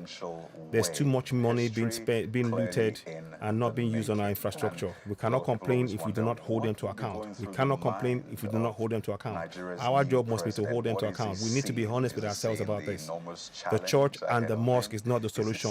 It is working together within our community to see that the roads, the schools, the hospitals, the bridges, the safety, the security we need are in place by our collective effort. By our collective effort will yield result. That's why I'm insistent. Section 14.2a, Section 14.2c, know it. Download the National Bureau of Statistics on a monthly basis for your local government area, and you can find out how much is spent, and you can ask them questions. They are answerable to you because sovereignty belongs to the people of Nigeria, from whom the government, through this constitution, derives all its powers and authority. Did I hear former president again? But yeah.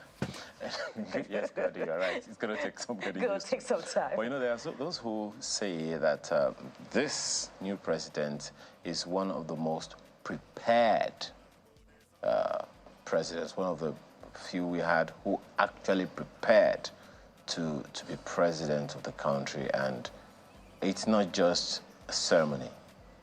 I think it definitely...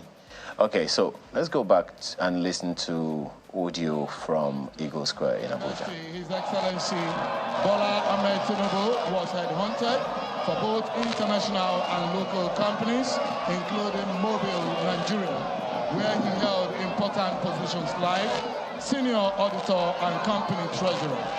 He left the company to embark upon his political... I mean, it's good. I mean, it's good that it's getting in the parade and everything else. It's parading the ground and everything else, waving to the crowd. That's fine. That should not be our concern. Our concern is what infrastructure are in our local communities and how are we going to get it using the powers we possess. I'm just reiterating this now. We need to, from here, let's start. Don't wait around. We must exercise those powers. I keep reiterating it over and over, over and over and over. Across the region. Among the most consequential and impressive of his achievements as the governor of Lagos was his revolution of the state's environmental policies and the creation of thousands of jobs for Lagosians through the private sector partnership program. Well, there are things we could say about that, but we're not. Today is not the day for that. While Governor of Lagos includes today is not the day for that. Education reforms, under which now thriving mission schools were returned to their original owners after decades of government control. Well, free education and West African Examination Council forms for school leavers, giving underprivileged children access to further education, more career opportunities, and better life prospects. Civil service reforms, which led there are questions to be asked there, but let's just, today is not the day for that. What we want is we need to participate in our governance. In fact, you know, we should ask the questions.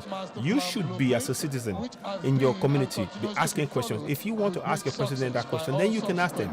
So I take that back. We should be asking questions. We need to make them uncomfortable.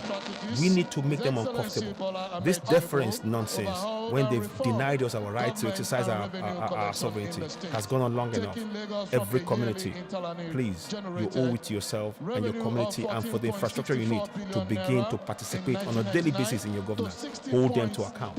Use section 14.2a, 14.2c, and of course, demand for ensure you get the monthly allocation records so you can question them on the amount and be able to tie that to the lack of infrastructure in your community, and those funds should be used for those infrastructures.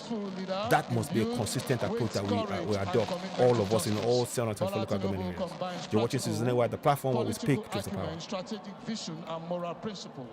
When the history of the first 2 decades of the 21st century in Nigeria is written, it will record Bola Tinubu's rare courage and foresight in guiding his party, the All Progressive Congress, to victory in 2015, and how, working with other patriots, he abolished the determined efforts of the then ruling party to turn Nigeria into a one party.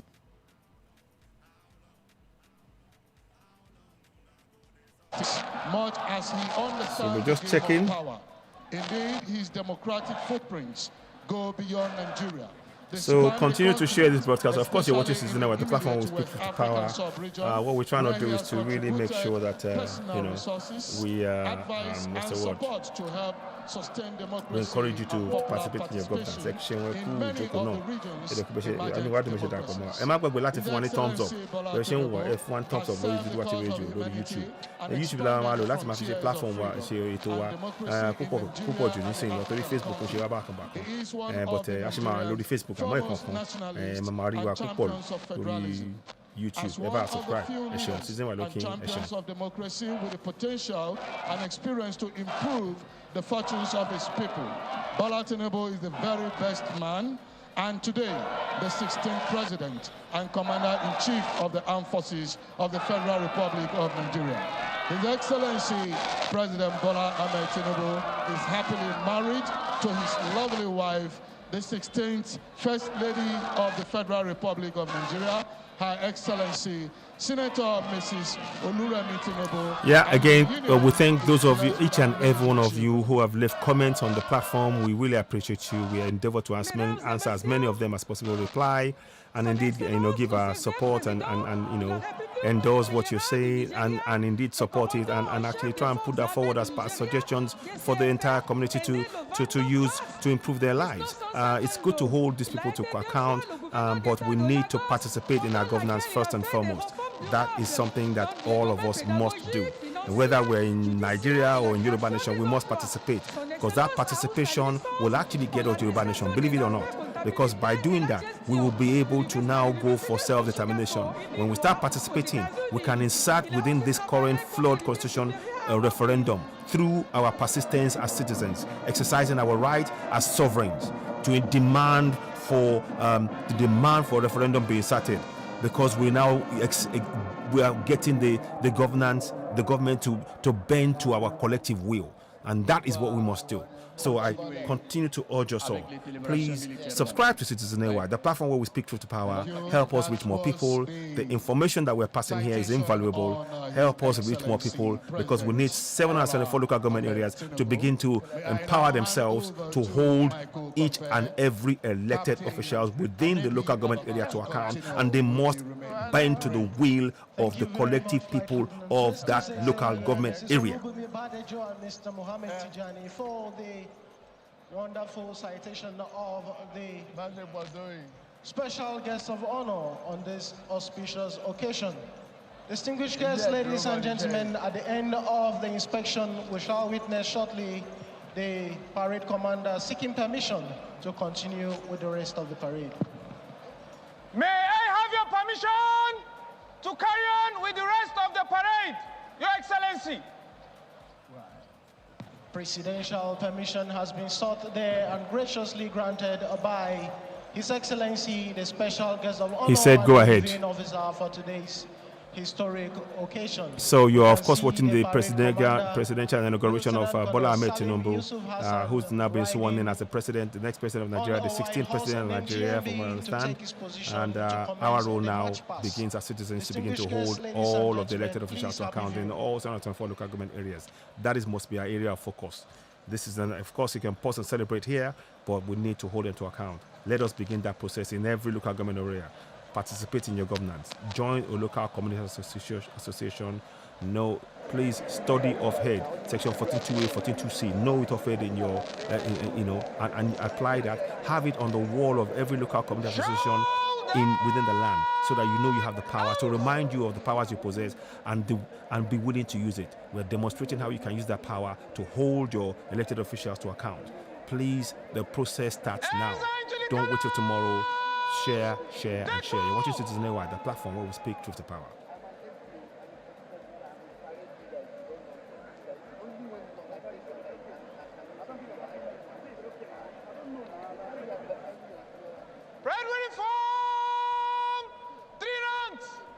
So we're just going to watch this for a little bit. If it comes to the point where he begins to make a speech, we will round it up before that, because we've done that earlier on, and we dissected the inauguration speech, so we will not be doing that again. But we'll see what happens here. We might be finishing anytime from now, but let's see how it goes. We just want to see. It's a huge entourage and a demonstration, and sort of now he's demonstrating his commander-in-chief powers by saying, okay, proceed with the parade. So that is what's happening now. It's a process within the procession, if you like. Red will mark pass! Islam, quick time! Division! I long for the day when I can hear them doing this parade in Yoruba land. I long for that day. I cannot help it. I long to be hearing the parade to be done in Yoruba language in Yoruba land. That is what I see in my mind. I see it as I say it. That is me personally. But we're not there yet. Right and left wheel! Slow march! Your Excellencies, most distinguished invited guests, very senior officers, ladies and gentlemen, there's still events unfolding here at the Eagle Square, where activities climaxing the presidential inauguration and swearing-in ceremony of the President and Commander-in-Chief of the Armed Forces of the Federal Republic of Nigeria, His Excellency President Bola Ahmed Tinubu, GCFR. Witness a while ago. This will probably go on for quite some time, so let's see how it goes. Thank you. Now are the guards forming squad without changing formation, before forming an extended line formation by the guards towards the 17 days, led by the Color Party. The essence is for the guards to pay their respect to the special guest of honor who has taken his position on the saluting days, and also for the reviewing officer to take a close look at the turnout of the guards who are impeccably dressed at close range.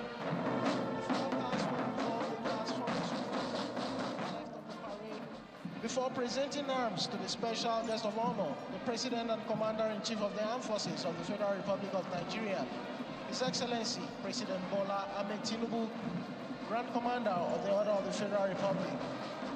Distinguished guests, ladies and gentlemen, it will also interest you to know that the far pass towards the saluting days and the forming squads by the guards is another display of silent drill, as the guards are only reacting to the initial words of command given by the parade commander before the commencement of the march pass. Distinguished guests, ladies and gentlemen, please happy viewing.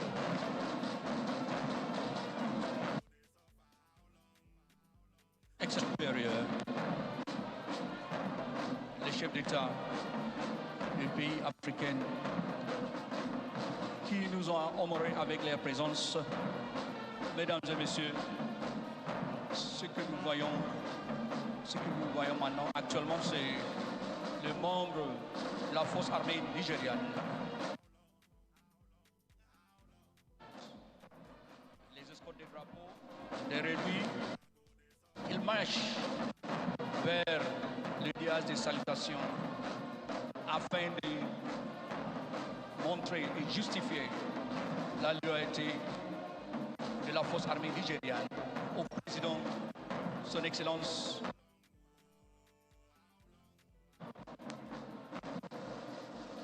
Il marche majestueusement, calmement, avec la dignité, le courage, la fierté, qui sont les qualités de l'armée dans le monde.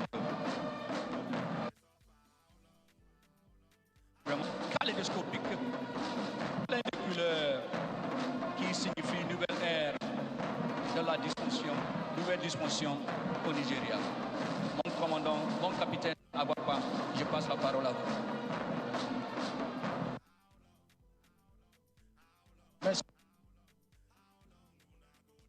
Senior officers, ladies and gentlemen, what you are watching at the moment are the guards forming squad to the right and left of the parade ground, preparatory for the presenting of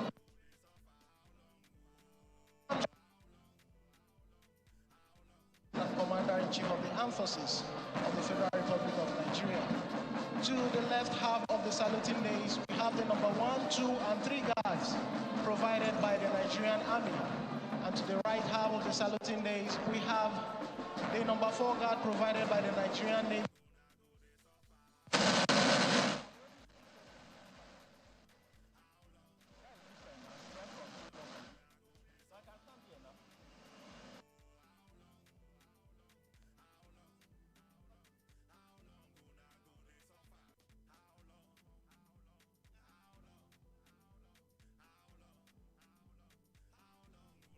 The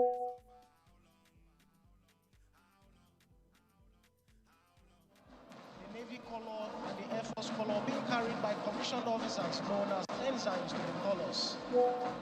Distinguished guests, ladies and gentlemen, witnessed a while ago the various guards paying compliments, all to show their honor loyalty to the special guest of honor.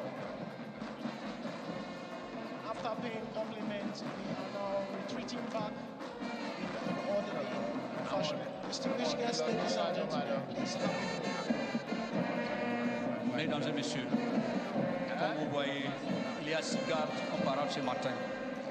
Nous avons le 2 premiers gardes composés de l'armée de la 4e garde est composée de la marine nationale.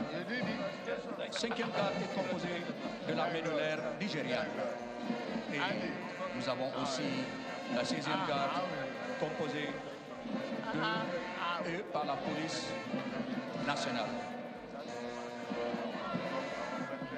Le président s'approche. Levez-vous s'il vous plaît.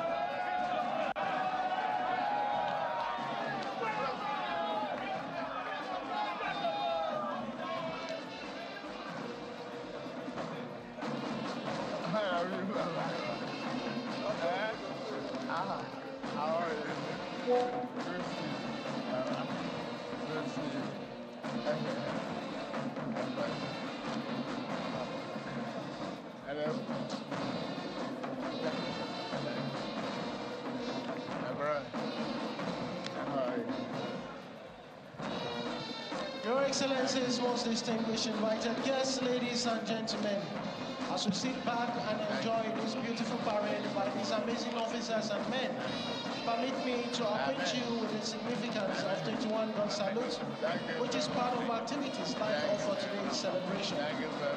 The 21 gun salute is a military tradition used to accord respect or honor to dignitaries.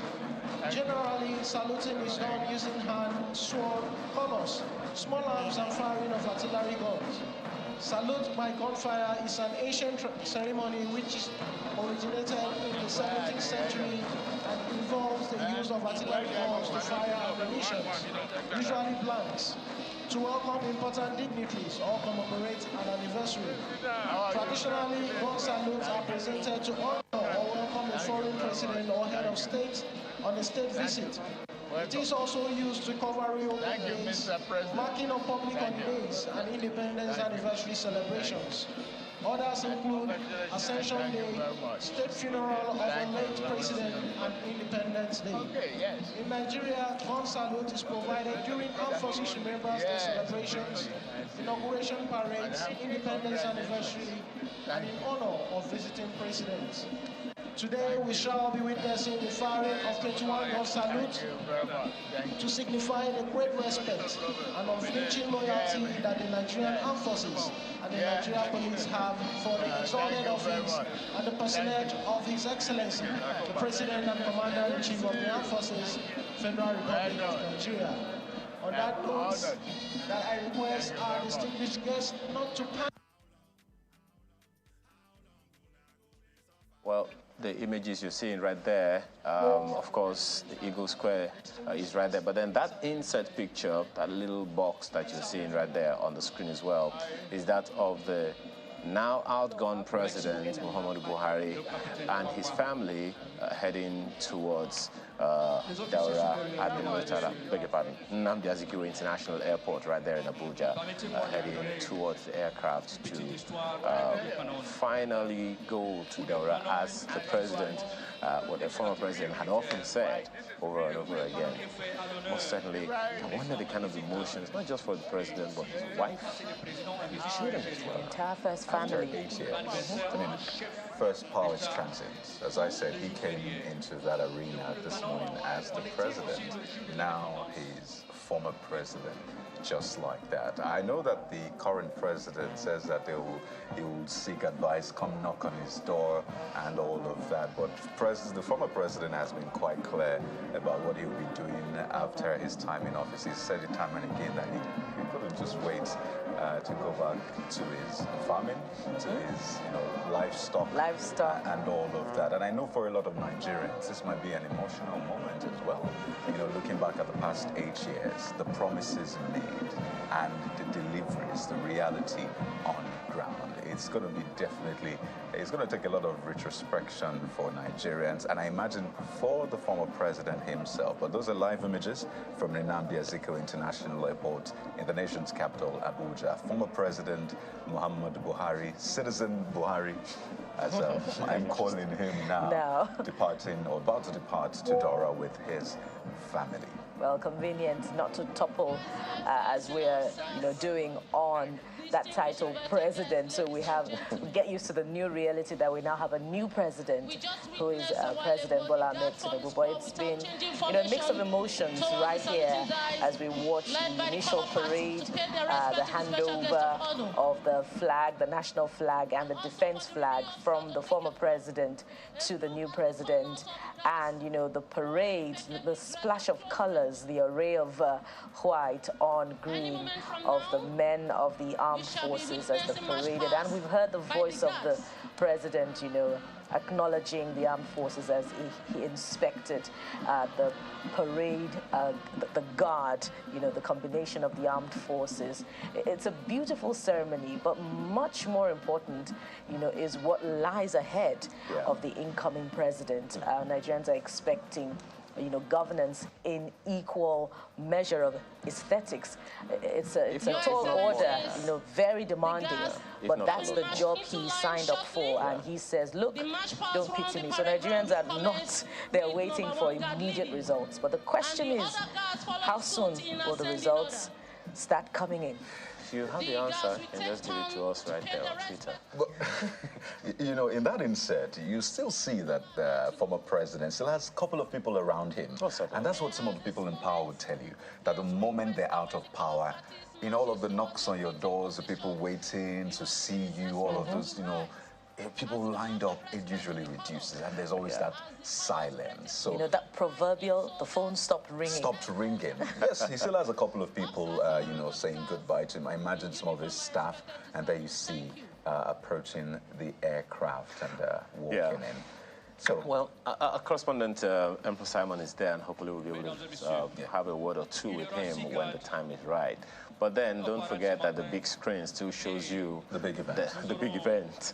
You know, the picture you are giving you from the Nnamdi Azikiwe International Airport is no less significant, but just so you know, as Kaudi said, power is strengthened.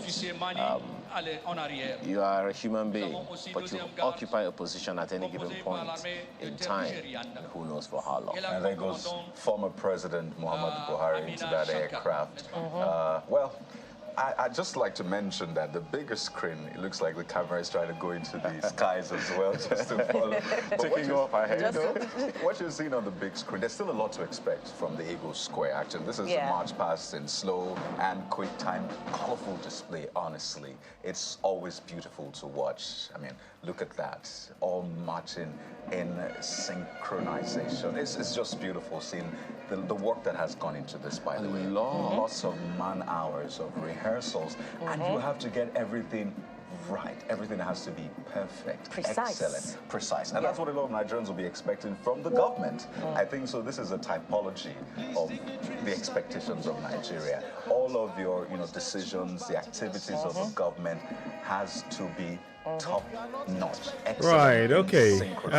From the president's decisions, to his cabinet, to the National Assembly, people have invested, their votes in them. So they expect nothing less excellent. So after that, we'll still look forward to the big one, the CNC's speech. Now as the commander-in-chief of our. So apparently the family, they're going away. You won't see the pictures on here. Well, speaking of speech, the former first family are supposed to be going away. They're flying. I can see it on the screen, but you can't see it here because it's behind me, right behind me here in the broadcast. So, but I'm just trying to just reiterate the point I've been saying over and over, because I think that's the only way we can really achieve this. When all is said and done, sovereignty belongs to the people of Nigeria, from whom the government, through this constitution, derives all its powers and authority. If you watch this broadcast, I'll leave you on the screen. If you've been watching this broadcast, you would think that they possess all the powers now. And we would forget that they derive all its powers and authority from us, the people. Sovereignty is always ours. And that's the one thing I want to make sure that we all hold on to and key in on, because that is so, so, so important for us to remember, So I'm just trying to really,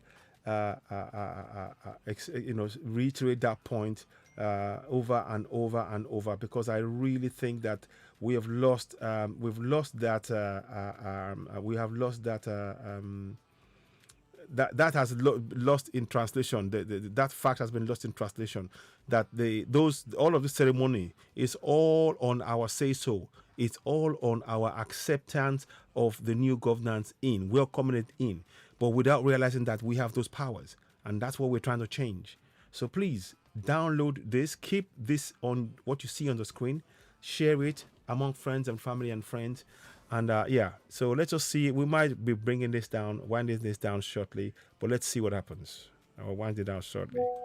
which is, Nigerians continue to put the former president to task on that very significant line from his first speech, I belong to everyone and I belong to no one. So Nigerians will also going to be looking forward to, the significant promises, the significant lines, we are trying to just if any, of the speech that we're about to hear from the incoming president. So when it comes to that speech, I think we will wind that up. The income. It takes some getting. So I think I'm probably going to wind it up here. Wind it down from here. I want to thank each and every one of you. Waris Jinodu, thank you so very much. T. Majek, thank you so very much. Joseph Chinedo, is it Joseph Chineda? Chineda. I hope I said it right. Thank you. And many of those of you who have been joining in, watching what we're saying. Joseph, let me just make sure I get that right. I want to make sure I got the name. Joseph Chineda, I think it is. I hope I'm saying John Chidera. Sorry about that. I need to get it right. Sorry. John Chidera. I wanted to make sure I checked that. I really appreciate your comments. and contributions and many of your suggestions. As you're seeing, we're winding down now. It's going to go back to the inaugural speech, which we dissected at the beginning of the broadcast. And we did it back to front because that was more important to really home in on. As ever, I want you all to know that we have the power to hold our governors to account. Sovereignty belongs to the people of Nigeria, from whom the government, through the constitution, derives all its powers and authority. That is what you really want to hold on to. The military will not give you that power. The military men are supposed to be serving you. The police are supposed to be serving you. And the elected officials are supposed to be serving you. And we need to start exercising those powers. We need to teach our children in secondary schools, in primary schools, and adult education, and all over. We all need to relearn what it means to be citizens. As citizens, we have sovereignty, and we need to exercise those sovereignty. We need to participate in our governance to hold them to account because of the monthly allocation that goes into our local government that is never used for the infrastructure that we need, and we need to reverse that. We need to make sure we use our sovereignty to force them, to compel them to do what we, the citizens, want, which is to build infrastructure, to get them to bend to our collective will. So I thank you all so very much. You've been watching Citizen AY, the platform where we speak truth to power. I hope you found this informative in a way. And as ever, please do share this broadcast, because what we do on this platform is to really try and talk about, speak truth to power, encourage you to be able to exercise your collective power. This relates to all 704 local government area. Keep in mind, as ever, our ultimate, myself personally and Citizen AY and Oduduwati Radio, we firmly believe in Yoruba Nation. Self-determination is the ultimate goal. But to get there first, we need our people to first begin to exercise their powers within the current governance, and then go forth within this same governance, use the powers that they have, and now go for demand for a referendum. Without participating in governance, nothing will change. That is what we will keep reiterating over and over and over and over again. We must participate in our governance. It is of the utmost urgent importance. In fact, that is the only thing. It must be the only game in town that we must play in all 774 local government areas. Focus on your local government area. Ensure they build infrastructure. And guess what? If we all did that, all of the local government areas will have what? Infrastructure. Because those who are looting, they will not be able to loot, because you'll be watching them, you'll be scrutinizing what they're doing, you'll be holding them to account. And that will mean that now we are now playing our effective role as citizens in our governance. That is our role. Our key role is to hold our governors to account, and we must start exercising it. And we must teach each other how to do it. Best practice must be reflected across all the 704 local government areas. We must raise the level within ourselves, because it is obvious that the governors will not do it, because it is they depend on us not knowing our rights to exploit us. Now that we know those rights, we must exercise those powers. So in closing, I just want to thank you all. That, like the song says, how long am I going to suffer? Now we need to take the steps. So we begin now. We close this broadcast, and I want to thank you all by saying, exercise your sovereignty. Participate in your governance. We will be doing that on a regular basis. Get access to the National Bureau of Statistics. Download that every month. Ensure that you hold your governors to account. That is the only way forward. I want to thank you all so very much. There is much more work for us all to do. This is just the beginning. Of course, we say congratulations to the president-elect Tinubu. Well, I met Tinubu, but our focus is us, the citizens. We, the citizens. The task has just begun. The task has just begun. Participate. On this platform, I will endeavor to ensure that we leave a sense of urgency about our need to collectively participate in our governance on each and every broadcast, till that message hits all 704 local government areas. Of course, my focus remains Yoruba Nation. Don't get me wrong. And my ultimate goal is to get Yoruba Nation. But to get there, we need to participate in our governance. So thank you so very much. You're watching Citizen AY, the platform where we speak truth to power. Leave comments. We'll endeavor to, reply and try and take on board some suggestions. We'll probably do a live broadcast, a live call-in. But please, we need your help in one key area. Help us grow this platform. The message that we're sending, I think you will find, is almost unique in how we're delivering the message. We're trying to give clear, simple English about how and why we need to participate in our governance. And that is the only solution. We're not talking about the problems and saying, who's made God. No, this is nothing to do with God. we have the powers, and we must use those powers. Those who defrauded us by telling us where we signed the Constitution, they say we have the powers, and we must use those powers to hold them to account. That is the only way out. It's not in praying to any church or praying in any mosque, because every time you pray, you are throwing the power away. You are throwing the power that you possess in the bin. You are literally throwing the power you possess in vain, and then looking for somewhere else for help, when you should come together in your community and hold those elected office to account, which is your constitutional right as stated under Section 14(2)(a). Sovereignty belongs to the people of Nigeria, from whom the government, through this constitution, derives all its powers and authority. Section 42(c), the participation by the people in the government shall be in accordance with the provisions of this constitution. Those two are powerful tools that we must use. So I will keep reiterating it. I would encourage you to memorize those two. Memorize what you see on the screen, memorize what you see on the screen, and we can begin to participate. And of course, download monthly allocation for your local government area to be able to start questioning them, holding them to account, using the powers that I've just shown you. Thank you so very much. Thank you for joining us. You're watching, of course, Citizen AY, the platform where we speak truth to power. We will not relent. We will continue. We'll be back later on again, and we will do more coverage. Thank you so much. Thanks for watching, and bye for now. Bye. Bye. Odabo. Okay, Odabo. Okay. Ẹ ṣeun lẹ́ẹ̀kan sí mo kí gbogbo wa, ó dàbọ̀.